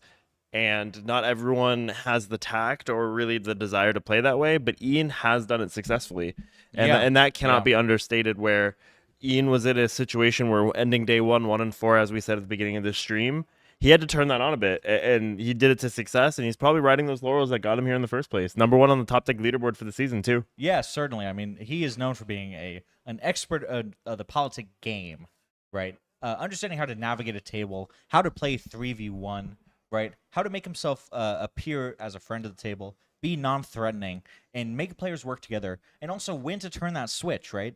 And put the burners on and go for that win attempt. This might not be the moment now, clearly, right? But it's also he also has a window if he can force Jeremy to make a mistake. And so really that's what we're waiting for, is Jeremy to find that time and decide whether he needs to go and snap it off.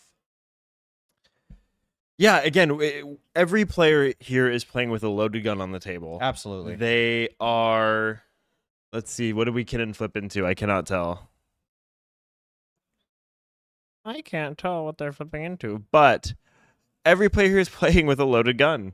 Yeah. You have Alex, who slowly is just developing mana and is slowly just putting cards into play, maybe happy to kind of take this, as Drake said in the previous round, his role at the table of just kind of being a passive and striking when the moment's right. Jeremy, who every turn cycle since turn 2 has been a, is he going to win this turn sort of threat. Yeah. And Austin, who's probably drawn 20 to 25 cards, you can really start piecing together some sort of win. And it looks like A Nezahal. Really impressive that's game changing for Ian right now to have a Nezahal. To say the very least, game changing. And can we switch to the face cams here? I want to get another read. Jeremy still as stoic as ever, cross-armed. Yeah, and Austin really looking a little bit perturbed by the prospect of Ian having a Nezahal here, which, I mean, I would be too if I was in this situation. Ian's probably pretty happy about that. Certainly. And if I'm Austin or Alex, I'm just feeling the game slipping away from me.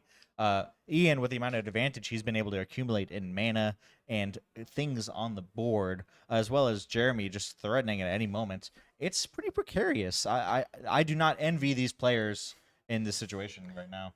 That's my line. Which part? I don't envy these players, but it's fine. Check, please. The check, please, is also my line. So you have to do what you got to do sometimes. Here's the issue, though, is you can't really beneficially do a 3v1 at this point. If the rest of the table decides, hey, we got to band together to stop Ian, Jeremy's just going to win and say, thanks, bozos, for helping me. Right. Austin and Alex, I don't think are necessarily in the winningest positions. I think Ian and Jeremy are. Yep. No one's going to want to make an alliance with them and have risk the game slipping away from them that way. No, you can't. And no one can team up with Ian because Ian, one more cannon activation and Ian takes full control of this board if it's a good hit. Yeah, absolutely. We do forget that Kinnan plus Seedworm Use plus as much mana as Ian has right now is a recipe for disaster. Normally that would be something that would just be absolute enemy number one, enemy of the state, right? But Jeremy, with the amount of stuff that he can threaten right now, instant speed, that level of unknown is also very scary for these opponents. This is not a situation that it has a clear outcome right here. So we will see how these players look to navigate that. The Nezahal coming in before that one-wing activation being pretty huge here. Yeah, absolutely. Absolutely huge. Makes everything so much harder too for the rest of the table to try to get out from under it. If I'm Alex, I'm seeing my window close. If I'm Austin, I'm seeing my window close. Jeremy, I think, is just hoping get a couple activations off.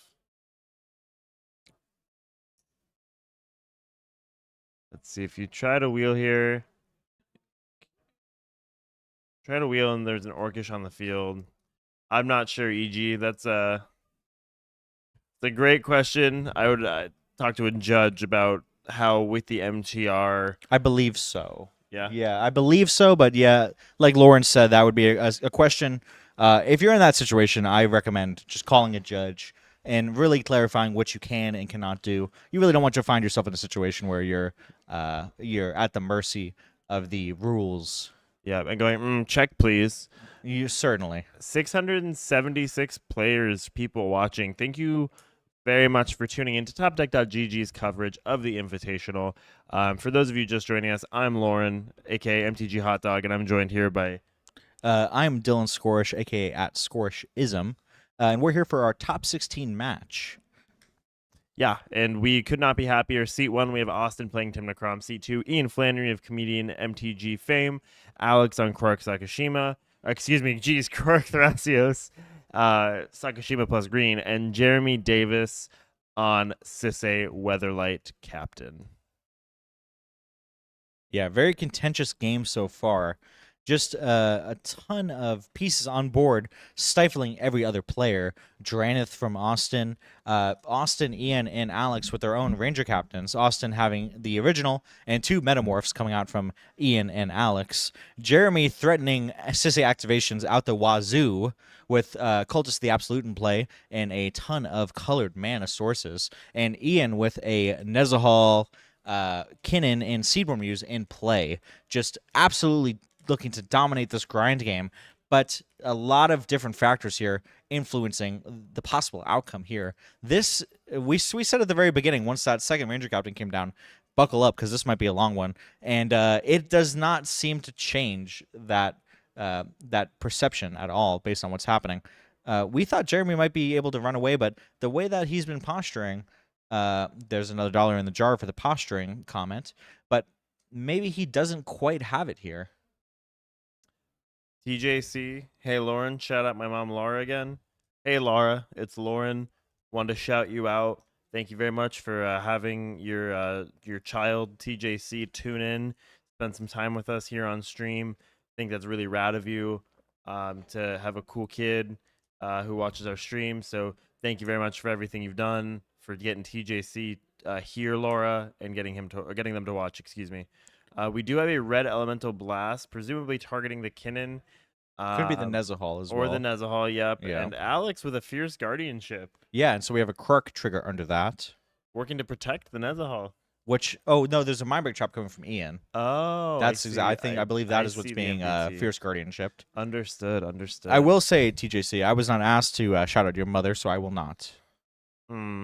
Interesting decision on your part. What the Sigma? But here we go. Spells are being cast. Let's get a little excited, right? So here we go. Looks like the stack right now, and there's something under Red Elemental Blast, right? Yeah, I believe so. So some piece of counter magic.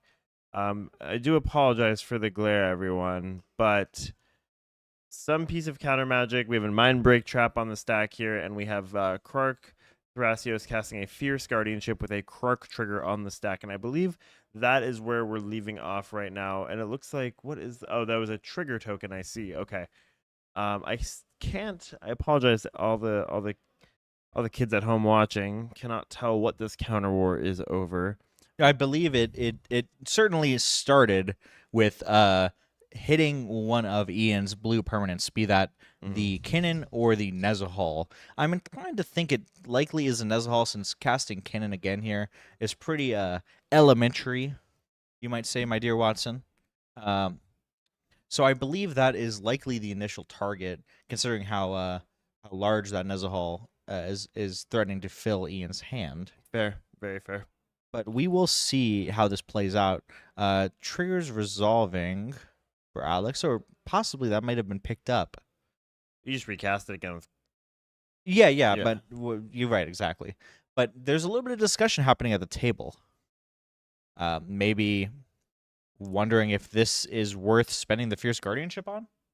Let's switch to the face cam. See what arguments we have ensuing right now. Yeah, just the look of intense focus on Alex's face here, trying to decide exactly what the play is and what needs to be the thing that we hit. Yeah, and everyone's just Jeremy still as cool as a cucumber. Yeah, absolutely. I mean, once again, I think his position, he doesn't exactly need to do anything here. I mean, he only has one card in hand, and we know what it is at this point. Oh, he has Yeah. 2 cards in hand, and I don't think he's really incentivized to make anything happen here. Let's see here. And we're still discussing it. Jeremy possibly holding priority, 1 card in hand, looking pretty stressed, not wanting to 2 cards in hand, excuse me, not wanting to really cast it, sort of agonizing about this decision here. We're thinking though. Good call, Hellproof. There is a Draenathon play, so getting rid of the Kinnan here would be able to stifle Ian a little bit. Hurts a lot with the Seedborn activations. I think he may have enough mana. Oh no, you wouldn't be able to. There wouldn't be anything to pour the mana into. Exactly, Yeah. yeah. This would just be getting to untap for the fun of it. Let's see. We're thinking. So we know Jeremy has something, but whether or not he's willing to use it is now the point of the table. But priority is being passed. Priority is being passed. Fluster. Jeremy is looking to maybe do something here. What do we have, my dear friend? Not quite sure. Aotawara. Odawara, okay. Interesting. Possibly hitting the Nezahal? You can discard though to protect it, right? The Nezahal? Yeah. And that's Yeah, I built-in do think protection. so, yeah. Depends how many cards Ian has in hand as well, or what he's willing to actually get rid of. Oh, possibly Oh. removing Spell Scat as well. Yeah, that makes sense. That does make sense Clear for the way Jeremy the rest of the here. table. Well, that also clears way for Jeremy to get off his combo as well. Oh, sheesh. Oh, As sheesh. the kids say. I don't know many kids that say sheesh these days, but that's a fair point. Well, I did once, so Yeah, fair. Well, you're a little old now. that's true. A little ancient. That's true. Yeah. I'm yeah. basically your father. Essentially, yeah. Okay, so here we go. Organizing the stack. So we have some. Okay. There we go. All right, so Smothering Tithe. Is that what that is? Yeah, it looks like a Smothering Tithe under the Red Blast. All right, so the Smothering Tithe trigger. A Red Blast. Mindbreak Trap on the Red Blast. Correct. Yeah, Spellskite can't redirect the red elemental blast, but Jeremy wants it gone to clear the way for him to attempt to win, like So with the yes, Derevi line. certainly. And Odawara bouncing the Spellskite back to Ian's hand. So now we're back on the Mindbreak Trap, hitting the Red Blast, which is pointed at likely Kinnan. And here we have a Cyclonic Rift What are we targeting with Psych Rift? and a Krark trigger. Did we tap blue mana for that? Oh, the Chrome Mox. Yes. Okay, perfect. Thrasio sitting in the corner of the board just spectating here, not in play. I can't be cast. Yeah, I can't be cast. What's up with that? Yeah, I'm sure Alex would like to pay 4 mana to opt right now. Seems good. Yeah, seems pretty good. So let's see. Awaiting the resolution of this Krark trigger to see if we're going to get 2 Cyclonic Rifts. And that makes me understand the conversation of what do you have in hand. Yeah, certainly. I can clear the way for Spellskite if we can start taking apart this board. Yeah, I'm inclined to agree. I think Jeremy did not push, but Yeah. there's probably good reason for it. Jeremy has earned his position at this table throughout Yeah, the entire certainly. circuit. And I'm certainly not one to judge the way you play True. Sisse. It's not something that I consider myself an expert on at all, to say the least.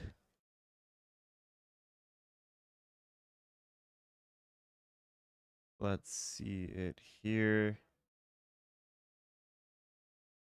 Yes, Sky Turtle. Oh, Sky Turtle's in the yard. Sky Turtle in the yard.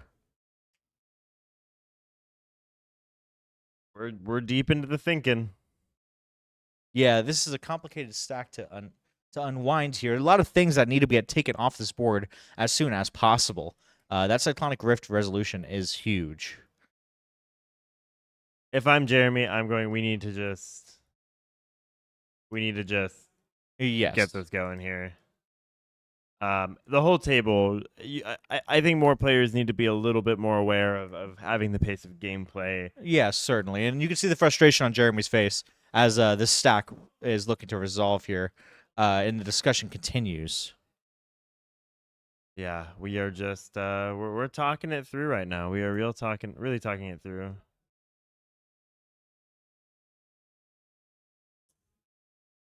Contentious is not a word that even fully describes what's happening here. No, and this is where fatigue and the pressure really start to get to you during these tournament days. Yeah, certainly. You have to remember this has been since yesterday, 10 a.m. 8 hours of Magic, followed by today another 6 hours of Magic. Yeah, and if you, Sorry, I was going to say just at the highest possible level. Yeah, and if you're Jeremy Davis, he's like me. He's on West Coast time right now. Yeah. So he woke up at 5 a.m. our time to be here. Yeah. Yeah, exactly. There's definitely that goes into it as well. It's travel. You know, these tournaments are not easy. Yeah, not easy at all. And No. that again speaks to how talented. Yeah. How talented they are. We're going though. People have it's that prisoner's dilemma. Nobody wants to be the first to cast a spell. Yeah. And have it be the wrong spell to cast at the wrong time. Exactly. And the way that this quirk trigger resolves is going to be pretty important for making this game. Oh, we have a deflecting SWAT.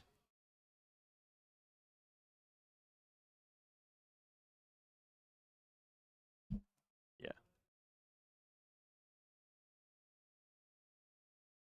Right. We're talking. We have a lot of quirk triggers here.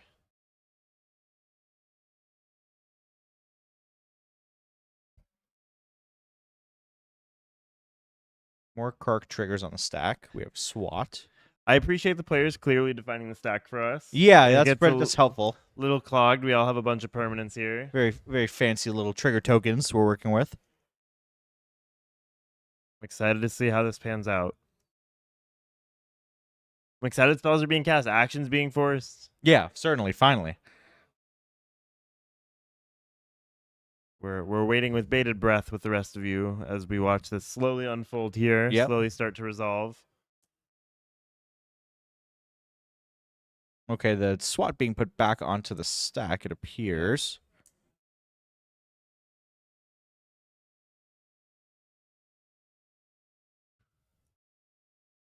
We're with you. We're with you. How's everyone doing? We're in this game. We're deep in the thick of it here. I hope everyone. We almost have 700 people watching, so thank you so much for being here with us at the Topdeck.gg Invitational here. Yeah, we have Nezahal triggers. We also have Quark triggers.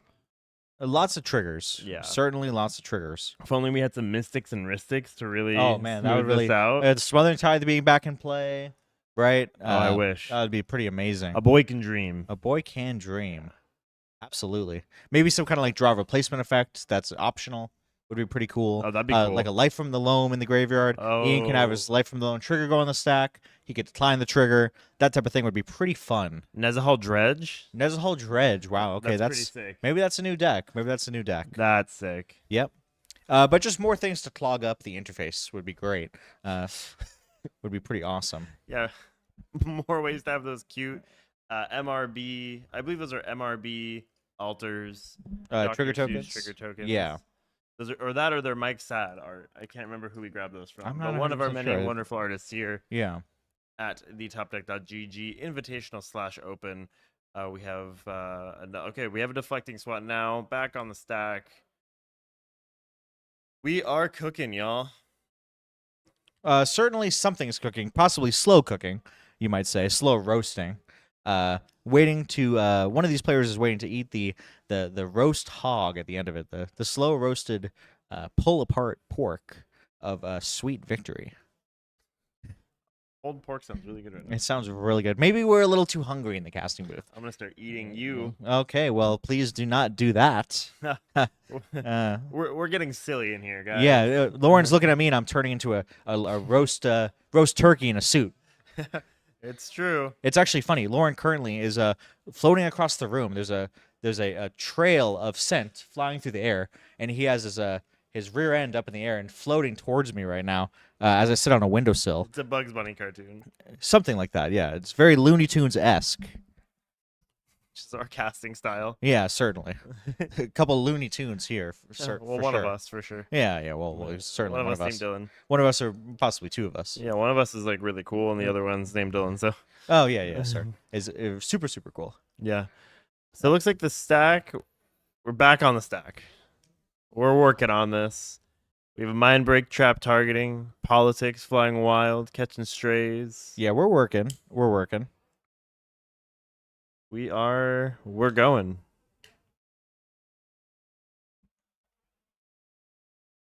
slowly working through. Okay, looks like the deflecting SWAT resolved. Mind break trap is resolved. Exiling. Well, I think the SWAT was pointed at the mindbreak trap. Oh, understood. Okay. Yeah. Understood. So it looks like the red blast is back on the stack, and there goes Kinnan getting picked up off the board.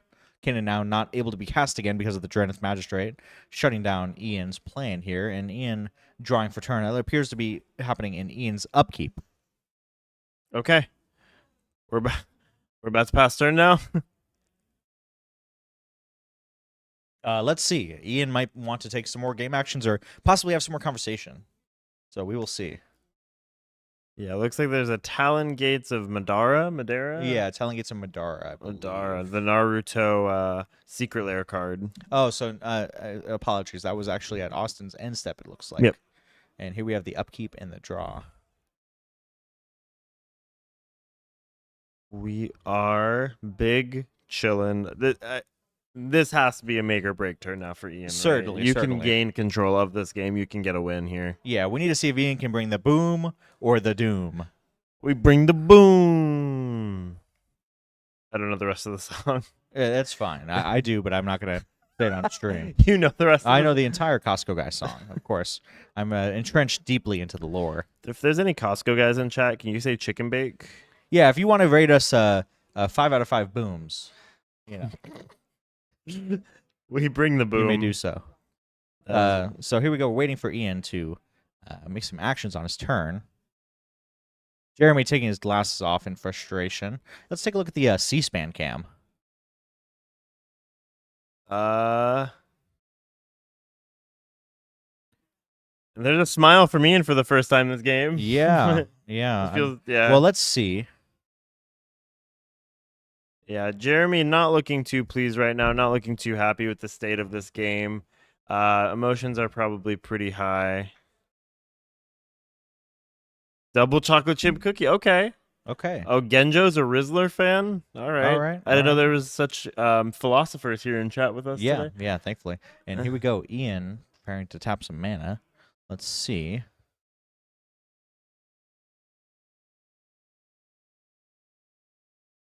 Appreciate everyone with their patience working with us while we're working to identify the cards being cast here. I know it can be a little hard to see, so appreciate everyone bearing with us.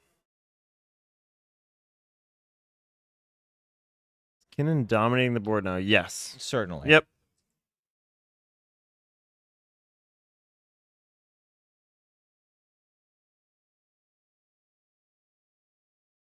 Yeah, we are.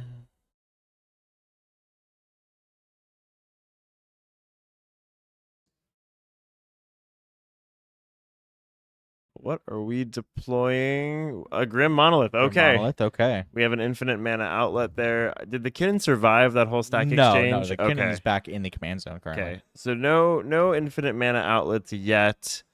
We need to find a way to get rid of that Dranth Magistrate and then just start dumping the mana into Kinnan now. Yeah, certainly. I don't believe Grim Monolith goes infinite with Kinnan though. Oh, you're right. 4 to untap. Yeah, you're right. there is ways I believe in Kinnan to get Grim Monolith to work like that, but I don't Mesmeric see any in Orb? play. Not Mesmeric Orb, no. Although that's a good guess. I don't think we're doing any mill looping. And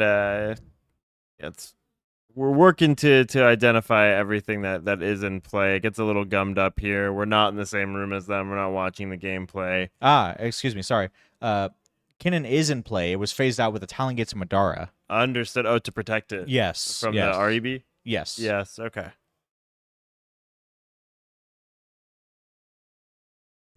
Flare a little too OP. We're CDH guys. Of course we don't read the card. Let's see. Yeah, Grim Infinite with Nyx Bloom, yeah. It's a good call. There's also ways to filter it, right? There's some shenanigans with the Mirage Mirror, right? And then you make that into something and then make that into That's Grim Basalt Monolith. Yeah, Basalt Monolith. Oh, I gotcha. Yep. Okay, It's been generate 1 mana. Yeah, it's been a while since we've seen Kinnan. It's been certainly a while since I've seen Kinnan at any table, to be perfectly frank with you. I'm too Nadu pilled. Yeah, far too Nadu pilled. Fellow Alchemist is my screensaver and a good friend of mine. So let's see. We have 4 mana. Oh, more than that. Let's see We what have all the mana here. Ian is ready to drop on us. As well as a Manamo untapped. I don't think there's a Padim on board, Eddie. That would be pretty gas, though. All right. Let's try to identify what that is here. Ian is very happy with casting it. Apologize for the glare, everyone. I do appreciate you working with us here. We are looking at it now. Oh, I believe that is the artifact that tutors a mana source. Moonsilver Key. Moon Silver Yes. Key. Moon Silver Key. Okay, yeah. I mean, Yeah, that can get us there pretty which easily. will fetch us the Basalt. Yep. Jeremy possibly with an answer in hand that he's been stewing over. So we'll see if that's what some of the conversation has been about. Thank you, everyone, with the identifying of Moon Silver Key. Appreciate that. Could threaten us to say activation, get it again, the Ashok Dream Renderer, if that is. Yeah, that is possibly Yeah. possibly an option from Jeremy. Jeremy also, if he has something like I think somebody pointed out Force of Vigor in hand, that also is certainly in range to be hard cast at this point. Yeah. We know that the other card in hand right now is Agatha's Soul Cauldron, so no green card to point to.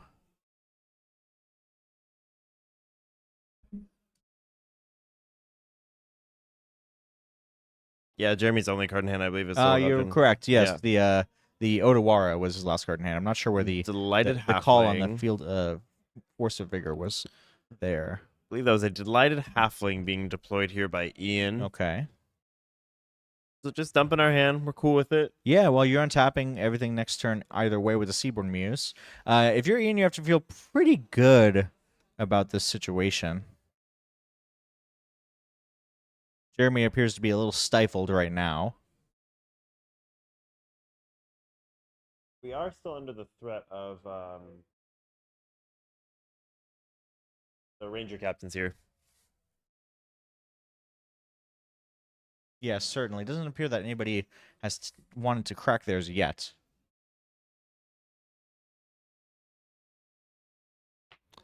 No really reason to do it right now. That's certain. Yeah, Ian I think has gained full control of this game. If you didn't have it already, that last Yeah. turn cycle on that stack, fighting over it. Yeah.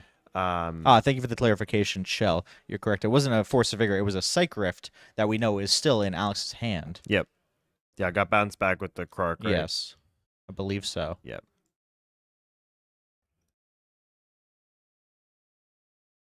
And we can tutor up the Basalt here pretty easily. See, that would be a situation where then you're dealing with a possible Ranger captain crack. Yeah. That would be the struggle at that point. Writing on the wall there for that. You don't let that. No, certainly don't. Yeah.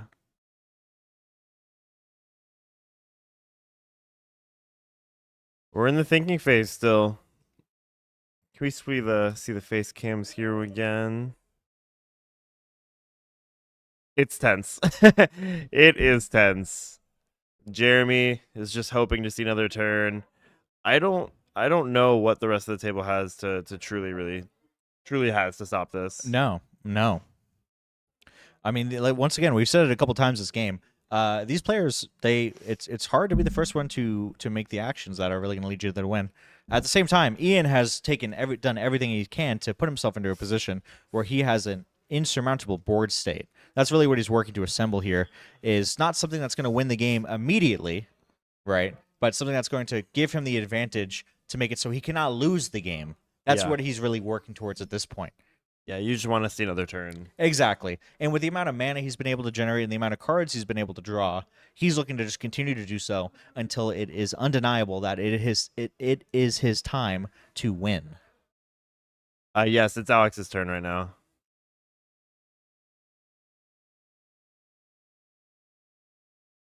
We have an activation of sorts here. And yeah, Eddie, this game cannot be a draw.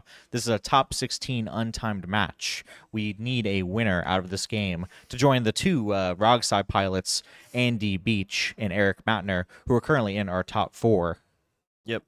And congratulations to Andy Beach and Eric Matner. Absolutely. They are going to the top 4. And one of these players that we're watching now will be going to top 4 of the Topdeck.gg Invitational $15,000 cash prize pool. Certainly. What is almost certainly to be a very different game than this one, to say the least, with that type of, once again, board texture, as we like to say here in the booth, that two rock size brings to the table versus this kind of very on-board gaming that we like to do with Sisay and Kinnan. And these players have settled into this grind fest of a match right now. Certainly settled. Maybe not even a strong enough word. I think they've built the homes into this grinded out, stacked out board.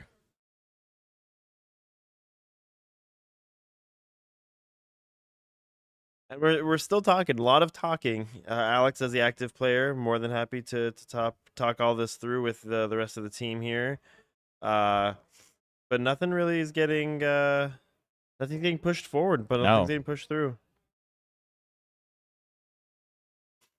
Oh, excuse me. Just real quick.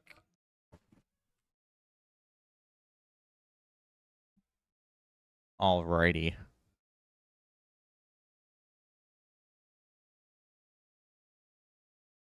So right now, Alex weighing his options here.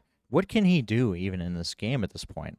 He has a Psych Rift in hand and about 100 things on board that he'd like to get rid of, but the ability to resolve that at this point is looking pretty unlikely with the amount of cards Ian has in hand and the amount of advantage he can accrue just by activating Kinnan just one more time.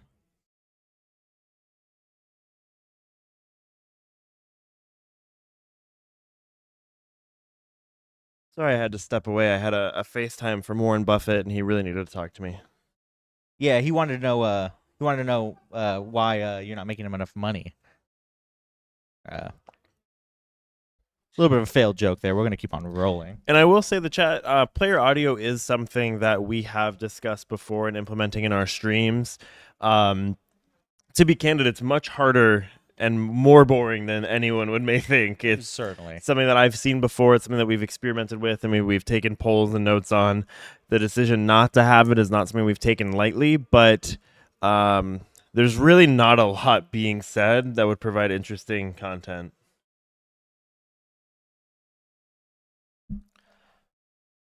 But it has been a consideration. It's been something in the past, but it in the situation which I've seen it or it's been tried, it's been wildly unpopular. Yeah, it does make sense. These players are looking to communicate with one another. They're not looking to appeal to any kind of audience at home and make things more clear, right?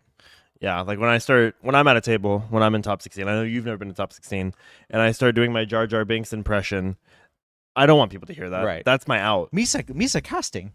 Oh yeah, that's what you say. Yeah. Right. That's what I say currently as I'm casting. I meant to say more like Misa casting a spell. Yeah. I mean, Yeah. you haven't been in a top 16 situation, so like I like you're having a sense of humor about it. Yeah, thank you very much. I do appreciate it. Yeah. Let's see here. All right. Kinnan kind of the Jar Jar Binks of CDH when you think about it. How's that? Some people find him very, very annoying. Others insanely endearing. A huge fan base and popularity.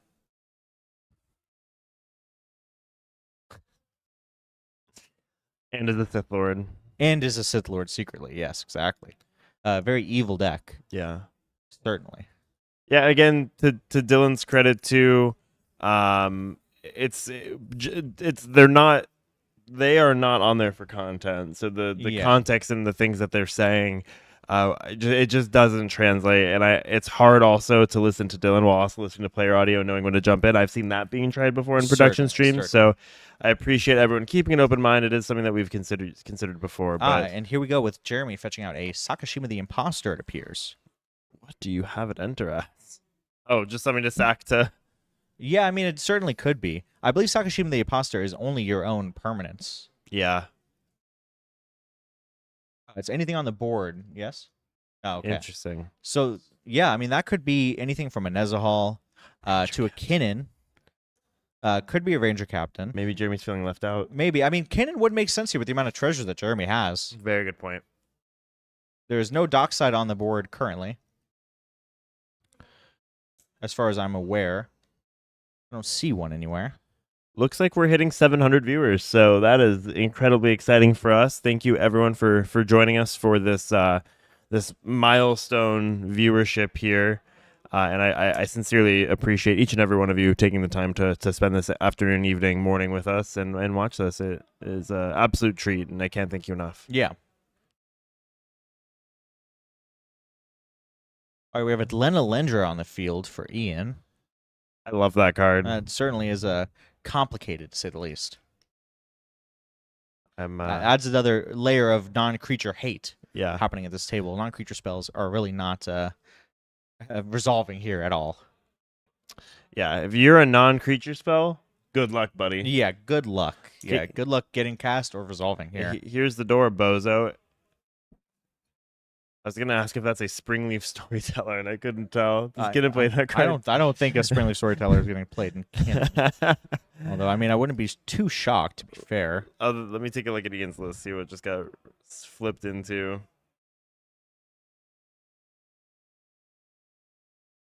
What's up? I'm gonna take a look off that Canon activation. Let's take a look. Yeah, see exactly what that is. I'm gonna take a look. Looks like a large green creature. It's like half the deck, right? Yeah, exactly. It doesn't really narrow it down too much at all. Let's see here.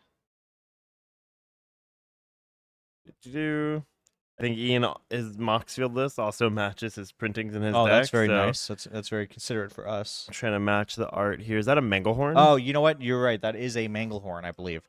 That has hit Ian's field. That's going to be an extra layer of complication.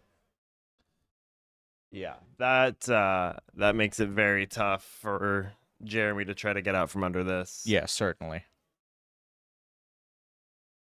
This is not the finals, Drake Sasser. This is top 16 of the Topdeck.gg Invitational. The next round will be the finals. Yeah, I believe so. Oh, sorry, Drake, you played 60 card. This is our equivalent of top 8. Right. They're trying to get into top 4 right now. Oh, no, this is, I guess, top 4, trying to get into top 2. Top 4, getting into top 2. But you times everything by 4. No, same idea, whatever. Lua with the I think you should leave reference, and that's a chunky. Love it. I love that show. Yeah. Yeah, I'm too busy hustling and making money moves to be watching television, unlike Lauren. Your watch doesn't work. Yeah, it works perfectly fine, actually. Yeah. Works very well, and just like we're seeing just how long this game is going here, we have a trigger on the stack at Jeremy's upkeep here. Looks like we're fetching in response to our Cultist of the Absolute trigger. Yes.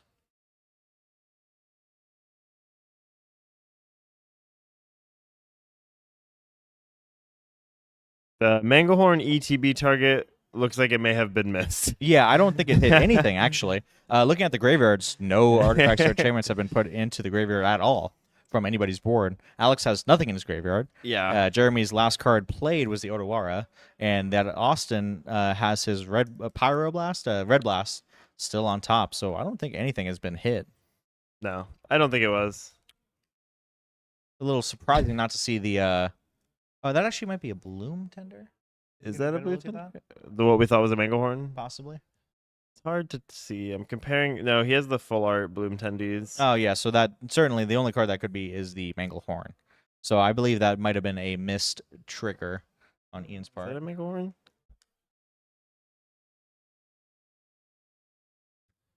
I think we're gonna go check. We're gonna. Yeah, we're gonna Get some confirmation on exactly what that is. We're gonna get some. And yes, Caleb Lyons, Miss Stardust, and I are on a Mr. Hot Dog, Miss Stardust sort of formality. We very professional. Oh, Flood Caller. Oh, maybe, Is that a flood color? yeah. I'm a little colorblind, so perhaps that is Yeah. adding to the issue there. I do apologize for the glare. I understand it makes it a little hard. When the sun starts moving throughout the day, the primary lighting changes on how it hits. As it moves from east to west East or to west. west, I don't know how north the to sun's south, wherever it's going. I'm in Columbus, Ohio. I don't know how the sun sets yeah, here. I don't know how things go there. So we're We're gonna find out exactly what that is. That Manglehorn or Flood Caller would make sense. Yeah. There with there being nothing hit by the Manglehorn. Flood Caller is in the list, notably. Yeah. Ian is running Flood Caller. We have our production assistant Alex going to check to see, kind of get a better idea of the board state here. There's the Glenalendra, and we're just getting a read. We're checking out Austin peeking over. some cards being shared here.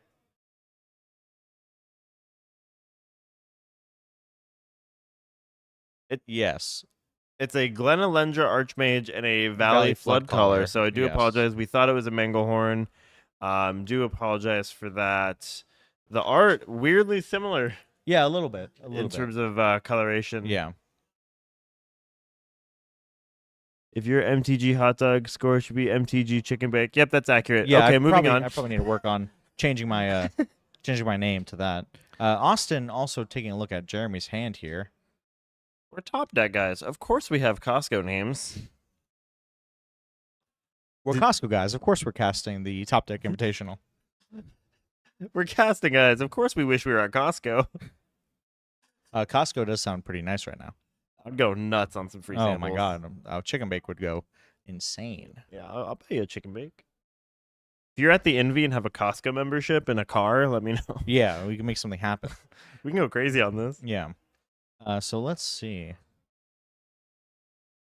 Jeremy, I believe, still in his upkeep with the Cultist Trigger still in the stack. We are responding to it. He's still resolving this fetch. Yep. I'm going to check to see if our other pod here has reported in. I believe they're still playing. We can check out on the other pod if chat's wanting to. I think we're deep in the thick of this. Maybe we're at the end. I think Ian does have full control over this game, though. Yeah, it's a little hard to say exactly when this game might end, but Glenalendra threatening quite a bit here. You can counter, and then crack. Yeah, that Agatha Soul Cauldron is essentially never getting, never resolving at any point of this game. It's gonna be pretty complicated to get online here if you're Jeremy, and maybe he did miss his window a little bit. Maybe he needed to pressure a little earlier when he had access to those treasures, and Ian's board state wasn't exactly built out like this.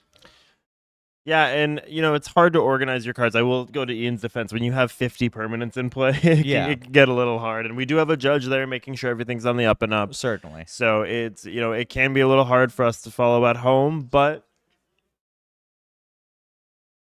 while we're resolving this, we're gonna check in on our other pod here, our pod 3. We have 4 other players going, just to kind of get a breath of fresh air, see how their game is going. This is our other feature match, the other pod that is currently going. We have Seat 1 Eric DeVoe on Blues Clues, which is Wernog and Bjornia. Yes. Bailey Abner on Timna Krom, Tad Gibson on Rog Sai and Evan Pierce on Rog Sai. Oh no, Evan Pierce on Tip to Crom. Oh, he's on Tim McCrom. Yes, of course. Oh. He's Evan Pierce. Of course he's on Tip to Crom. We're Breakfast Club guys. Of course we're playing Tim McCrom. So it looks like here, active player is that Eric DeVoe? Yeah, we will switch back to the other pod at some point. We just want to give a quick check-in to see how this pod is going. Yeah. Yeah, we're just checking in. We're just checking in.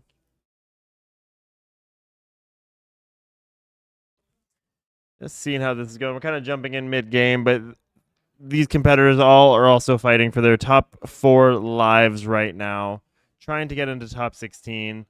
Yeah, it looks like Bailey is putting quite a bit of material on the board right now. Is that a Mockingbird? I believe that is a Oh, Mockingbird. We have a baby. Mockingbird and Orcish Bowmasters. That Bowmasters, as you can see, has a lot of dice on it. It looks like there was a wheel at some point or another here. There's a Ristic Study with a trigger on the stack. Bailey also appears to have his Timna online, Crom, quite a few treasures. I mean, he looks like he is taking the world by storm now. Going through his graveyard, Savine's Reclamation, possibly in exile. Yeah, we are absolutely in the thick of it in this game as well.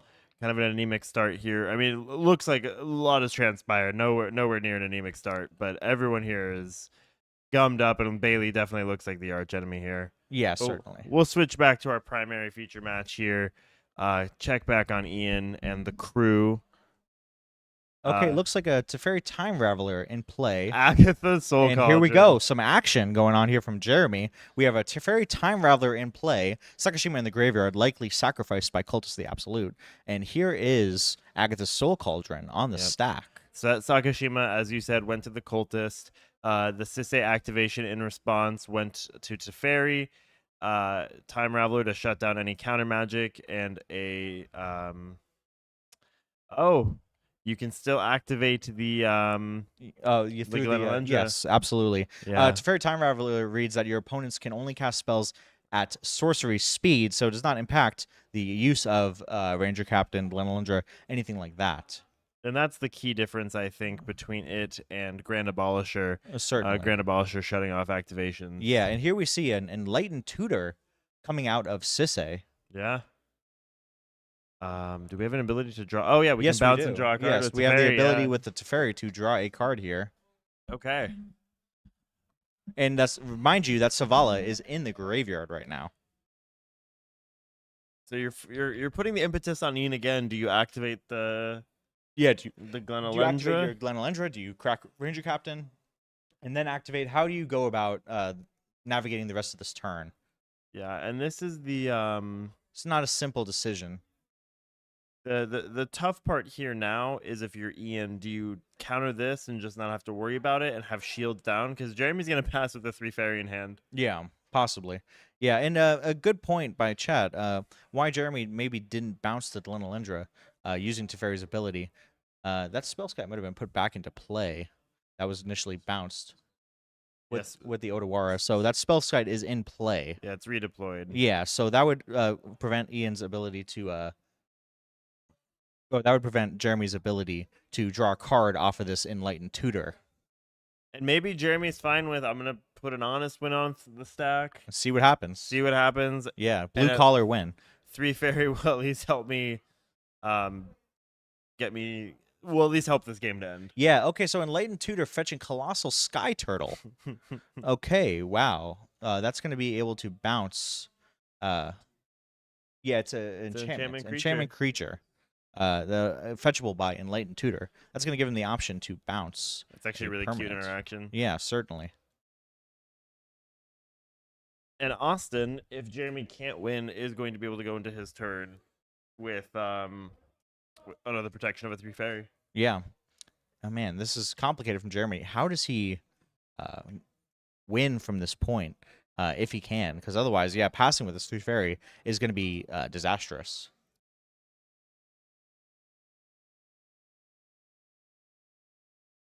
Yep. Oh, rebuying the Cauldron. Oh, yes, true.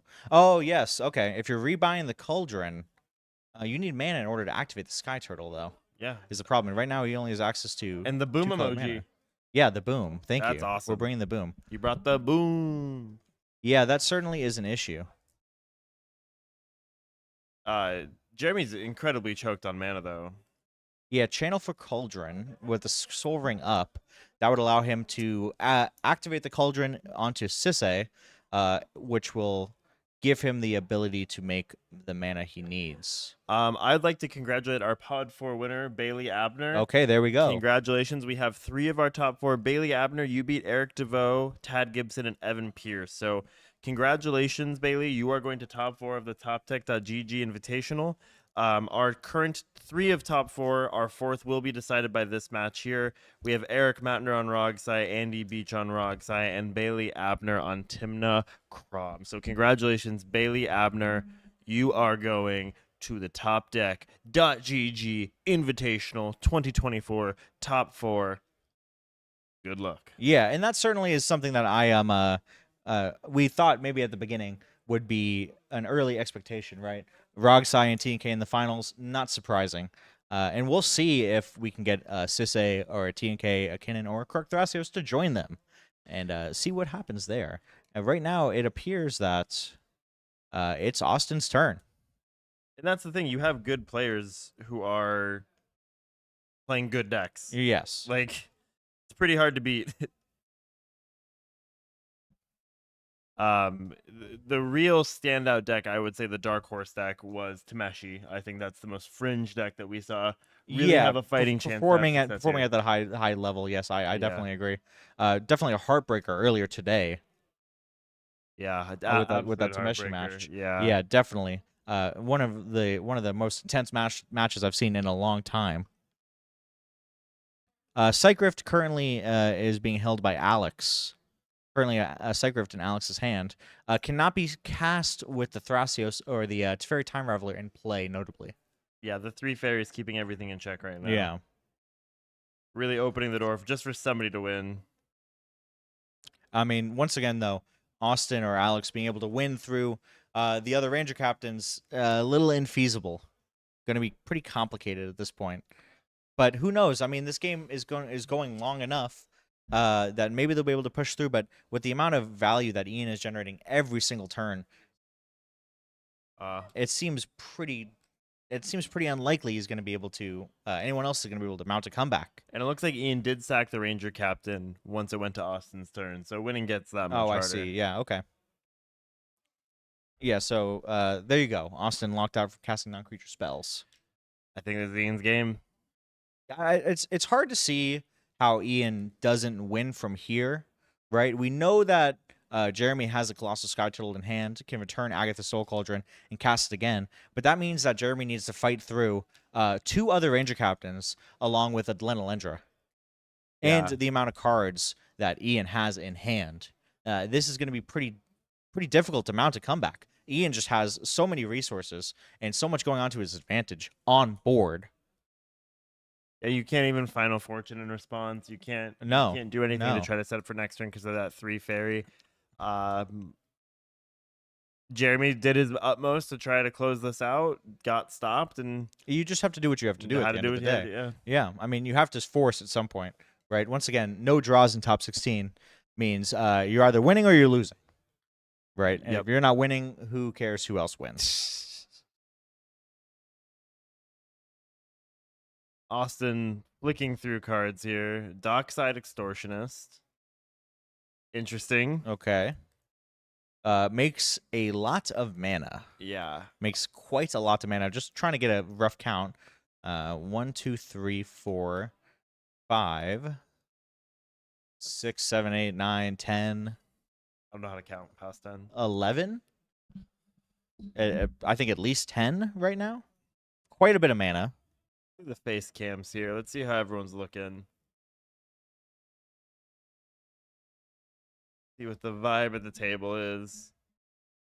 Oh, wait. Ian flashing what looks like a Mindbreak Trap. Can you guys beat this? That's what I'd be asking if I was Ian. Hey, I have this. Like, should I cast this? Should I hold this? Can you beat it? Yeah, Jeremy, I think, is dead.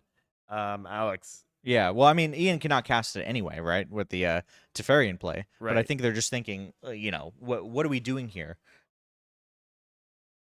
Yeah, are we just delaying the inevitable right now? Yeah,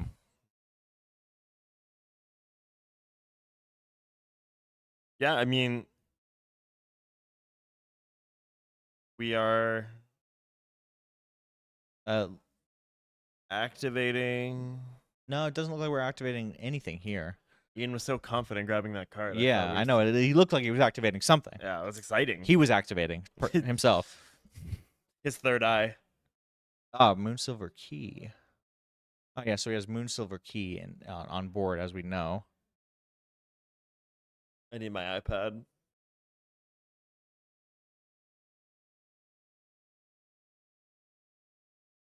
Oppo Moonsilver. Oh wow. We can't flash in that Oppo though. Because of the 3 fairy. Yeah, because of the 3 fairy. That's an Oppo next to Dockside, yeah? I believe so. Oh, are we tracking Storm? Yeah, he wouldn't be able to flash in the opposition agent with the 3 fairy in play.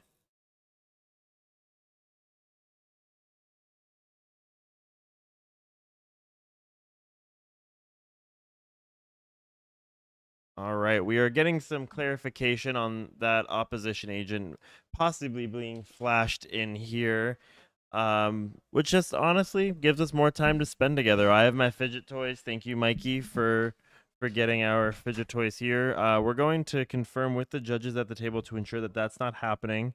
Want to make sure the rules are being upheld here appropriately, and make sure we got ourselves a game.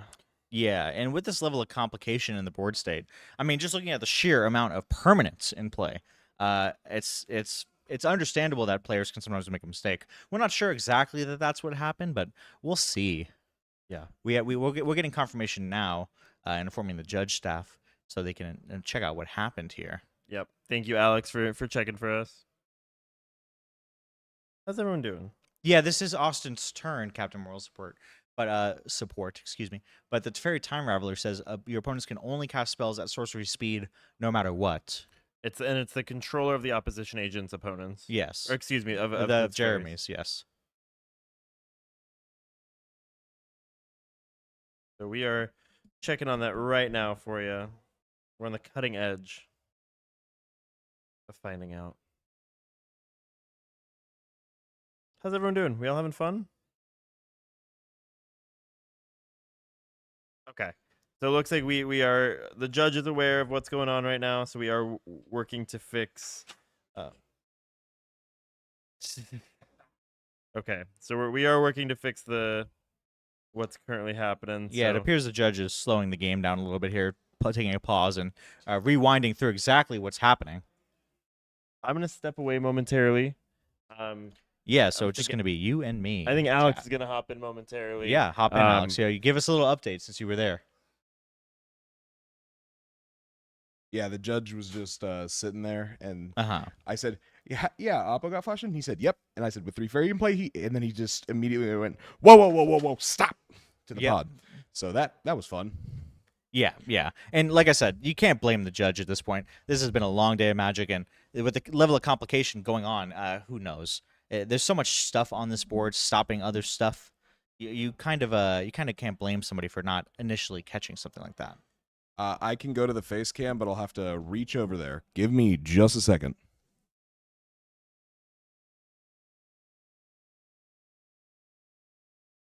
It looks like everyone Never stepped away from the mind. table. Everyone's gone. Okay. So it looks like we're working on restoring the board state to a position where wrong one. Restoring the board state to a position that makes sense here. That's the right one. Sorry. Yeah, so in the meantime, chat, let's check in. How are you guys doing? Looks like we're just waiting for a judge call to get resolved here. So here with Alex, our producer, our engineer. Yeah, I am very tired. I look very tired. Yeah, been a long weekend of very intense, long games of Magic. Yeah. So it looks like the players are just waiting to see what the board state is going to look like when we return, what the ramifications of this judge call are. This is a complicated thing to unravel. Information's already been revealed. Ian's deck, I believe, was already picked up.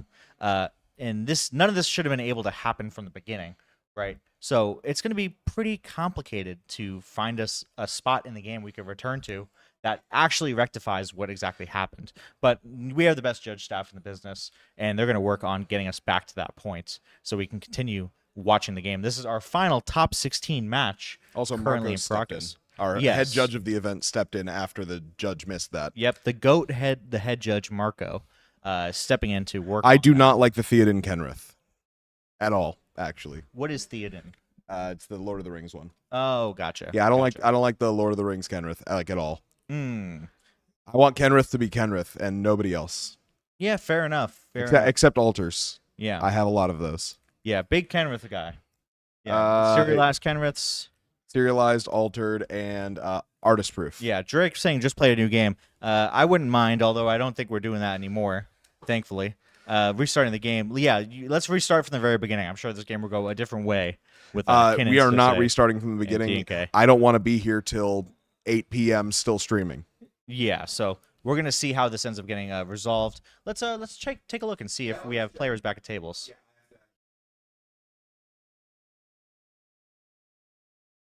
Okay, looks like we are back.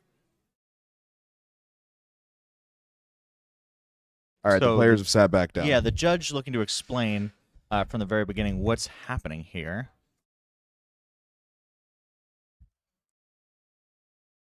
It's bad. Fun. It's not bad. It's great. It's fun. Okay, we're going to take a quick break while this gets resolved, and we'll be back in just a little bit once we have the resolution of this judge call currently.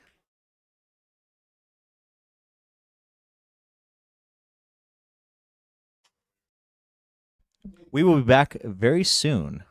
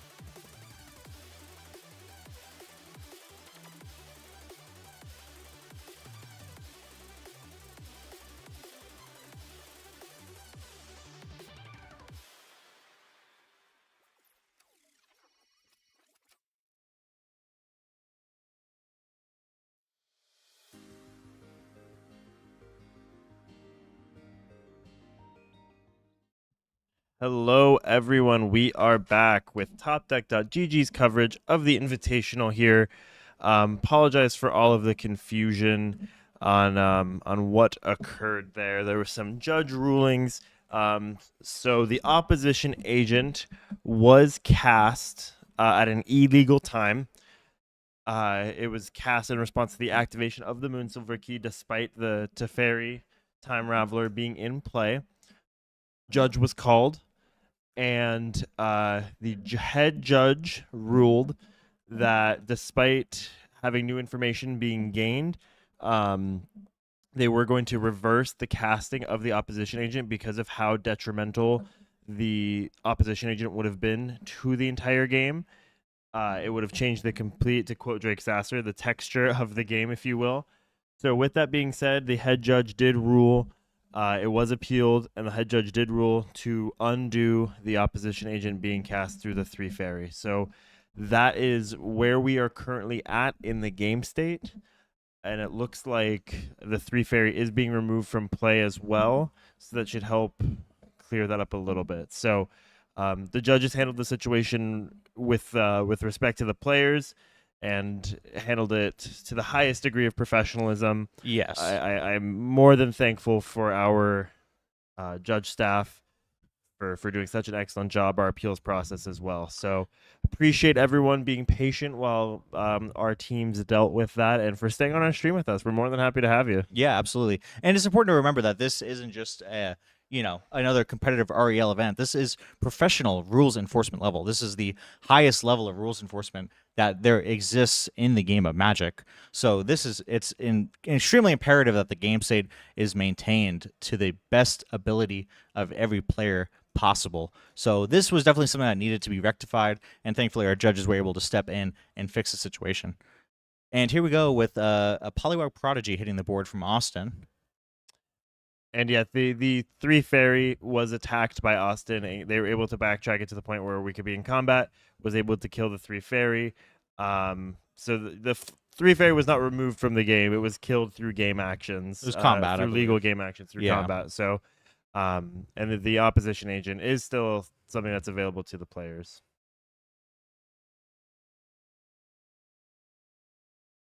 So again, thank you very much. We can't get into specifics on what the issues were. The final ruling, though, was they undid the casting of the opposition agent as it was cast illegally. Yes, exactly. So thank you, everyone, for staying tuned. We super appreciate the 700 people here. Yeah, and once again, thinking about these players, they're dealing with the most complicated way to play a game of Magic. You have 4 players playing cards from an infinitely sized card pool, and just a massive amount of things to juggle and handle at all times. This board state is one of the most complicated you could probably imagine in the game. So I really do not envy, and I can't blame anybody for missing something like that. It's not easy to do, and you have to put yourself in these players' shoes when you imagine casting your spells, as it were. How many times have you not been able to cast your opposition agent because there's a Teferi in play? Yeah. Happens very few and far between. Yeah, it's not something you really think about all that often. Teferi, not even a card that really I feel like I see very often. No, it's really just going to be in these either Sisay Esper shells or Sisay. Yeah, exactly. So mistakes do happen. That's why we have judges, to ensure the integrity of the game. And as Gingish said, Gingish, Possibly Gingish. one of them. It is a complicated game. There is fatigue, and there is the human element to playing this game. And the judges properly took care of the whatever on the disciplinary side. We don't see that side of things. Yeah. They took care of everything to the utmost professional degree. The Timna Crom player and Ian on Kidden, they both were in support of the judge's decisions. For sure. And it has been resolved. Yeah, and so it looks like a basalt was fetched off of that Moonsilver key from Ian. Ian now sort of trying to explain what he's about to do. What he's about to do is probably make infinite mana and win the game. Pretty with good. That basalt monolith. Yeah, generally pretty good. Making infinite mana and winning the game. Been pretty good in my meta so far. So let's see what Austin does here. We have the Poliwag Prodigy resolved, Dockside resolved, quite a bit of treasures there. Yep. Can Austin leverage this into anything that's going to impact the board state? Yeah, hey, I can cast this Oppo at any time. Well, not really. Well, 3 fairies got no. Oh, yes, fair enough. Yeah, okay. We learned that the hard way. We learned that the Dylan. hard way. My goodness. It can't get Glen Elendred. You can cast it through a Ranger Captain. Yeah, so that does make it a little complicated. notably, the Basalt is in hand, so Ian really doesn't need anything anymore at this point in terms of tutoring. And I will say, it seems like there's some unpopularity in the chat regarding the judge's decision. Ian didn't cast his spell wrong. I mean, it's all players' responsibilities to be aware of when and how spells can be cast. Ian didn't do anything wrong. No, absolutely not. And like I said, I really have a lot of sympathy for these players in this situation. You play your spells as they work 99% of the time. Yeah. Right. Mistakes happen. And mistakes happen, and especially this late into the day and this late into this game. Yep. I really can't blame anybody. And Austin, really particularly, has been playing at a very high level throughout this entire tournament. Yeah. Notably only dropping one game in round 7 against Ian, actually. Yeah. And looks like we're getting Basalt here into the mix, doing the Thrasios thing. Yeah, Thrasios activations. Yeah, The love it. Valley Flood Caller in hand really changes the game here. Yep. We have a trigger now here. Okay, we're just rolling with it. Yeah, Psych Rift coming a little too late. Yeah. Certainly. The Valley Flood Caller just allowing Ian to continue to pour on top. Yeah, this game is pretty close to over. I'm not cracking the champagne yet, but Yeah, I mean, anything could happen. anything could happen. But, it's looking pretty unlikely that Ian can lose this game here. And it's pretty intense because earlier in this game, if you can remember that far back, we were saying the same thing about Jeremy with his situation on Sisse, where he seemed like he had the world at his fingertips. Mm-hmm. And here we have Ian just being able to build back a board and get himself to a point where it looks impossible for him to lose. Yeah, I don't see a world, especially with infinite colorless mana, being able to dump into Thrasios. I can put my whole deck into my hand. Yeah, And yeah. I'm under an instant speed, Valley Flood Caller, any non-creature spells I can cast at instant speed. Yeah, certainly. I can just do anything on top of a Ranger Captain activation. Yeah, it doesn't Yeah. really matter anymore at this point. Just drawing essentially every card in his deck, putting every one of his lands in play. Yeah, I mean, this is as close to over as it could possibly be. But then again, if you're Ian, if you're one of these other competitors, you want to make him play it out because that's your God-given right. Yeah. And, there's no timing, and you might as well, right? You're not going anywhere. Content, baby. Yeah, content.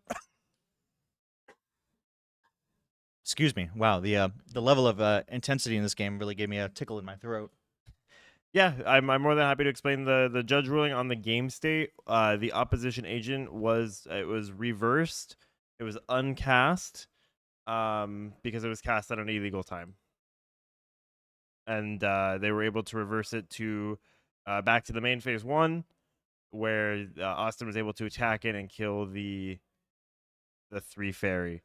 So the 3 fairy died via combat damage, and the opposition agent was not cast because at its initial casting, it was cast illegally. Yeah, it wasn't able to be cast at that point. And yes, Thrasios we're doing a Thrasios loop right now. Yeah, and Drake, fantastic point. This is why you're usually in the booth. It's quite the story for Ian to go 0-3 in the first 3 rounds of this tournament, and then come back to possibly win your top 16 match after going 3 in a row to round out day 2 and get yourself a ticket into top 16 and now possibly into top 4. Pretty insane run from Ian, and this is why he's considered one of the best in the game. Yeah. The resiliency that Ian has shown. He ended day 1. This cannot be overstated. He ended day 1 1-4. Yeah. That's most people Yes. going, I'll play in the redemption event. Yep. I have to win. I have to win out my next 2 games. I'll just play the redemption. I'll have fun, whatever. Ian didn't do that. No. And he's about to No. punch his ticket to top 4. Yeah, That's and, incredible. And that's what it takes at the highest level to compete, right? When you're down and out, being able to have that mental fortitude to come back and put wins on the stack and make these long games go into your favor is pretty difficult to do. It's not an easy thing. And I mean, I don't know if I have that fortitude. And well, Lauren is shaking his head no at me that I do not. But you really have to admire it, regardless. The cutoff for points was 12 points, so you needed 2 wins and 2 draws to make it into top 16.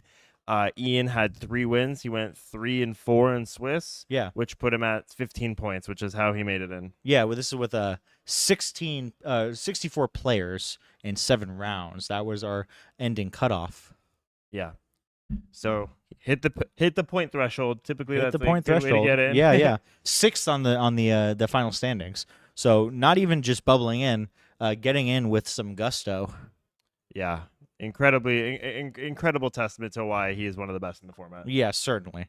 And I see a question about deck lists. Deck lists are probably going to be posted either late tonight or early tomorrow morning. Yep, deck list will be live on EDH Top 16, as Dylan said, either late tonight or tomorrow morning. And you will be able to see every competitor's deck list in both the Invitational and the Open. In addition to the 64-person 15K, we have a $10,000 10K going on. 256 players capped. People were asking for a wait list. Yeah, Couldn't for let the them in Open. due to building restrictions. We have a whole nother top 16 happening in another section of the building Yeah, that we don't even have on coverage. yeah. And that's another $10,000 that is just inconceivable to even think about a year ago. Yeah, I mean, when I think about when I truly got into CDH 2.5, 3 years ago, Yeah. actually, no, I'm sorry. It was much longer ago. It was about 5 years ago. It was Mhm. 2019, 2020, roughly. And you would tell me, hey, there's going to be 2 tournaments with over $25,000 in prizing. Yeah. I And over wouldn't- 300 players. I wouldn't believe you. Yeah. In Cebus, in beautiful Cebus, Ohio. Yeah, it's incredible. Yeah. It's Beautiful pretty Steve amazing. Buzz. Beautiful Cebus.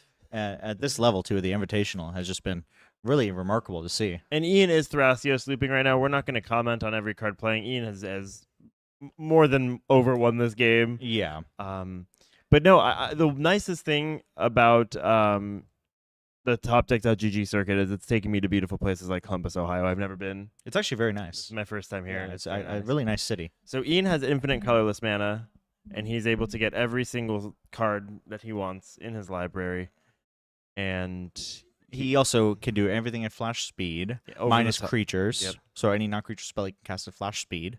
Yeah, he can find an E-zone, crack the E-zone. Yeah, so I believe E-Zone was already revealed. So what he's going to need to do now, likely, is find a way to loop with Endurance to get E-Zone back into his library until he can crop rot again. Yes, there is an Opera agent in Austin's hand, Yep. but he bottomed E-Zone. Okay, so that makes sense. Yep. So, yeah, we saw the E-Zone on the field at one point. So if he's bottoming E-Zone, that means crop rotation can happen. And with the amount of counter magic in Ian's deck in hand, Yeah, seems pretty unlikely that Austin is going to be able to power out that Ranger Captain of Eos. big agree. Big agree.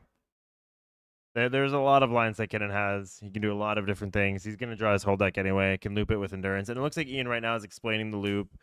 And anything that his opponents do, he doesn't even need to counter spells at this point. He can just Yeah. activate on top of it. Yeah, then, and E-Zone really isn't really super necessary at this point with the Valley Flood Caller. But he might need it to no, I guess he doesn't really need it. We'll see. We'll see what he does. He's played this deck quite enough to be able to figure out how to win from this position. It's a winning list. Oh, exiled Endurance from Force of Vigor earlier. Interesting. That does complicate things. Yeah, certainly. That does complicate things. Good catch, chat. A lot of moving parts in these games, so we appreciate Yeah, your assistance. Definitely. Let me see. All right, let's take a look and see what's happening on the table. A lot of spells being cast. We have quite the stack forming here. Quite a few triggers happening. Well, once again, we have a Nezahal in play, so it looks like the Ranger Captain trigger. Ian flashing in appears to be a One Ring. One Ring's good. It can let you draw cards. Yeah, it also gives you protection, Yeah, which big. is possibly pretty key here. Would fizzle anything targeting him. Pretty big.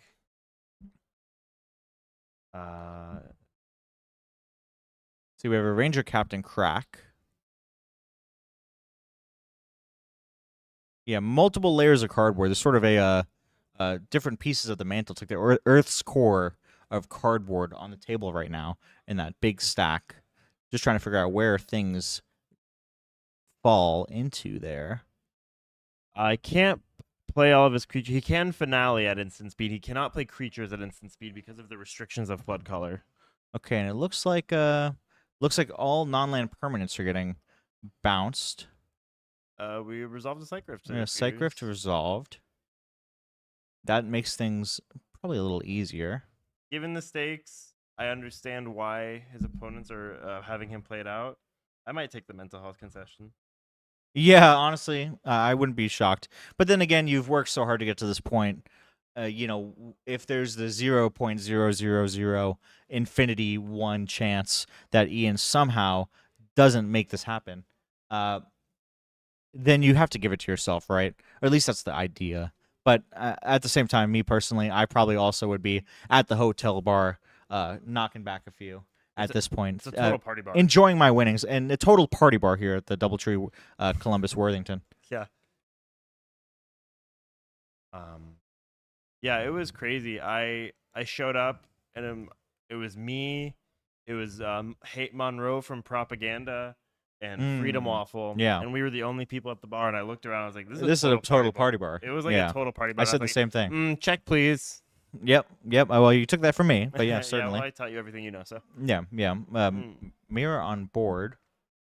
Mirage Mirror, yeah. Yes. And then you can make Infinite Man of any color. Yeah, it's just the amount of permanence on board. I mean, it's like it looks like one of our vendor showcases on Ian's board right there, along with the nice stack represented over there. I've seen Ian deck build before. It looked something very similar to this. Just Yeah. piles of cards. You don't know Certainly. if he's playing or Certainly. if he's, What resolving exactly stack. he's doing? Yeah. It's part of the process. Right. Yeah. Right. Trust it. Trust the process. It's working. Yeah. He's actually not even playing. He's sorting cards right now. Yeah. Exactly. These are just going to go back into alphabetical later. Yeah. Beautiful deck, too. Yeah. Certainly. I mean, very, very nice looking deck. It's actually too shiny. Yeah. Way too shiny. Hey, can we turn down the shiny? Am I right? It's a pretty good one. Yeah, thank you. I can't. Collaborative deck building. Yeah. Exactly. This is collaborative deck building. Yeah, community built physically, like by everyone in chat. Yeah. Let's discuss every card choice in Ian's deck. I mean, we have the time. We do, yeah, because it doesn't look like this is completely ending anytime soon. Although, I mean, this game is all but over by any metric that's useful here. This stack resolving is going to be interesting to say the least. If Ian even lets it resolve. Honestly, I would just mind break trap everything at this point, my own stuff, just to not have to just resolve it. to get over it. I don't want to see any of these cards anymore.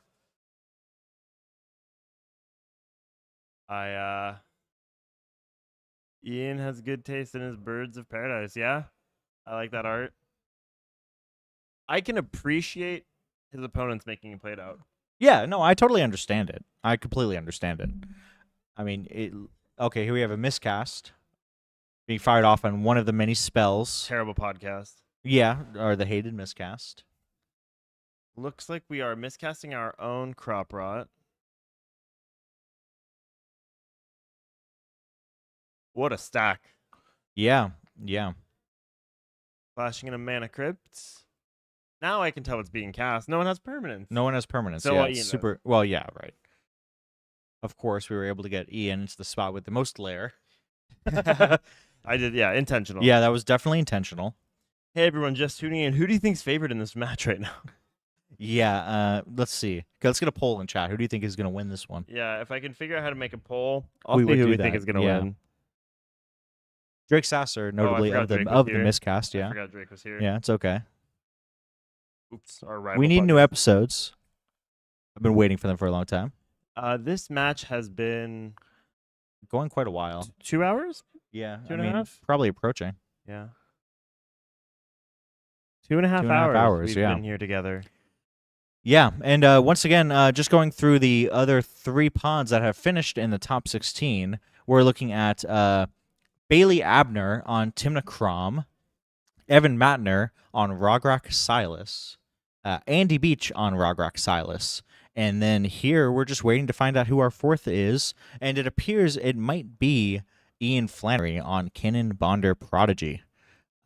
Once we resolve this stack and see how the rest of this game shakes out, it's looking, I mean, I've said it more than once in this game that it looks unlikely that Ian can lose, but now I think unlikely is putting it a little too lightly.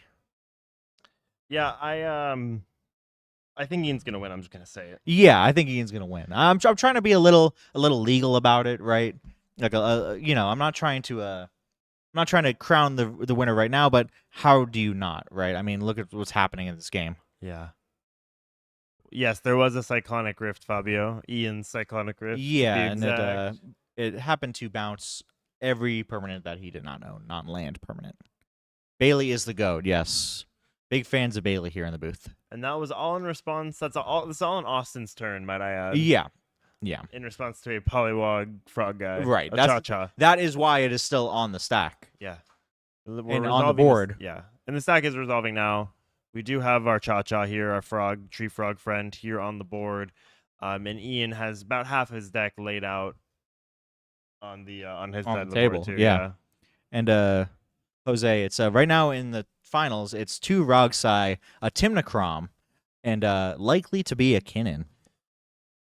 Unless something disastrous happens, which I do not know or can feasibly Yeah, think of what spell. I Ian has can't access even to every imagine. piece of counter magic in his deck. Yeah. Any problems this table tries to give Ian at this point is quickly dealt Yeah. with. Unless there's somebody coming in with a steel chair across the head or something, I think. Yeah. I think it's pretty good. Unless somebody TKOs him from across the table, I think we're in pretty good space. say Ian's got Baldy, this. I don't know what happened. Yeah, I don't know what happened. I just, he ended up in a choke slam one way or another.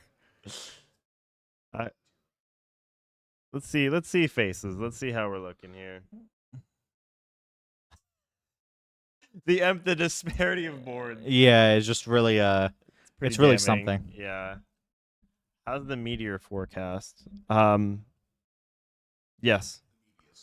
The meteor's meteors. the are in medius meteors Columbus, forecasting. the town of meat, is what they call it. Yeah, you can see the smile on Ian's face. I mean, he knows he has us wrapped up, just waiting for the rest of the table to come to terms with that at this point.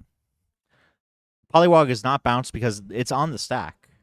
This is all done in response to Polywog on the stack, with using the Valley Flood Caller. Does Polywog win the game? No, it would draw a certain amount of cards with the 0 drops. That's why Ian did this in response. Mm-hmm. But here we go. Handshakes across the table. And Ian Flannery being your final member of your Topdeck Invitational top 4.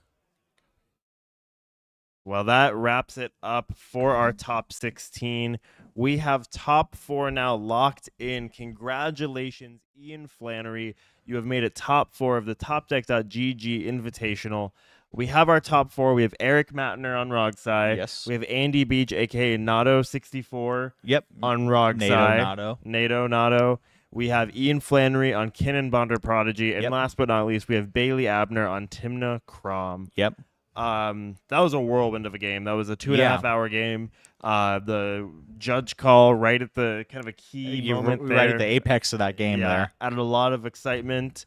Congratulations, Ian. You're number 1 on the Topdeck.gg leaderboard for the 2024 season. And now here you go in top 4. And now you have a chance to win it as well. So I think we're going to take a quick break. We're going to tune in. We're going to get some fresh air here. Yeah, certainly get some fresh air. Thank Absolutely. you, everyone, so much. We have 700 people watching. It's an incredible, it's very humbling to be able to be here for you, have you spend your time with us. We're going to, again, quick break. We will be back for top 4 coverage, the final round of the Topdeck.gg 2024 Championship Series, invite only. $15K. One person's going to walk away with almost about $5,000 cash for this event.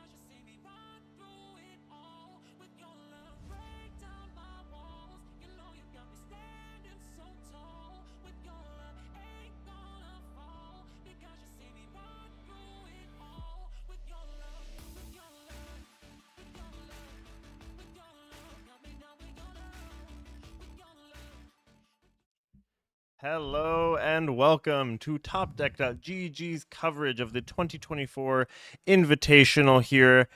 We are at Top 4 coverage. I'm Lauren, aka MTG Hot Dog, joined by Dylan Squorish, aka Squorishism, and we're here for a pretty big showdown here. We have Rogsai going in first seed, Eric Matner, followed by Eric Matner, right?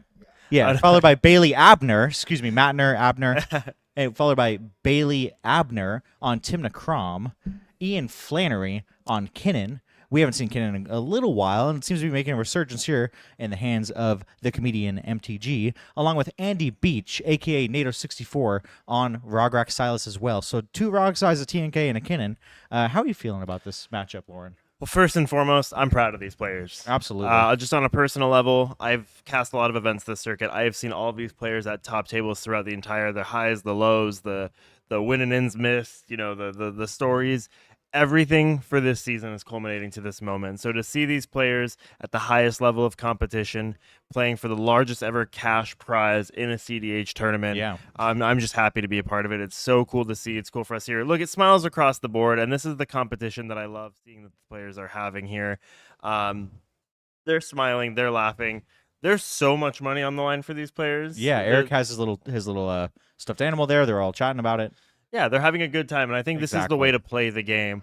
They all know that they've got here. 2 of them are wearing capes. I mean, I'm incredibly proud of these players. A lot of good stories from this event. Ian clawing back from an 0-3, ending day 1-1-4, now is in top 4 of the Topdeck.gg Invitational here. Andy Beach, who's been a pretty prolific online player. Yeah, He's really playing involved. Atraxa originally. Playing Atraxa. Really a positive voice in the communities as well. Yep. Pretty active online, cares a lot about the game. Happy to see him here. Bailey has done a lot, both started a gameplay channel and the Top Deckers. The Top Deckers has done a lot here in Columbus actually to grow the local meta too. Yeah. He's really passionate about the growth Hometown of hero. CDH. Yeah, hometown hero. A lot of people cheering for Bailey here. And then of course we have Eric, also known as Sharky online, Yeah. Asian Dorado, I believe is his Discord handle. Something like that. Yeah. A really prolific online player, very active too in a lot of different Discord communities and such. So Yeah, swapping from Tevish Crom to Rogsai. Traded the 5-mana commander for the 0-mana commander and paying off. yeah, and I'm just really incredibly proud of every single person here, and they have earned their spots. And one of them will be walking away, being the champion. Being the champion with a nice wad of cash as Yeah. well. So we're about to get into our gameplay here. We have our players mulliganing their hands. Eric looks like he's keeping a 7 yeah, going first, which if you're the other players, Rogsai at first seed is keeping a 7. A deck that can mulligan down to 4, 3, 2, sometimes cards. yeah. Keeping a 7 on going first is something to be a little hesitant about, to say the least. I heard a very funny story this weekend. Someone playing the Open, they kept a 1 on Rogsai, Flare of Duplication. That's all you need sometimes, honestly. That card is so powerful. So many cards from Modern Horizons 3 Yeah. really boosted up just the raw power of Rogsai. Flare Duplication, being able to use your Rograk to copy some of the most powerful instants and sorceries that we see in the game has been a game changer. Necro Dominance has been dominant, been an incredible addition to this deck. Necropotence is already good. How about 2 of them? And just a lot of ways that has just blown open the Rogsai power levels. And so people are a little confused on seating. Eric is in seat 1, Bailey is in seat 2, Ian's on seat 3, and Andy Beach is seat 4. So we are in the correct seating order here. We are good to go. The cloaks and capes coming back 2024. Yeah, they have cloaks. Yeah, we're big time invested in cloaks over here. I've been buying up cloaks for the last couple months, waiting for this moment, and it looks like my cloak stocks are about to pay off finally. But yeah, the players are in proper seating order. Really, it doesn't matter where at the table they're physically sitting at, just as long as priorities pass Yeah, properly. exactly. So Eric in our top right is going to be player 1.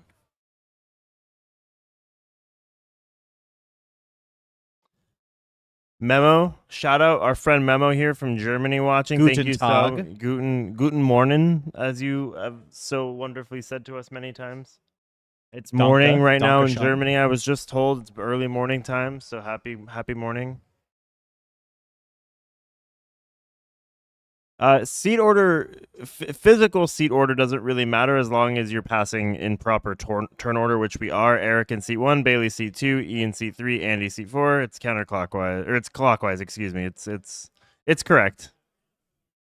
Yo, back on the stack. What's up, guys? My boys filmed some filmed some gameplay with them. Nice. There was one video that didn't make it where I had 15 mana with a dockside and couldn't win because I was trying to be too cute, and that was pretty embarrassing. Oh, there you go. How do you say buddy in German, Lauren? Buddy, I believe is how Gustav taught me how to say it. Yeah, that's how I would say But it he's if I not was a German, little- so Maybe like a little German boy with like a propeller hat and a big lollipop frolicking through maybe some kind of tulip field. you do love to frolic with your lederhosen. I am a big frolicker.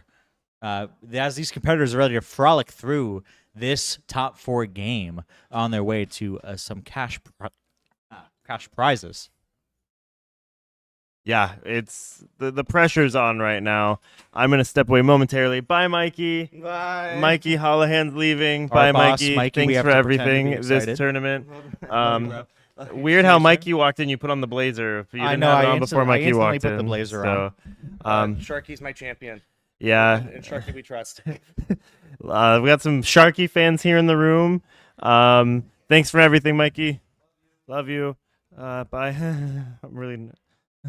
Okay, now we can just cut the stream off. Yeah, now that he's gone, our boss is gone. We're going to good night, guys. we're going to Carrabba's to get some chicken Brian.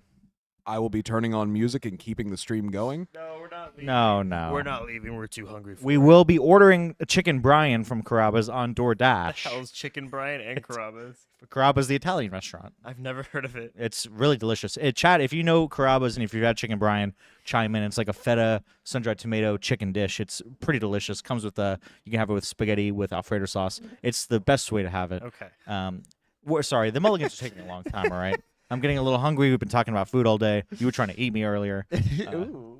Yeah, so here we are, and it looks like we have opening hands, and we're about to get Chicken underway. Brian. Yeah, chicken Brian. Yo, you should have just said that from Carrabba's. That's what I said. Yeah, exactly. From Carrabba's. Thank you, Drake.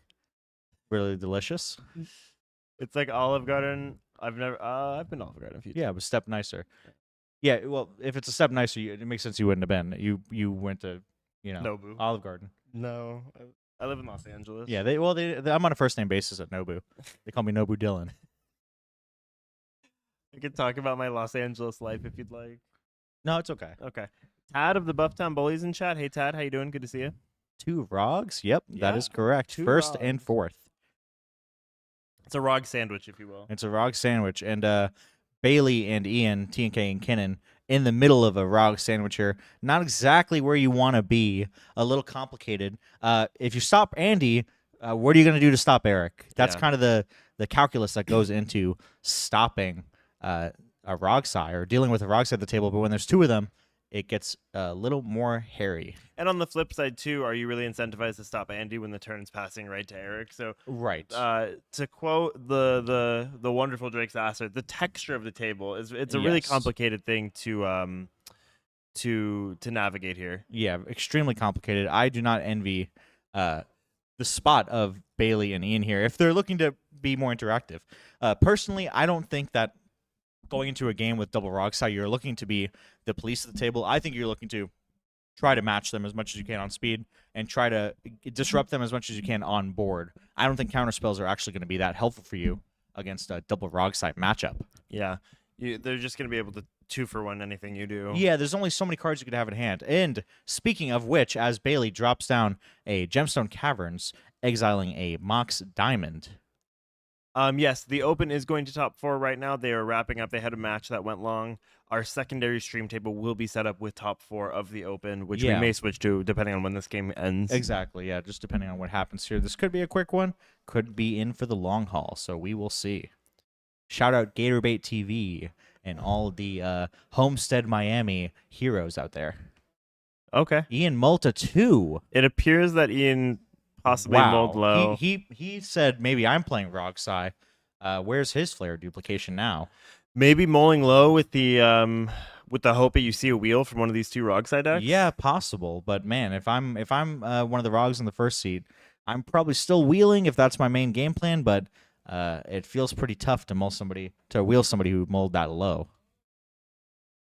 Yeah, I'm less inclined now to wheel, but if that's the game plan that these Rogside decks are going upon or building upon, Yeah. it's kind of worth the risk. Yeah, and we have a Git probe coming out. I wonder if he's going to take a look at Ian's 2 cards here. I mean, truthfully, if you're Eric, I can't imagine Ian in this situation in top 4 is keeping interaction with 2 cards. He just can't afford to. He has to try to find a way to win this game, and with 2 cards, you don't have the luxury of interacting. And we see Eric taking a look at Andy's hand here, the other Rogside player. Smart. Yeah, trying to get an idea of exactly what he's up against. Yeah, I think that's smart. I think just knowing, 'cause if you're both playing the same deck, you're both generally going to be on the same game plan. So being Yeah. able to use that information to then influence your next. Right. How fast do I need to be going here? Exactly. You know that Ian is not exactly putting a win on the stack turn 1, likely not turn 2 either. And Bailey could be going on a faster plan, but that's generally not what TNK is looking to do. He probably wants to try to set up some value engines and try to outgrind the Rogside decks. Find ways to disrupt them on the board. And Bailey's more than fine with his opponents starting to cannibalize themselves, right? Absolutely. Yeah. He's fine seeing them just eat. Yeah, seeing them eat. Yeah. Meanwhile, Lauren on the DoorDash app here, putting in the order for the chicken brine. He was talking a lot of trash about Carrabba's and chicken brine, but here we go. You didn't show me the photo. I don't really need to see a photo of it. You can get your taste buds to give you the the verdict. I might rename my deck list Chicken Brine. Chicken brine, you should. And here we go. Get Pro resolving and card getting drawn. Let's see what Eric is following this up with. City of Brass. No Rog yet. Chromox. Chromox. If I were TNK in the punt, I'm suddenly terrified. Yeah, I'm scared if I'm Bailey. We're seeing a Dark Ritual, likely a payoff spell. I mean, you know that the coast is clear from Andy from looking at this. You're hoping Bailey on 5 doesn't have anything. We have a Mana Vault here. Can't tell a time twister. Oh man. Oh, that dice is the black black mana mana token. floating. Okay. Yeah. Okay. So Ian paid off in a big way here for mulling to 2. Gets a free mulligan. Enjoy. Yeah. Wow. Wow. Bailey following up with a Dark Ritual Bowmasters. That is. Can I see the face play. cams here? I want to see how the table's looking. Yeah, that is the play. Everyone's looking thrilled about Oh my this right now. Just absolutely threatening to take Eric out of the game entirely. Yeah. And he deployed Rog already, right? I don't believe he did. Okay, I don't so believe he Rog's played safe. Rog. Rog is safe for now. I mean, you kill a player if you theoretically, right? If you're scared of Ian yeah. or you're scared of Andy. Well, I don't think he's scared of Ian at this point. Right. You know, fresh 7 fresh that 7, you can't forced, mulligan. Yeah, right, forced mulligan. Can't mulligan. Andy is going last. You're getting done tap. Eric just put a lot of mana on board and just, puts the first one to make a play. He's going before you. I think you just take him out now. You just kill Eric? I think so. Yeah, he redeploys Rog. You block the Orc Army with Rog. But if you're scared, That's fair enough, yeah. you can hope Ian is sitting back on some remove or on some counter magic. You kill Andy. Swing. Yeah. Wow. Yeah. This took a turn. Yeah, you're right. This could be taking out Ian or Andy here. It just depends what you're more scared of, right? TNK sometimes can keep the Rogs at bay using the suite of disruptive permanents, and Kinnan can be a deck that struggles. TNK can struggle against a lot of their spells not being ones that Bailey can answer in a reasonable way. Phenomenal table read by Ian. Yeah, absolutely. I mean, talk about paid off. You have to assume the hand that he did keep was land fish There's something like that to yeah. get back into Some the way to game if grind you back didn't into get this wheeled. But Ian high rolling here. It Yeah. looks like we are paying in a big way. No, it looks like he's getting hit with the Bowmasters. Oh, I see. Yeah. So Bailey electing to point that damage towards Eric. Bailey maybe looking for another wheel of sorts. Yeah, possibly. Yeah. I mean, that could just be pretty close to game right there. Yeah. I mean, yeah, I'll go for the 1-on-1. I mean, if you wheel again, It's you kill a player and then you kill another player, right? Right, Yeah, right. this orc army. Oh my god. Yeah, it's putting in work. Yeah, I mean, Bowmaster's really, a pretty broken card to say the least. Yeah. Looks like a Rite of Flame into a Ad Ad nauseam. Nauseam from Eric. Great call by Bailey to attack Yeah, exactly. Eric's life total here. Wow. And, Ad Nauseam at 15. Oh, a Force of will. Force of Will. If I'm Andy, Pitching a Ristic Study. if I'm Andy here, that's kind of a tough sell. I mean, Eric is all but dead. I mean, he has 15 life. He's putting the Rog out, but I don't know. I don't know if I use that there. It's tough. Honestly, Yeah. it's tough. It's tough letting a Ad Nauseam resolve, but at 15 life, you might want to just take the risk and hold your interaction. I think we're seeing from the players, though, the type of gameplay we expected in top 4. Absolutely. This isn't a, hey, we're just going to grind this out and whoever can get it. This is, no, there's going to be a winner in the next half an hour. We're slamming here. Oh, and we're sending both. Oh, we're attacking the other no, Rock so we're side attacking player. Andy. You're right. Okay, so pressuring both life totals. Okay. Oh, Andy pleading, look at my hand, don't attack me. I mean, okay. Now we're coming back to Eric. Okay. We're deciding our attacks But here. I don't disagree. I mean, but I do think that forcing that might be a little bit of jumping the gun. I just don't know if you really need to interact there if you're Andy. Okay. At 15, I think you just let him have it. Now, if the follow up from Bailey here is going to be huge, and I've said it before. Yeah. Every time I see a white and any color, but okay, Mana Vault, Yeah, the Mana Vault game so far. Thinking Dranith also after killing a Rog might really slow things down here. Yeah, well, it looks like Ian is untapping and drawing. So we'll see what Ian has for us with his brand new 7 he was wheeled into. Cavernous Souls, it appears. Oh, Command Tower. Command okay, never Tower. mind. It's too hard to tell with these new treatments what land that is. Yeah. Produces either blue or green. I'll Okay. guess, along with a Lotus Petal. Command Tower, Lotus Petal, playing Rog, passing maybe. Missed land drop. Okay, well, wow. Now it makes a little more sense. But yeah, if I'm Andy here, I don't have anything in my hand. My Force of Will is my only chance, really, to get back into this game, hypothetically. That's my if I'm political able to power. make a play. Yeah, it's my political power, exactly. I'm going to let that Nas resolve. That's a cool Command Tower art. Yeah, I do like that. If that is Command Tower. It is? Okay, great. Eric not missing a land drop. At No. a precarious life total, though. Took the 1 from the Mana Vault here. Your City of Brass will do damage to as well. Being able to cast a Twister and an Adnaz in the same turn on your opening turn, pretty impressive. Yeah. This is pretty nuts. But Bailey's really going to have to figure out how to leverage this Orcish Bowmasters to punch a hole through this game. I'm not too worried about Andy. And Rogsai, though, Eric, I'm not going to write off quite yet. No, Despite- I don't think you can. Yeah. I mean, people see Rogstar with a low life total, Mm-hmm. and they instantly think that they're out of the game. Rogrek has so many ways and so many tools in the arsenal to fight back in, right? And especially here, you also can recast your Rogrek and you have another blocker. Bailey has to find a way to get rid of that thing. Otherwise, you're just going to be, putting a chump blocker in. Can't see what that spell is that was just put on the stack. I do apologize for the glare, everyone. Appreciate.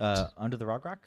Yeah, we deployed the Rograk, and right next to the Mana Vault was something else was cast, and I just can't tell what it is. I believe maybe another tutor.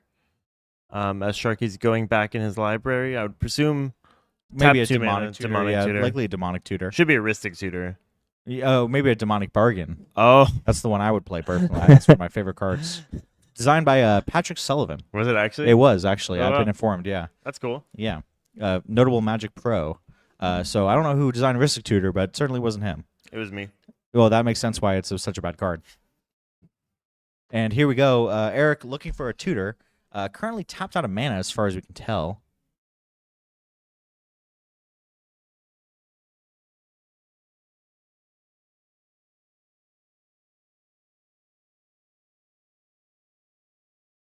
And let's see.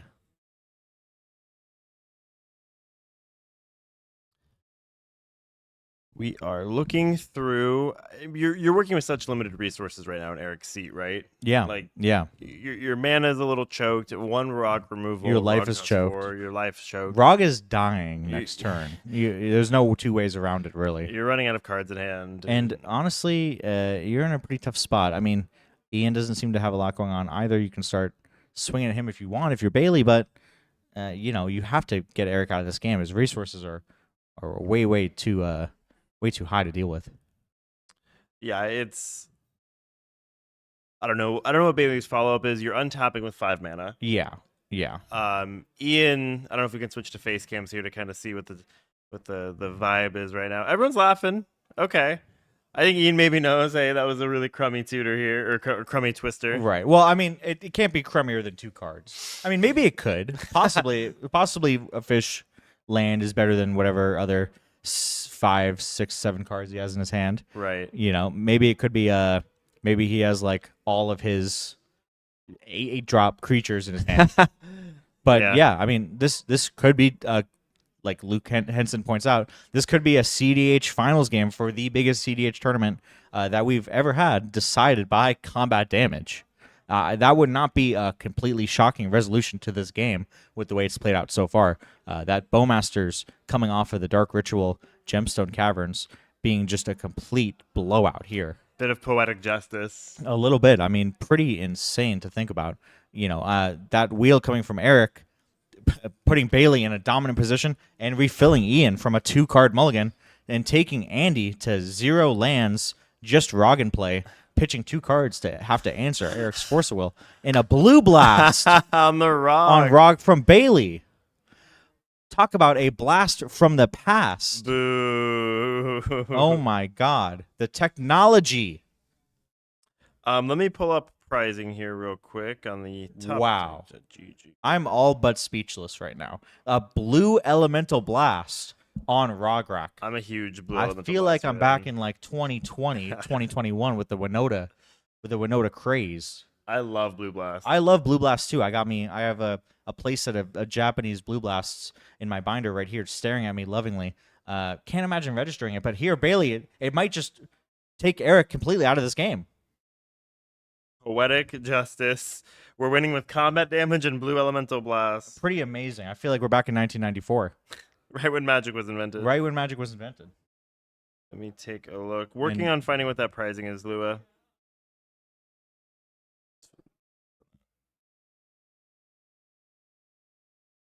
Let me find it. I'm on the bracket page. I need to get out of the bracket page. I do apologize. And yeah, Bailey coming in and cracking in for damage here. And Eric Matner is eliminated from the game on turn 2 Wow. with a swing from the Orcish Bowmasters.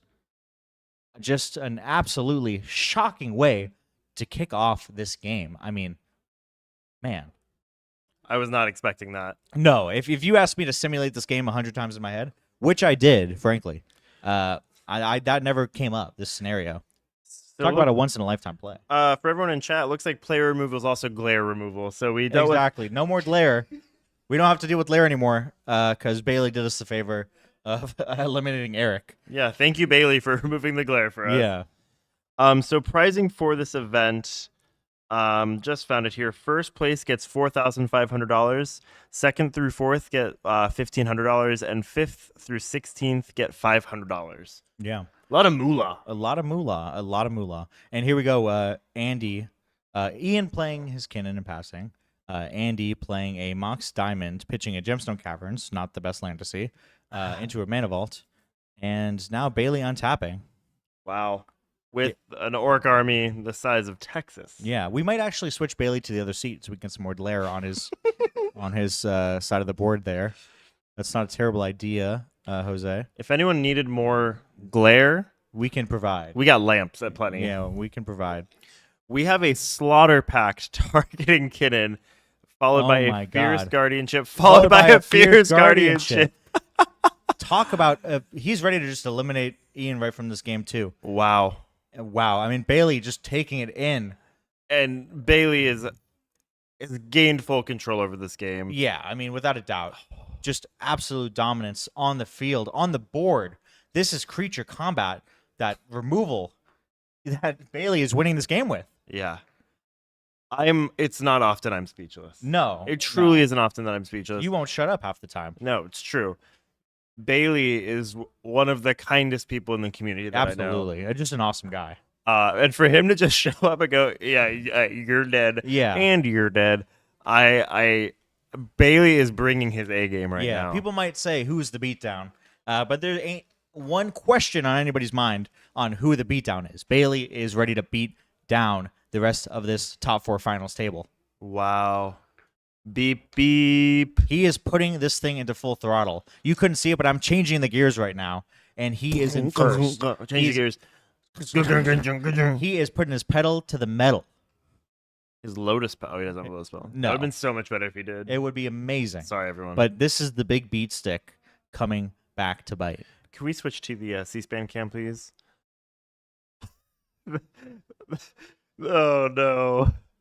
The flag, too, is just amazing. We have an Arcane Signet being deployed by Ian and passing the turn. Looks like back to Andy Beach's turn. No creature being played. I'm sorry, Andy- that might have been a Talisman of Curiosity. Yeah, probably. That makes sense. Andy doesn't appear to have a land drop. That Twister really... I mean, wow. I don't think Eric thought it was going to go that No, way. I listen. I think every time you cast a Twister, I think there's a couple ways it can go, and that is the worst, absolute worst case scenario on multiple levels. Yeah, hey, chat, can we clip that? If someone ever's asking, what's the worst that can happen from What's a the turn worst one that could Twister? happen from a turn 1 Twister? We just saw this it. is it right here. Yeah, This is Bailey Abner is. Yeah, Bailey is in absolute beatdown mode. He is ready to take this game home. Andy, just you could see from his body language, a little dejected there. No land drop, looking for any kind of action. If he draws a wheel here, he's going to feel pretty unfortunate. Well, and Bailey, it's tradition, and I'm going to say it on stream. That way he's beholden to it. He has to buy dinner for everyone. Yes, certainly for Yeah. me. Bailey, we are going to Carrabba's and get ready for some chicken brine. If you do win. If you do win. Yeah. Certainly. The rest of the table. Actually, wait. No, even if you don't win, you're buying dinner. Yeah, at least for me. What? Chicken brine. No. It's not that expensive. It's pretty good. That's the thing. It's affordable, and some of them you can actually take out for lunch as well. It's pretty good. Yeah, they'll give you a cheaper discount. So for those tuning in right now, this is the Topdeck.gg coverage of the Final Four. We had seat 1 Eric on Rogside with a turn 1 Time Twister, followed by Bailey responding to that with a turn 0 from a Gemstone Cavern, Orcish Bowmasters with a huge army Off a Dark Ritual. Took down Eric, pressuring Ian's life total right now. Some possible action here by Ian. Looks like we're bouncing the Orc army. I can't remember the name of that spell. Sink it's an into MH3. stupor. Stink into stupor. Yep. Not sink into stupor, not stink into stupor. Yeah, it's okay. We're casting a stinky stoop. STS, stink in the stoop. And it looks like, okay, that does take some pressure off the board. No, man. I was ready for some more beatdown.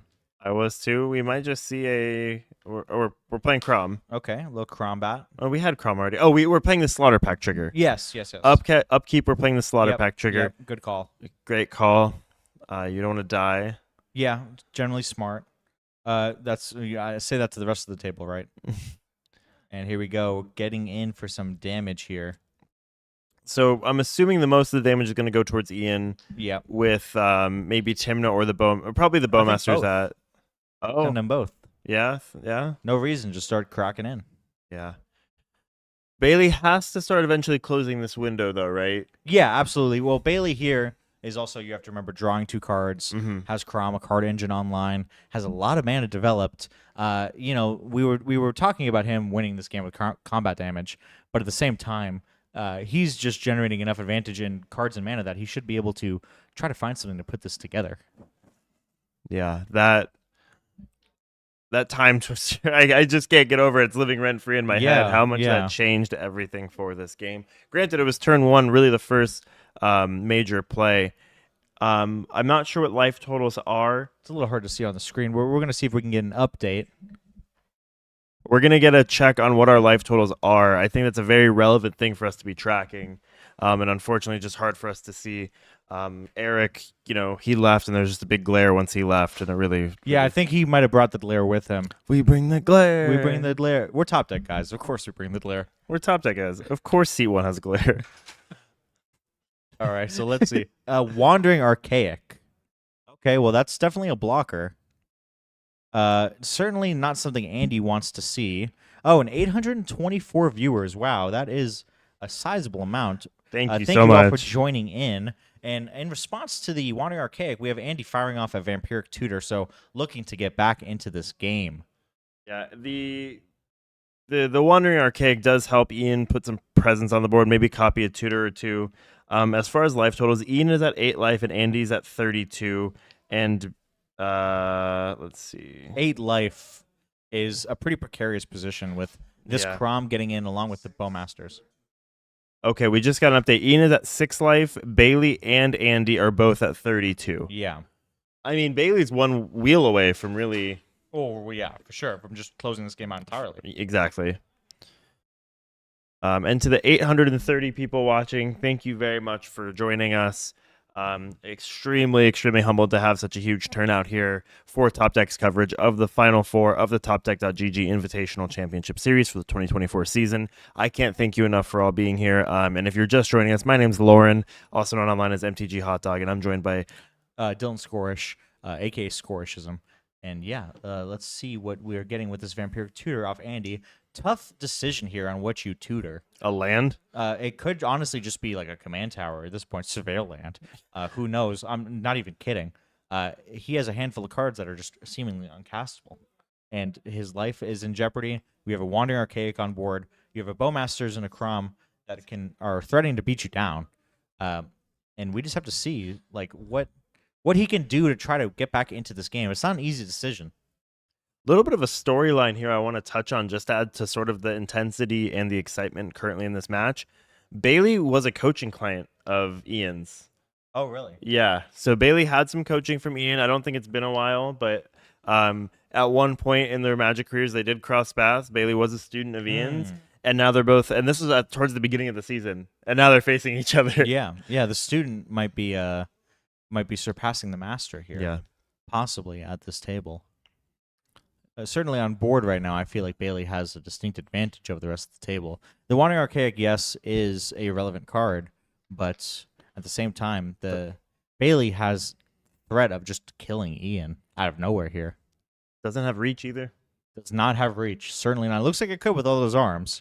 Oh, But, I got reach. Yeah, No, you I'm don't. reaching up, but does not. Wandering Archaic, more like wandering Wandering on the ground. wandering on the ground, not with Yeah. reach. Yeah, exactly. Got there. We got there. We found the line.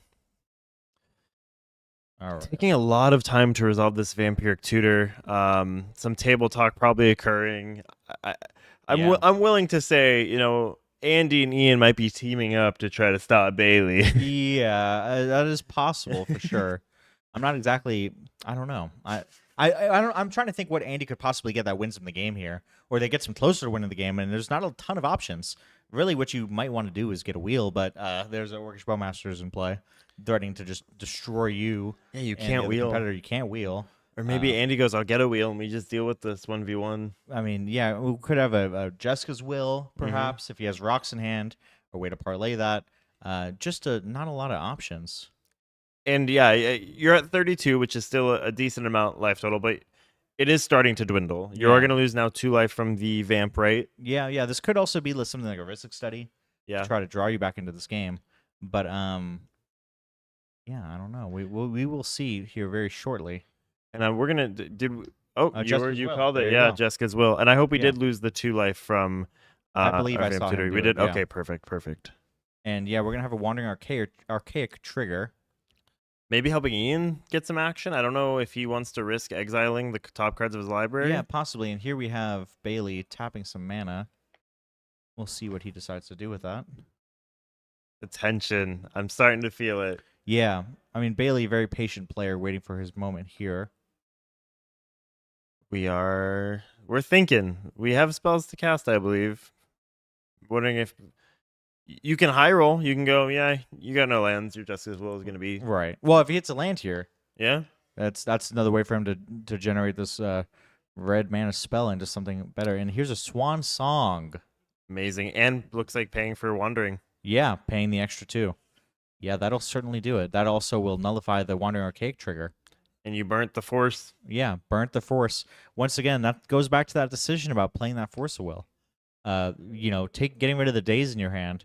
That might have come up in this situation, allowing you to claw your way back into this game. Those little things at the beginning of the game can really add up when you get into these kind of grind fests. And I'm going to take a look at Bailey's list right now. I know Lightning Bolt has come in and out of the rotation here for Bailey. I'm going to take a look and see if maybe that's a possibility. Swing 4 in the air with Crom.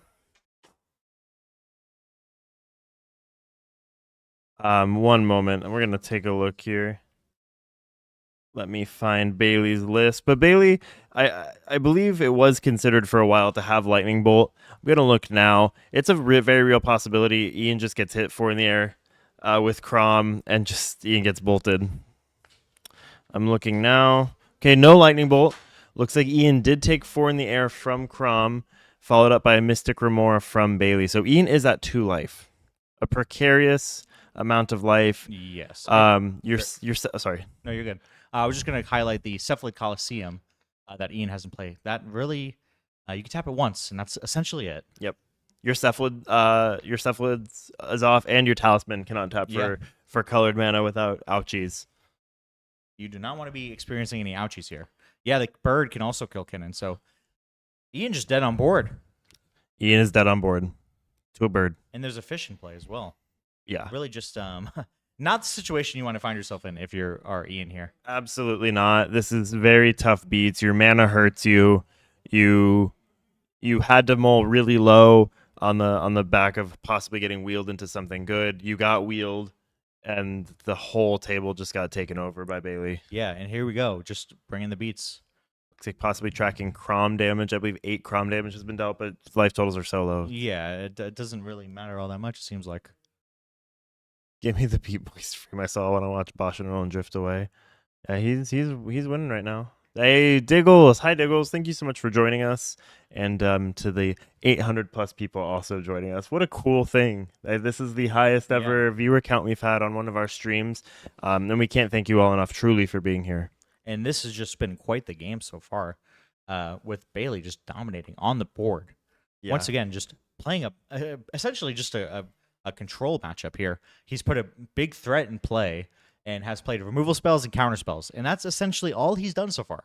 He's put 1 card draw engine in play just this turn, and then been playing creatures, counter spells, and removal. I mean, this is like classic fundamental magic right here. Kind of cool. It's actually very impressive to see him pull this off. We have a treasure vault being tapped. Oh, did we lose our feed? Okay. Oh, they were just very still for a moment. Yeah, they very, very still. And we are playing a mana vault, feeding the fish here. Ian just trying to generate something. Yeah, maybe looking to try to... Oh, Tezzeret the Seeker. Okay. Okay. The problem here is he has a Talisman Creativity in play along with a Cephalid Coliseum. He cannot tap that Talisman of Creativity for green mana. And here's a Force of Negation from Bailey. Bailey's not having it. Just playing an insane game of control here. Yeah.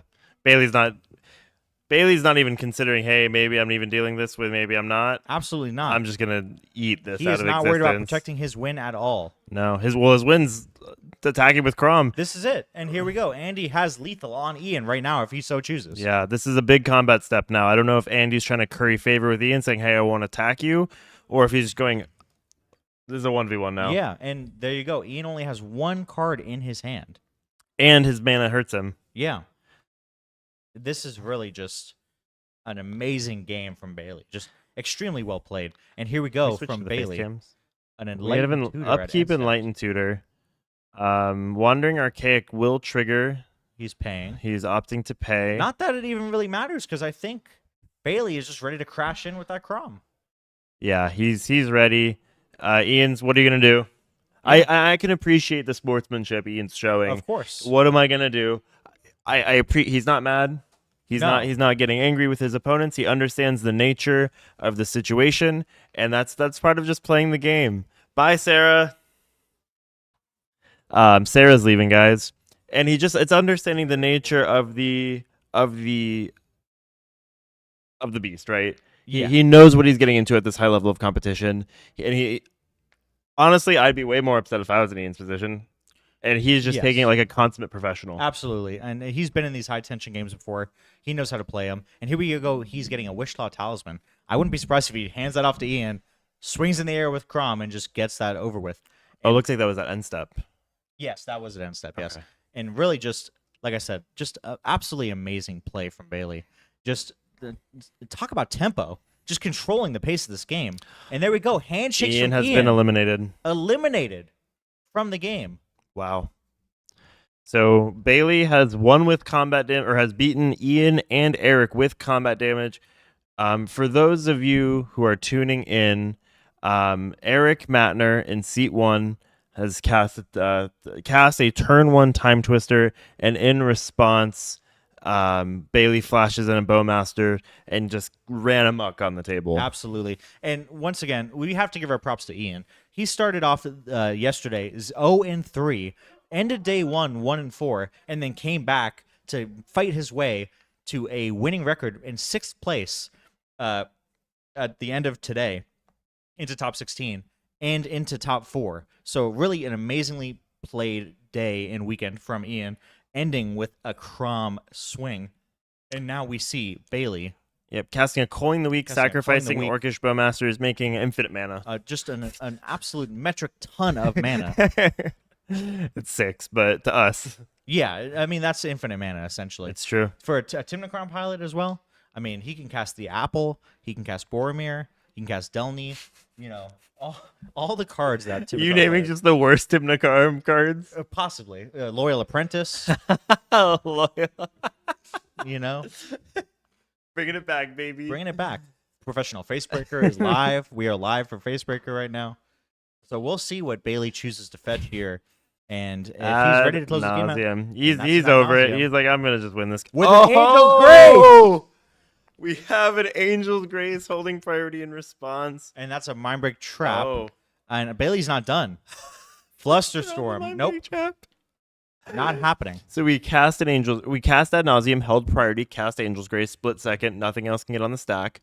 Angel's Grace resolves, so split second's no longer Yep. on the stack. In response, Andy casts a Mindbreak Trap targeting the ad nauseum, and in response to that, Bailey Flusterstorms it. Just an amazing sequence for Bailey. Talk about some of the finest work I've seen in a very long time. Andy looking over his hand. The Flusterstorm, the perfect answer to this problem. And with the Angel's Grace and the ad nos, for those who don't know, you will put your entire library into your hand and have 1 life after it, and then you just play doesn't matter. Thorkel. Yeah. It absolutely does not matter. You have your entire library in your hand. Please try to stop me now. And I'm wondering if there's some sort of pact of negation maybe Andy has. He goes, do I do it? And then I don't know. And but, lose? And lose still, Yeah. but we're thinking. We are deep thinking right now. Can we switch to the face cams? I would love to see how we're looking right now. I mean, Andy here. just seeing the win dwindling away from him. This was already a tough position for him, but here we go. Bailey just absolutely stone-faced. Pact of negation. Okay. Let me switch back here. See what card that is. A deflecting swat. A Mindbreak Trap. Oh, No, sorry. A mental misstep on the... What is that there? So it's a mental misstep. So deflecting swat targeting the Flusterstorm, but the storm copies are on the stack. Bailey wins And there we it. go. Bailey wins the game. Congratulations, Congratulations to Bailey Abner. on Timnacron taking home the Top Deck Invitational. Yeah, if we want to keep, I'm going to grab him for a winner interview. If Yes, you want to keep yeah. everyone hot. Oh my gosh. Just an absolutely fantastically played game. If you're just tuning in, I'm going to go ahead and give you a quick recap of what happened in this game. Eric Matner on Rogside going first, Bailey going second before the game started, putting a Gemstone Caverns into play. Eric goes ahead, dumps a bunch of mana onto the board, casts a Time Twister. In response, Bailey casts a Dark Ritual into a Bowmasters, putting a ton of damage onto Eric, threatening lethal, and going ahead, killing Eric with his Bowmaster token, stifling Ian's ability to get the game going for himself, slaughter pacting his Kinnan, going ahead and blue blasting Yes, you heard me right. Blue blasting Eric Matner's Rog in order to put lethal damage on him with the Bowmaster Army token. Just an absolutely insanely well played game, doing everything he needed to do, having all the correct answers to handle this matchup. Just insanely well played, and you have to give Bailey his props. And I can't wait to talk to him a little bit about how this game went. Just absolutely nuts. And here comes the winner, Bailey Abner, my man. Absolute Ohio hometown hero, and I cannot wait to talk to him. Have a seat. Yeah, no. Oh, you're talking to him. Yeah, no, you got it. You got it. You got it. Whatever you want. Yeah, you got it. You have to show off the flag though. People need Okay. to know if you want to. All right, Bailey. I'll turn it down a little bit. What's up? Bailey, how are you feeling right now after winning the Topdeck Invitational? I feel great. In disbelief. I would almost. too. A lot of my like meme cards Uh-huh. I got to use, which was great. It was- Water Pack, it was Blue very Elemental impressive. Blaster, Rog. I couldn't. We were. You should have seen the way that we reacted. I hope you watch this VOD later. Yeah. The way that we reacted in the booth when you cast the Blue Elemental Blast. I thought I was going to jump out of my seat. I actually did think I was going to hop out of my seat. Yeah, it was. Yeah. I mean, my opening here was kind of mid, except for the wheel. I just Yeah. thought that the wheel would probably happen in that game. I was like, Boatmasters can do it. And you made it happen. And how did you feel? Walk me through that through your first couple turns, right? After you got that blue blast and you eliminated Eric, what were you thinking after that game? After Eric had left the game and it was just you, Ian, and Andy on very low resources. Yeah. What was sort of your take going into that? So Andy showed me his hand. Uh-huh. He had no castable spells. He had Mana Vault Mox Diamond. Right. I knew his hand was, in other words, like pretty much unplayable. Mm-hmm. I was like, Ian's the only one I have to really worry about now. So if I just clock Ian, and force them to act, because Kinnon's not a deck that under pressure performs very well. No. Like if certainly you keep not. applying this pressure to them, they just kind of fold. Yeah. Especially with like the Slaughter Pact to Yep. get rid of the Kinnon, so that I could get in for more damage. Mhm. And at that point, I was like, if I can just get Killian, I think this game's mine. Yeah, and that's absolutely what happened. You were able to take him out with combat damage, something we don't see happen all that often. And how excited were you when you were able to put those beats on with the Bowmaster token? I felt great. It felt like a game of Limited almost. Yeah. Where it's like the game's no longer about these are like really powerful like vintage spells. Now Yep. it's about like I'm just gonna attack you and I'm gonna kill you if you don't block it. And if you keep playing Rog and blocking, then I'm just gonna keep applying this pressure to you. Can you put how many blockers can you put into play Exactly. against my threat? Exactly. Yeah. No, I'm just in disbelief. So what are your plans after this? What is the first thing you're going to do now as the Top Deck Circuit 2024 champion? I don't know. We're going back to Ohio tonight. My buddy wants here. to hit up the casino. Believe me, your gamble paid off, certainly. And here we have the trophy Oh, coming in that way? Okay. live on stream trophy award. You deserve it, Bailey. Congratulations Thank you. from us at Top Deck. Just give you one of them. There we go. Just cover the other. There we go. Shoulders, no shoulder uncovered in this room. I got the jacket. He has the cape and his playmat. All right. Thank you very much, Bailey. Thank you. We really appreciate it. Thank you. Congratulations again to Bailey Abner. All righty. Lauren hopping back into the booth here. All right, everyone. I'm going to take it away for us. That was TopDeck.gg's coverage of the 2024 Invitational. Bailey Abner on Timna Crom is your season winner. Again, I'm Lauren, also known as MTG Hot Dog. And I'm Dylan Scorish, also known as Scorishism.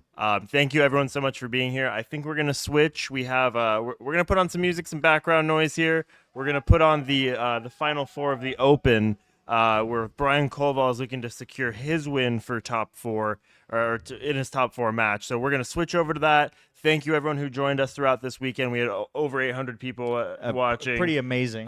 Pretty amazing. You guys really showed up in a big way. Thank you for all your support during this season. Thank you very much, everyone.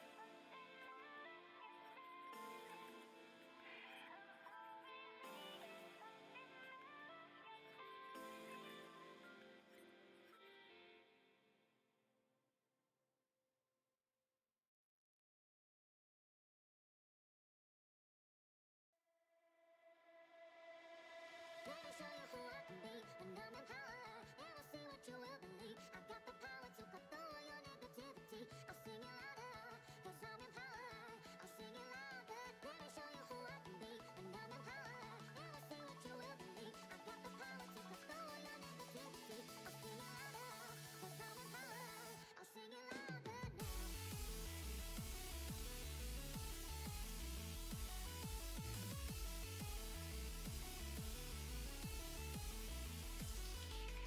Let me show you who I can be. And I'm